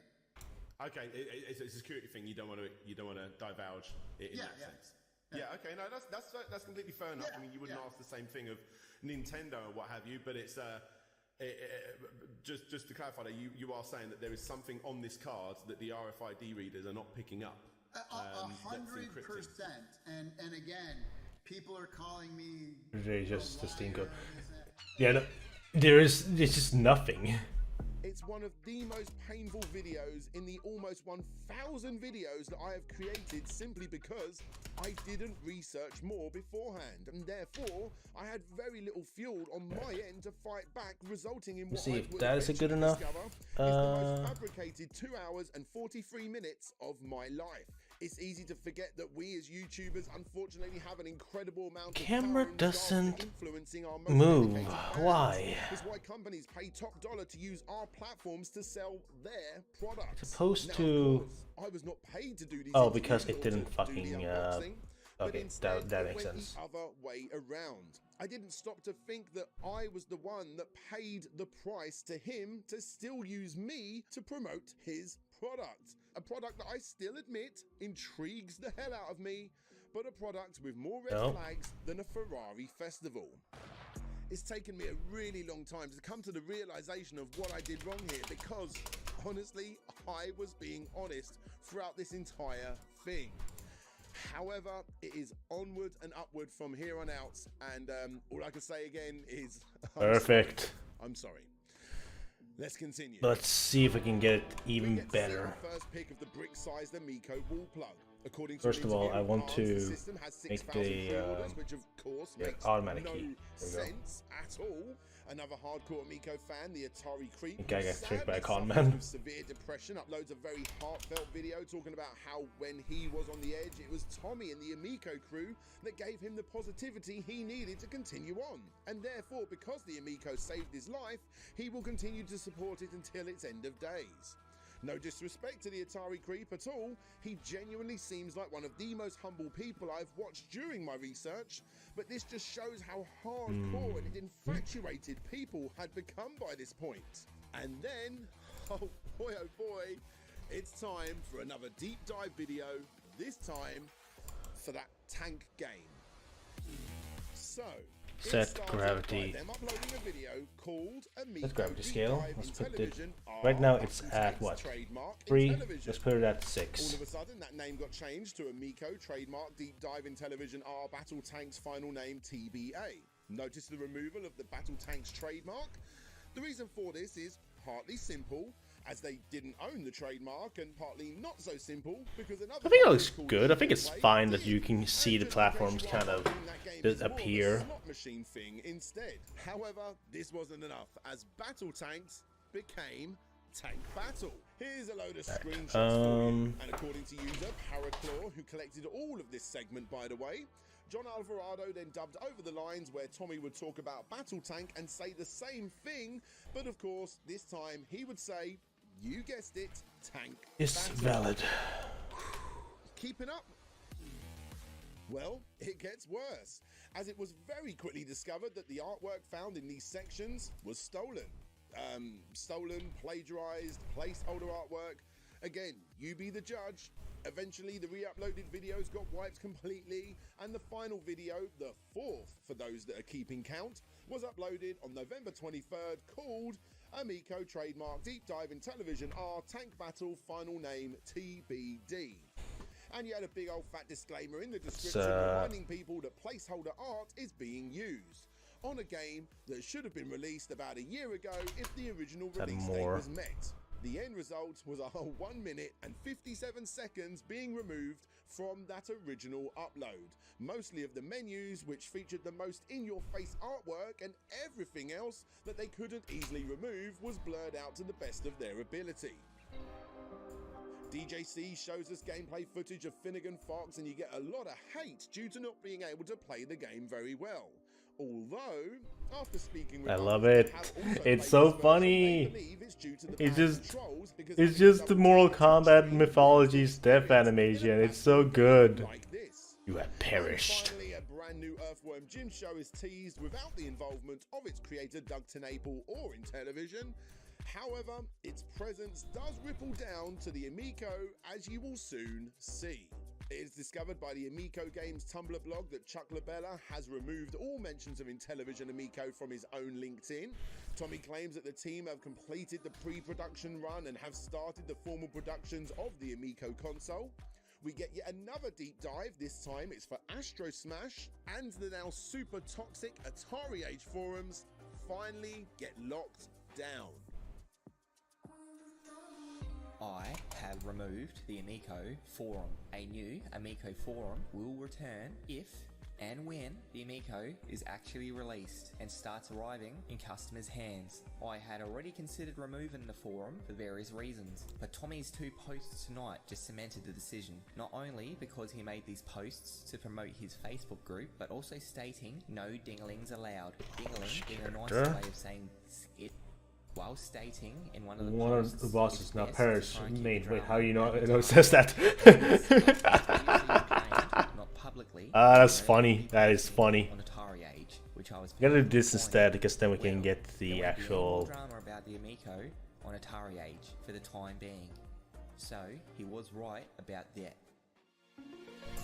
When asking for an update regarding ToeJam and L, the team behind the game Human Nature responds. No plans to release on the Amico for now. The contract was never finalised with them. Even though Tommy did state over a year before that the team had been doing a lot of ToeJam and L updates and exclusives for Amico. And then the same day that we get our third deep dive video with Shark, the Atari VCS is launched. I like that. That's good enough. That's okay, because us Amico fans let's do a very of the system from people that have played small it for 6 hours in Germany in some German magazine. Here's what they had to say. We still have doubts that the console can distinguish itself as the Wii successor. Jerky performance of the games and the complex menu navigation, but above all, the slightly spongy control via the turntable. Delay by like a fraction of a second. Generated into wild waving. The touchscreen is suitable for simple inputs. In hectic titles, that seems anything but intuitive and takes a long time to get used to. We're still skeptical about the announced game. Smaller than that.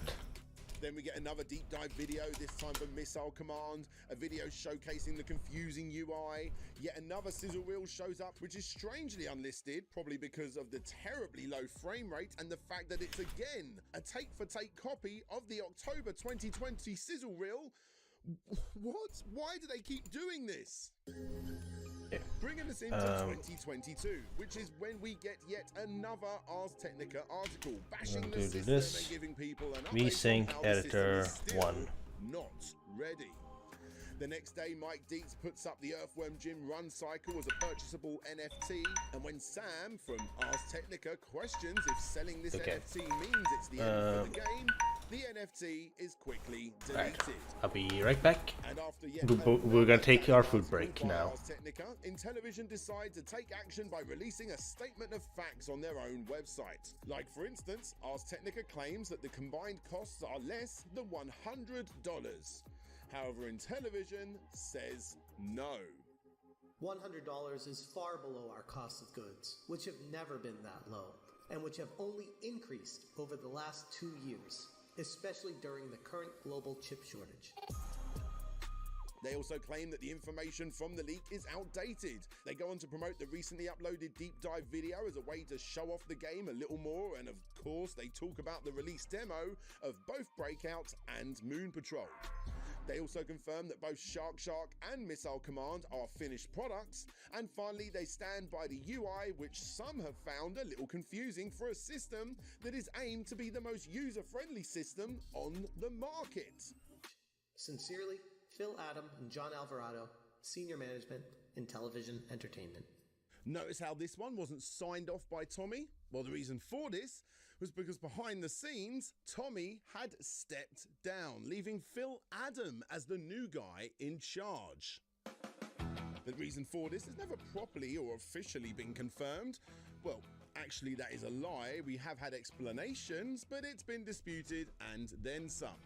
It's a fact that Tommy was going through some personal stuff at the time with the death of his father and needed more time to deal with that. Fair play. But at the same time, I have been informed by several unnamed sources that he was forced out of that position too. Of course, this must be taken again with a huge grain of salt. This isn't fact. However, it is incredibly likely, and as I'm sure you will all agree, it was the right thing to do. Right? Well, surprisingly, no. Because the 7th of February brought with it yet another round of crowdfunding. This time it was on Start Engine, and this time they didn't have the army of supporters behind them. Sure, they still existed, but they were definitely in the minority. People blasted them yet again for crowdfunding. Yes, crowdfunding. Start Engine is one of the leading equity crowdfunding platforms in the US. That's the official LinkedIn page for the company, by the way. They wanted another $5 million, and in less than a month, they raised a pitiful $58,000. Actually, it was slightly more than that, but people started taking money away after the haters warned them about everything leading up to this point. No matter what they do or say, the Amico was dead in the water. Even more so considering the financial documents that could be found in this campaign. It goes on to say that the company has generated no revenue since its formation in 2018. I mean, that is kind of fair enough. It makes sense. They haven't actually released the thing yet. But regarding the debts specifically, the Ars Technica guy comes back and explains in detail for layman's like me. The company's long-term debt is up to $7.2 million, and short-term debt has reached $1.2 million. But crazier still is an overly obscure loan arrangement with an angel investor after he dropped a cool $810,000 into the company, as it shows that the arrangement made between them would grant him $100 for every single system sold until he gets his full $810,000 back. And worse still, again, this is from the Ars Technica article. Intellivision says that its $5 million request via Start Engine is not enough to keep the company operating at its current trajectory. Intellivision plans to launch an additional investment round, also to the tune of $5 million, via a Regulation D model. Intellivision says that a combined $10 million funding total would, quote, fund the company for approximately 7 to 9 months. And there you have it. If you wasn't convinced by this point, this document shows you the big billboard-sized writing on the wall that hopefully will have changed your mind. For the Amico to be a success moving forward, they need a crap ton of money. Even more than the $5 million they're asking for on investment round number 4. And it's the survival of the company that is at stake here if they don't reach that goal, which, as stated, they simply don't. Between now and the closure of the campaign, we see even more hardcore supporters stepping back from the company. How long is left on that? A little bit longer. But we'll continue the in-flight movie after the food break. Let's find something else to watch, or for me to watch while I eat. I'm gonna mute my microphone again while I look for something. Feel free to give suggestions in chat. I'm just gonna scroll till I find something that catches my interest.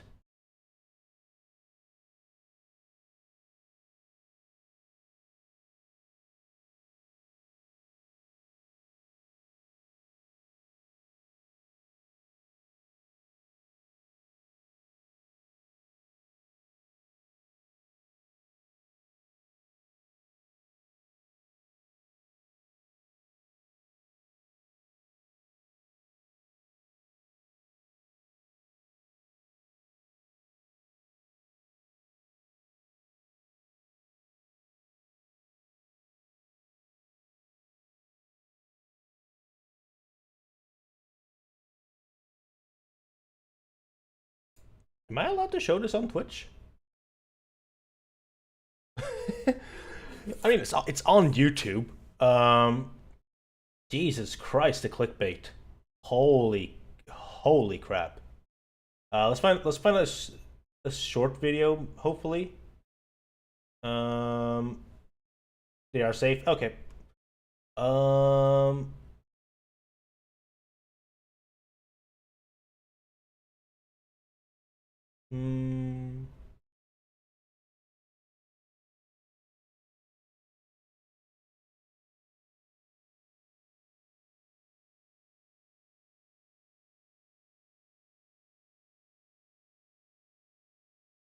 Yeah, the clickbait, but not really have full.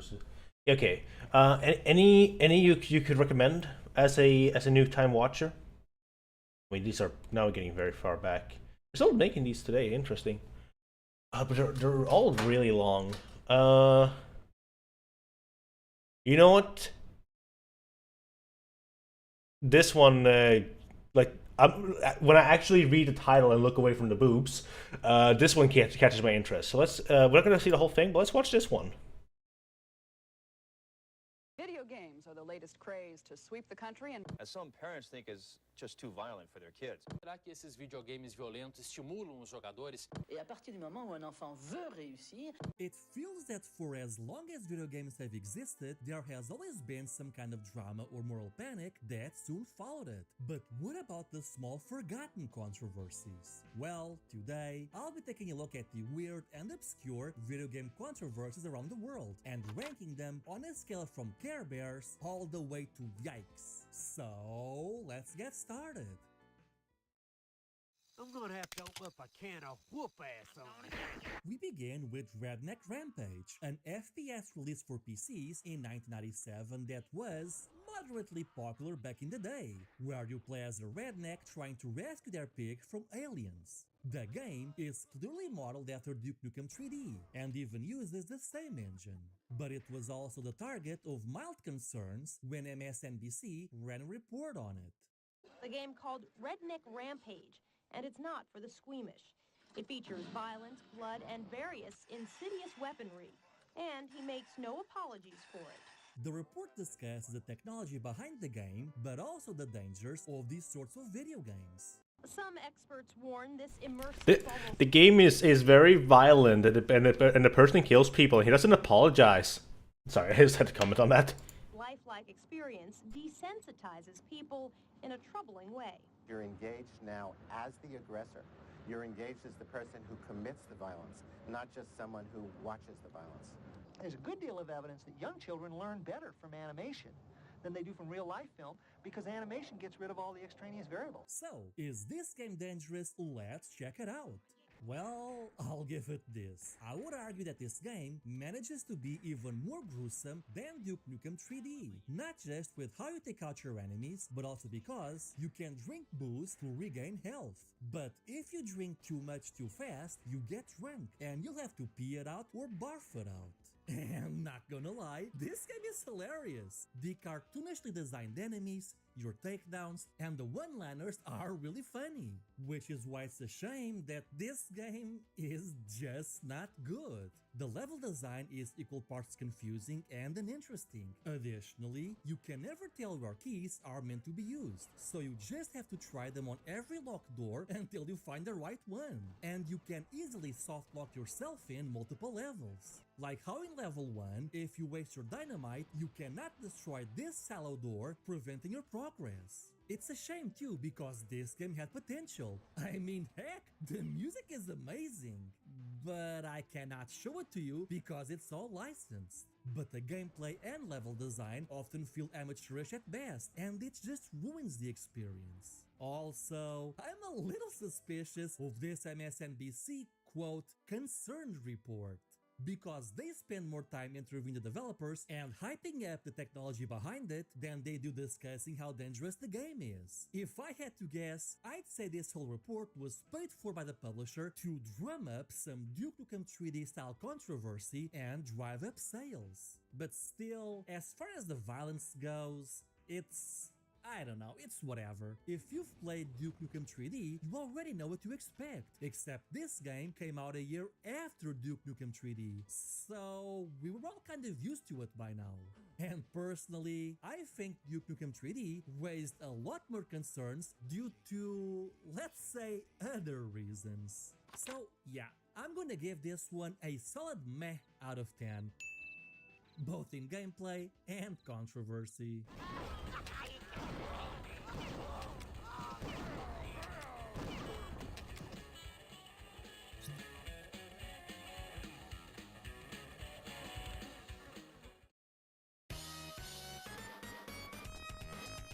Now we're going straight to Japan with Atomic Runner Chelnov for arcades. Yes, even Japan gets the occasional video game controversy once in a while.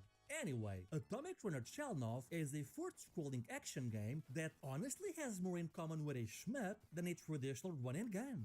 And some of you might be familiar with the Sega Mega Drive version, which is simply known as Atomic Runner. In fact, the Sega version is so well made that it's generally considered to be a better game than the arcade original. With This actually looks fun. I want to try this. Arguably better graphics. The art style is certainly better, at least. The arcade version also has some slowdown that is simply not present in the Sega version.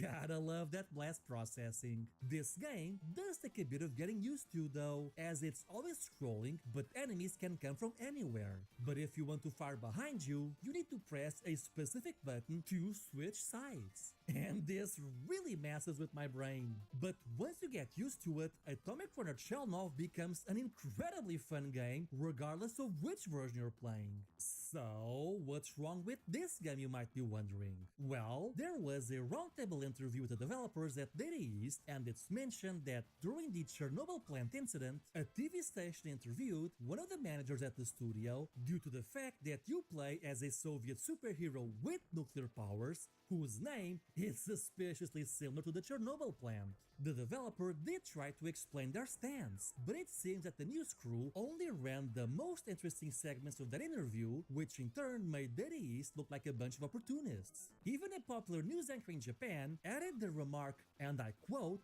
"What the hell is this trash?" when sharing his thoughts on how insensitive this game was. Unfortunately though, try as I might, I could not find this news segment, which is a shame. In the end though, Data East complained to the TV station, and the TV station in turn sent them a canned apology and just let the whole topic fizzle out.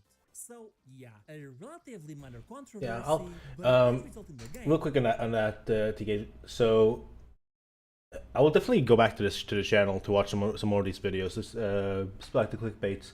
Also because I'm just curious what the hell the clickbaits are from. But we are gonna end the stream in like 50 minutes. We're not gonna do a full session today. But we'll I'll definitely have something for the to have like on the side for the excuse me, for the in-flight movie stuff. Sorry, but yeah, I'm gonna go back to eating. Once I'm done eating, I'm gonna get back to work on the game. I'll put this up in the corner. Being renamed to simply Atomic Runner when the Sega version launched in the West. So, do I think this is a major issue? No, not really. Especially when the issue was really just the name. I'm gonna give this one a good old Care Bear stare. You should still check out the Sega version though. It's an excellent game.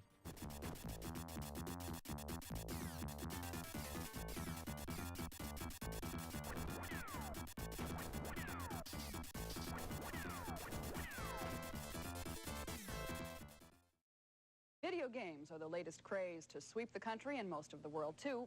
We now move back to the US in 1982 with a news report by ABC News sharing concerns over how addicting video games can be and what health concerns we should expect as parents, both physically and in terms of mental health. There is probably no true physical dependence. On the other hand, there certainly is a psychological dependence in the sense that this is a gratifying experience, that the person's peer relationships, source of self-esteem, enjoyment in life, are wrapped up in video games. The report even goes on to talk about something known as Pac-Man wrist, which I have never heard up to this point. As you can see, 65% of those surveyed suffered some injury, blisters, calluses, arthralgia or pain, or tendinitis from their fingers to their shoulders. The development of the calluses and blisters are obvious. The complaints and the swelling secondary to the injury to the tendons were while they were standing at the tables playing the games. But the report states that it's a major health concern for any parent. Apparently, various towns and cities were even banning arcades over these health concerns. But midway through this report, they interviewed the president of Tato America. And it's kind of funny because all he talks or cares about is the money. We go by what we call what's in the cash box. You know, the cash, like I was mentioning, the cash box is a cruel mistress. And that's what we go by. And it's a very tough dollar. And it's getting tougher. It's not easy. And we all want that same buck. Also, I don't know, maybe it's just me, but this is not what I expected when I heard the words President of Tato America. Anyway, the reporters are given exclusive access to a new game Tato is developing, Toasters and Chainsaws. Alright, we got a game. Let's check it out and see if it's worth the drama. Wait, where is it? Is this game real? Was it cancelled? Okay, so you're not gonna believe this. People over at the Atari Age forums had the exact same question I did some 10 years ago. And are you ready for this? None of what Tato America said in their interview was real. Basically, they took the reporters to the smallest, most cramped, and most remote room they could find, fed them a bunch of lies about how it's a super secret top development department called Deep Engineering, had two guys over there pretending to be working on a super secret video game, and showed them some joke concept art for a game that not only ever existed, but was never even planned to ever exist. The Toaster and Chainsaws art was just some cool art the team created for fun, and it was never meant to exist. That is fucking hilarious. I love that. All of it. This guy lied through all of his teeth throughout his interview, and ABC just ran with it. What a Giga Chad. I literally have no words. And no game. So, with no game to review, I think there's only one rating we can give here, and that's aimed at the president of Taito. Giga Chad. He's just one big Giga Chad. This was just incredible. I am seriously at a loss for words. Taito let us videotape in a room called Deep Engineering. Without being overdramatic about the whole thing, this is the most secure room in the plant. This is where the game gets its life and personality from computer programmers. Because of the fierce competition among video game companies, Taito requested we do not use last names. But Rex is working with Mark on a new game called Toasters and Chainsaws.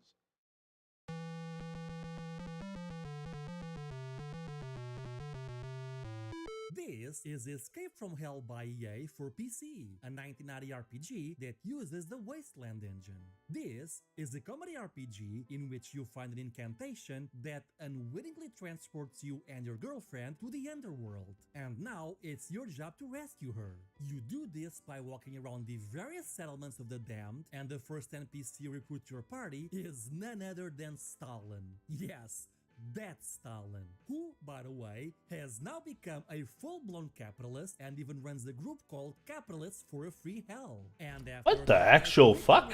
Genghis Khan, who also joined my party. And well, I can see why this game was controversial. Defeating enemies or raiding places like weapon supplies or trash cans. In my case, I had a team comprised of Stalin, Genghis Khan, or Hamlet.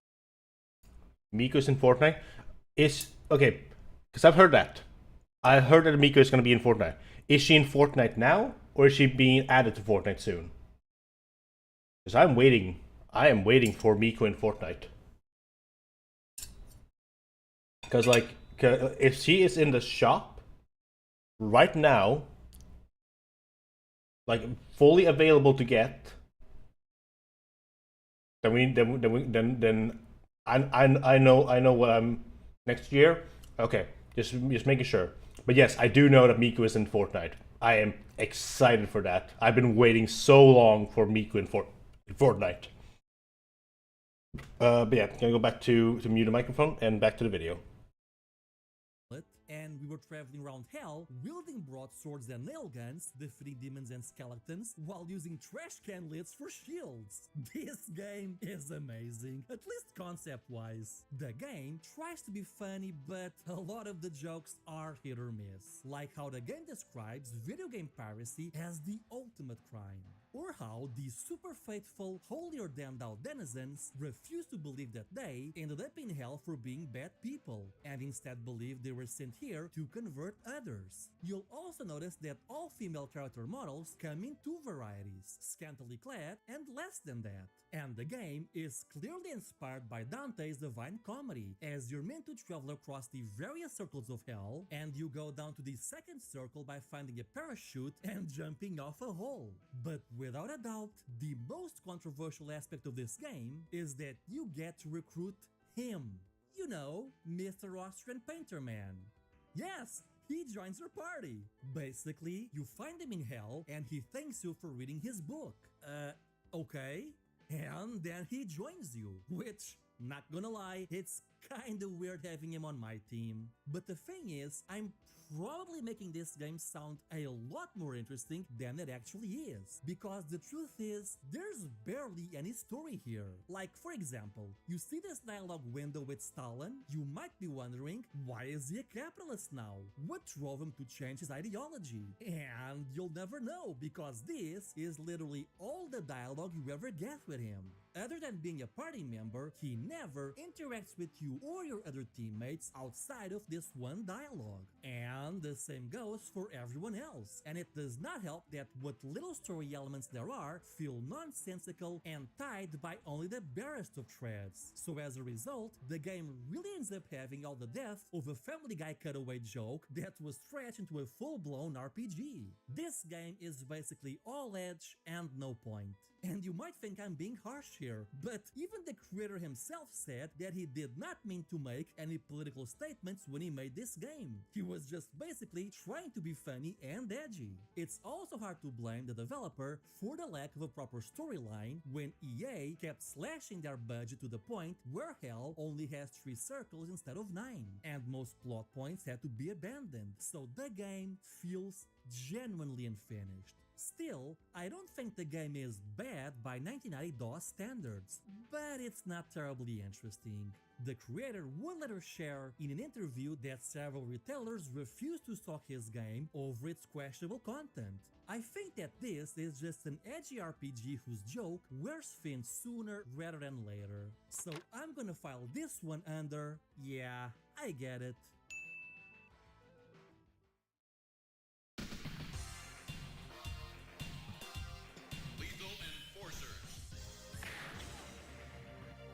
Next up, we have Little Enforcers, which, according to a 1995 Channel 4 news report, was banned from Little Saigon in arcades due to fears of how realistic it looked.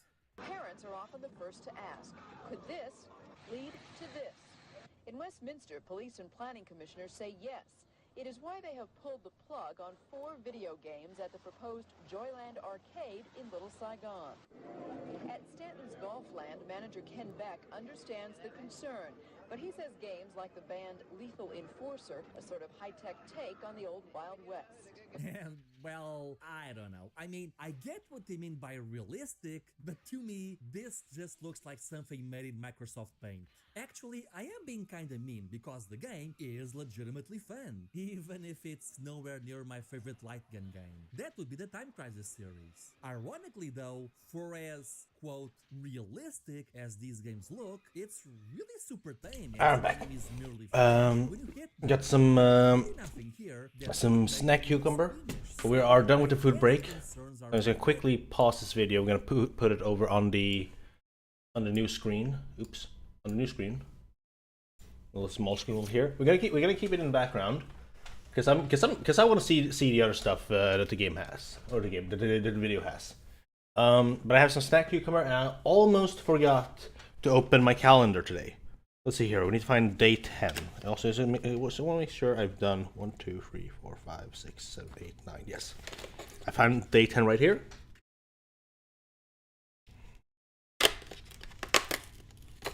That's a house.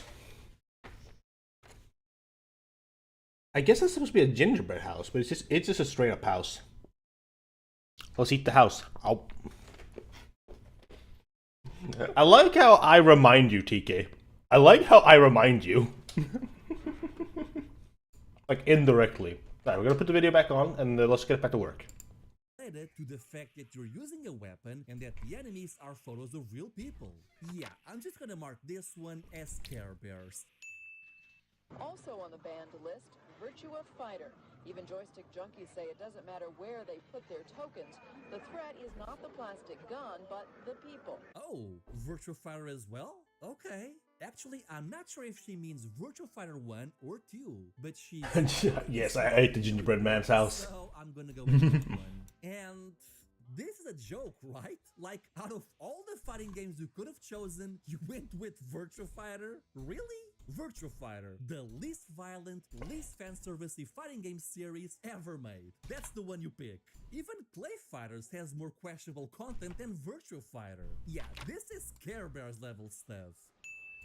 Seriously, little enforced than Virtua Fighter? What were they thinking? You know, snowman head? Damn. Street Fighter! I fucking love this intro, it's so cool. Mexico. The year is 1993 and the place, a popular Mexican talk show called Usted, ¿Qué opina? Which roughly translates to, what about you? What do you think? In this episode, the show is discussing the popularity of video games and the impact it could have on the children. And so, the show brings in several guests to discuss the pros and cons of each side. I want to make the actual actor move down instead. The editor of a Nintendo fan magazine, I also realized that we are... a few game collectors, we didn't trail this back to 0 like that. He's just Sega Gamer, and that's it. And at first, the show goes about as you'd expect, with the psychologists explaining their concerns over video games, and they even name 2 video games, one of which is Carmen Sandiego, which imparts positive lessons, and the other is Street Fighter 2, which does the opposite. Alright, we got ourselves a game, but before we go there, let's see what else they bring up.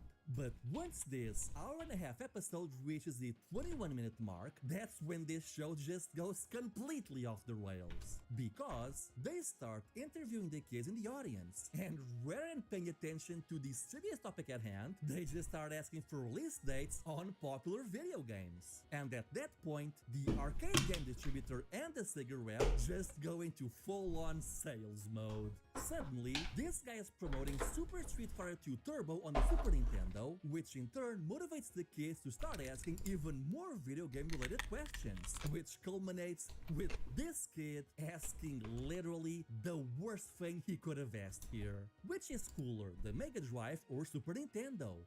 And my god, it was the worst question he could have asked, because the crowd just goes wild and starts screaming. ¿Qué es lo que se trauma más, el Sega o el Nintendo? ¿Qué es lo que perdón? ¿Qué es lo que You even see the host, who did not understand the question, just take the microphone away. But it was too little, too late, because after this point, all bets were off, and the host lost any semblance of control of his own TV show. Because now, this guy says Sega is the best because it has the better graphics, his friends agree, this guy disagrees, the Sega president just takes this chance and tells everyone that Mortal Kombat is coming and to check out their showroom, this guy says you're all wrong and that the Amiga is where it's at, this guy starts saying, oh yeah, well we at Nintendo, we're getting a CD-based 32-bit console, so we're number 1. Then this dude throws more fuel like that. into the fire That looks good. and says that Sega sucks and Sega Street Fighter We gotta figure out why it and that the Super Nintendo is where it's at. snaps And like then that. this guest answers, I think what I'm gonna do is I'm gonna try and get the Sega version is the arcade. You just don't know what the hell you're talking about. get the thing And to then this play the kid animation again. accuses the Nintendo magazine editor of being a big fat liar, and no way does the Super Nintendo have 16 bits. It's at best a supercharged 12-bit system. Okay, let me try that again. Accuses the Nintendo magazine editor of being a big fat liar, and no way does the Super Nintendo have 16 bits. It's at best a supercharged 12-bit system, and that Sega rules and Nintendo rules, and people clap and cheer in the background. And then, the full-grown adult just starts arguing with a little child over who has the better video game system on live national television, while the trained psychologists are just like, what is going on here? I thought we're supposed to discuss video game violence. This is incredible. I have never seen "Are video games ruining our children?" panel go so completely off the rails. And meanwhile, the Nintendo/Arcade distributor and the Sticky president are just going, buy my game, buy my game, buy my game, buy my game. You know what? There's only one rating I could give here. Giga Chads. You're all a bunch of I think I managed to fix the. Giga Chads. Each and every one Yeah. of you. I salute you. I just love the cheesiness of it. It's so good. That's my review. O preguntarle al señor de la revista. Estoy enterado y estoy casi seguro que el Super Nintendo tiene 12 bits supercargados y están diciendo que es de 16 bits y el Genesis es de 16 bits. It's so good. I love it. Mejores gráficas, uno de 12 bits turbo a uno de 16 bits. Creo que no importa absolutamente nada 16. Alright. Let's save. Next up, we have Dreamweb, an adventure game launched for PCs and the Amiga, though we'll be taking a look at the PC version. And this game would end up being removed from store shelves in Australia. You play as a bartender named Ryan, and you're having visions of being transported into a post-apocalyptic future by some unknown cult, who reveal to you that unless you take out some highly influential people like musicians and wealthy businessmen, they will bring about the end of the world. So you're then sent back to your cyberpunk time with a mission to eliminate them. What makes the game interesting, though, is that it's never made clear how much of your visions Just making bad flame animation fall into be like an MK. Yes, that is one of the funniest parts. I don't know if I could do that, but I just love this idea. Of like you just fall right. Asking yourself if you're really doing the right thing, or if these visions are all just happening inside Ryan's mind, or if maybe the cult is actually real, but they're just using Ryan for some unknown reason. Let's see here. Honestly, I'm gonna set our default health back to 10. Now we're gonna do a very quick UI for this. With an early 90s interpretation of a Screen. cyberpunk dystopic future, and then more about what is really User going on here, widget. really help in creating an engaging, call this albeit UI. limited world. So you go around talking to people and picking up items as you witness. Ryan UI is not main. so slow descent into madness. I especially love when Ryan takes it upon himself to buying a weapon. It just feels so tense and well written as he comes to terms with what he's about to do, and all for the sake of a series of dreams that may not even be real to begin with. Yeah, something that's easy to use. I've never used a gun before, but I need to now. I need to kill him. Please, Ryan, don't tell me any more than I need to know. Although the box does come with a cool booklet in which Ryan writes down his thoughts and descent into madness. Those are It kind top of to reads like a bottom. manifesto, and it's a super interesting bit of real-world material So to let get me you into the game. just so I can see where it's like. I'm Let's put sure you percent can at guess 5. why Australia took No, we its want treatment. bottom Not to top. only are some of your takedowns really out there, but the game also had no issues with displaying love scenes. No, wait, And we then, got of course, we gotta do this topic, which is that arguably way. even more relevant to I have an than it was idea. back then. Now, to be fair, the game did end up having a re-release in some markets with the scenes considerably toned down. But I'd say it's the theme itself that is the real issue here.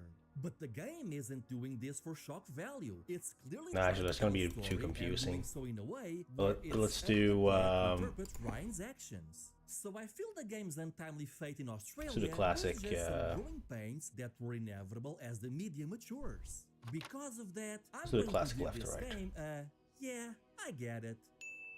I get the decision, but I don't agree with it. Dreamweb is a game that really needs to be experienced, even if it's just for a YouTube long play. And if you take the YouTube route, I recommend to check out Dungeon Chill's review. It's a really good deep dive. Health A bar. man a little younger than myself lies with his head firmly on the table. He's asleep and obviously drunk. His jacket sleeve is in a pool of beer and he snores quite loudly. The man lies in front of me snoring. Hey! And, wake up, I need to talk to you. there's some other stuff we're gonna have to add to this, but for now, let's just add the health bar. We need to add the stamina. We need to add the blocking meter. Also put the block meter on the character itself, but we're gonna have to add the parry refill. Or I can put that on the character as well. I'll see. Here at least we're gonna do cast to BP main car. This recording was completely forgotten over the years until get player controller. And went viral on I'm going to promote the variable. With good reason too, because the man would end up giving the single greatest review of Doom I've ever seen in my life. Para você, olha este Nintendo que trouxe dos Estados Unidos para você ver. É novinho, é CD, está Satanás na capa. Sabe como é que se diz esse Nintendo, esse videogame? Sabe o que diz aqui atrás? How is hell? Como é o inferno? Sabe o que está escrito aqui atrás? Sente-se e relaxa-te. Deixe as legiões te possuir. E você descobrirá os secretos daqueles que foram antes que você no inferno e como chegar lá. Se chama Doom Number 2. Destruição número 2. Get health points. Okay, this. Wait, no, what am I doing? I just need to bind this. The person bind. But okay, I guess we're gonna check out Doom 2. And well, it's Doom 2. I think I'm gonna go with a health bar just because it's easier to make. But we'll see if I change my mind on that. Okay, here's what we're gonna do. Your health is always gonna be at 1. The damage that is dealt to things will be. We're gonna at some point we're gonna add a multiplier. But for now, this does make it to 2.5 damage. We don't have a slime with this damage yet, but we can add a hurt box that does.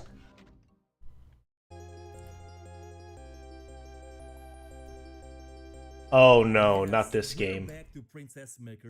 Not this game. I know this game. God.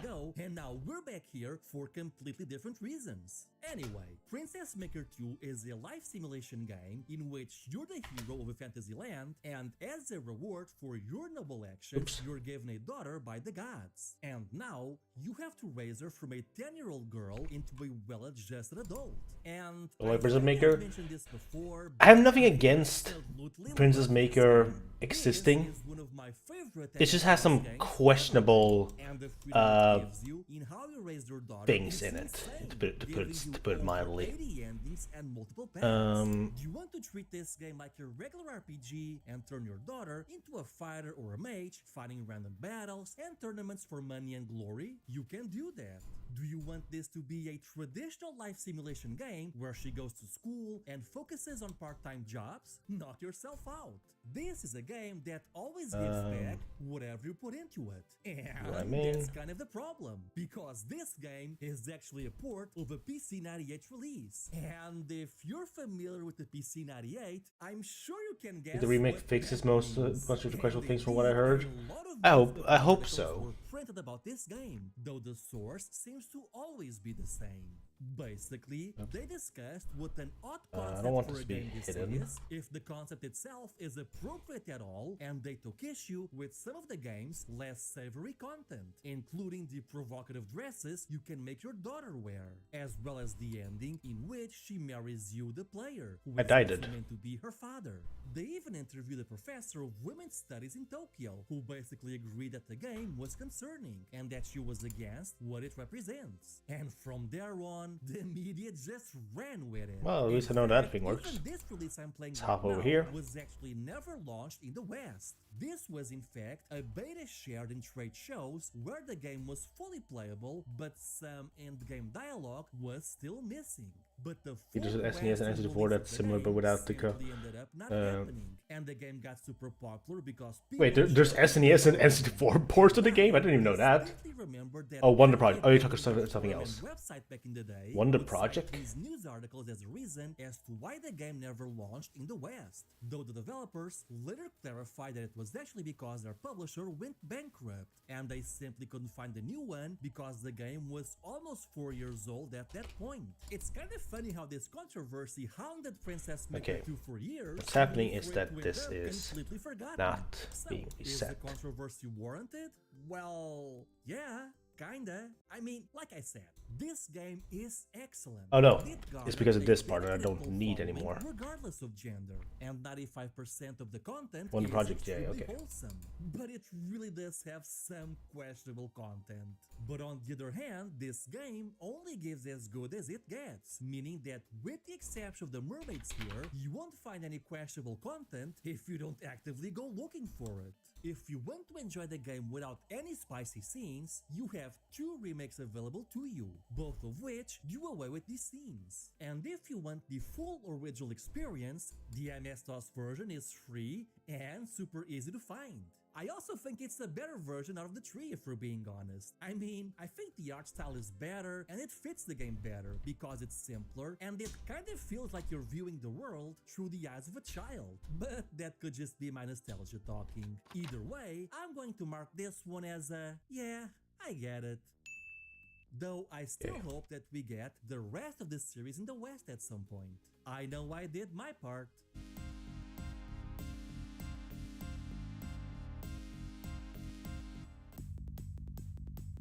Okay. How much long is on the video? Oh, that's actually a lot more than I thought.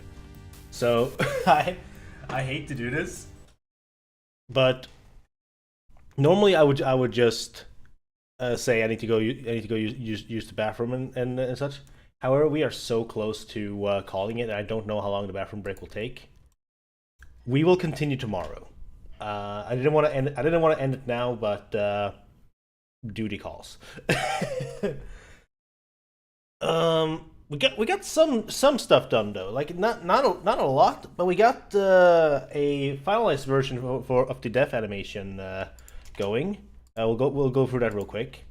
It's like we didn't get that part to work, but we get this part to work. I gotta add more to that little animation there because we can see it fade out too early. But we also have a death animation for we have a way to spawn back when we fall off like this. And best of all, we have a death animation for it, which is a reference. They said duty. I did say duty. Okay, but tomorrow we will unfortunately have to remove a feature because that's the prompt. But after we've done whatever feature it is, I'm gonna go back to working on this, to like the hitbox stuff. I want to finish this slime enemy so it's finally fully complete, and then we're gonna get into making. Oh, I almost forgot. We also got a work in progress for the attack. But what I think I'm gonna do is I'm gonna make it so that you attack in the direction you point. I think that would make it nice. And if you click on an enemy, you automatically attack them. I think that would be good. That way you can. That way I can do stuff with this.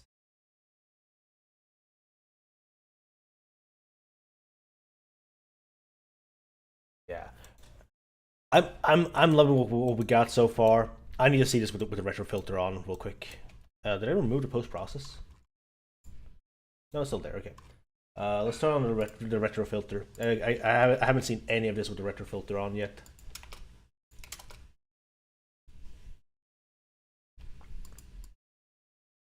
The mouse doesn't get updated. That's funny. That's good. Oh, I love it. I love it. It looks so good with the retro filter. That looks awesome. This is gonna be an actual text, like a picture text, if I can make it work. There we go. I don't know if we're gonna use the retro filter, but it's nice to have it there just in case. And here we go, the def. God, it's so good. I love it. Okay. But I gotta call it there. Sorry for being a much shorter stream today, but if I can, depending on what else I plan to do tomorrow, how long that takes, I will try and start earlier. Otherwise, same time as usual tomorrow, and we'll do what we can. On Thursday, it's gonna be the same case where it'll be a shorter stream. Just a heads up on that. I think having it optional would be nice. That's true. I could just include it as an optional setting. But I gotta get going. We're gonna do a quick save. Look forward to tomorrow's. Yeah, I'm scared but also excited.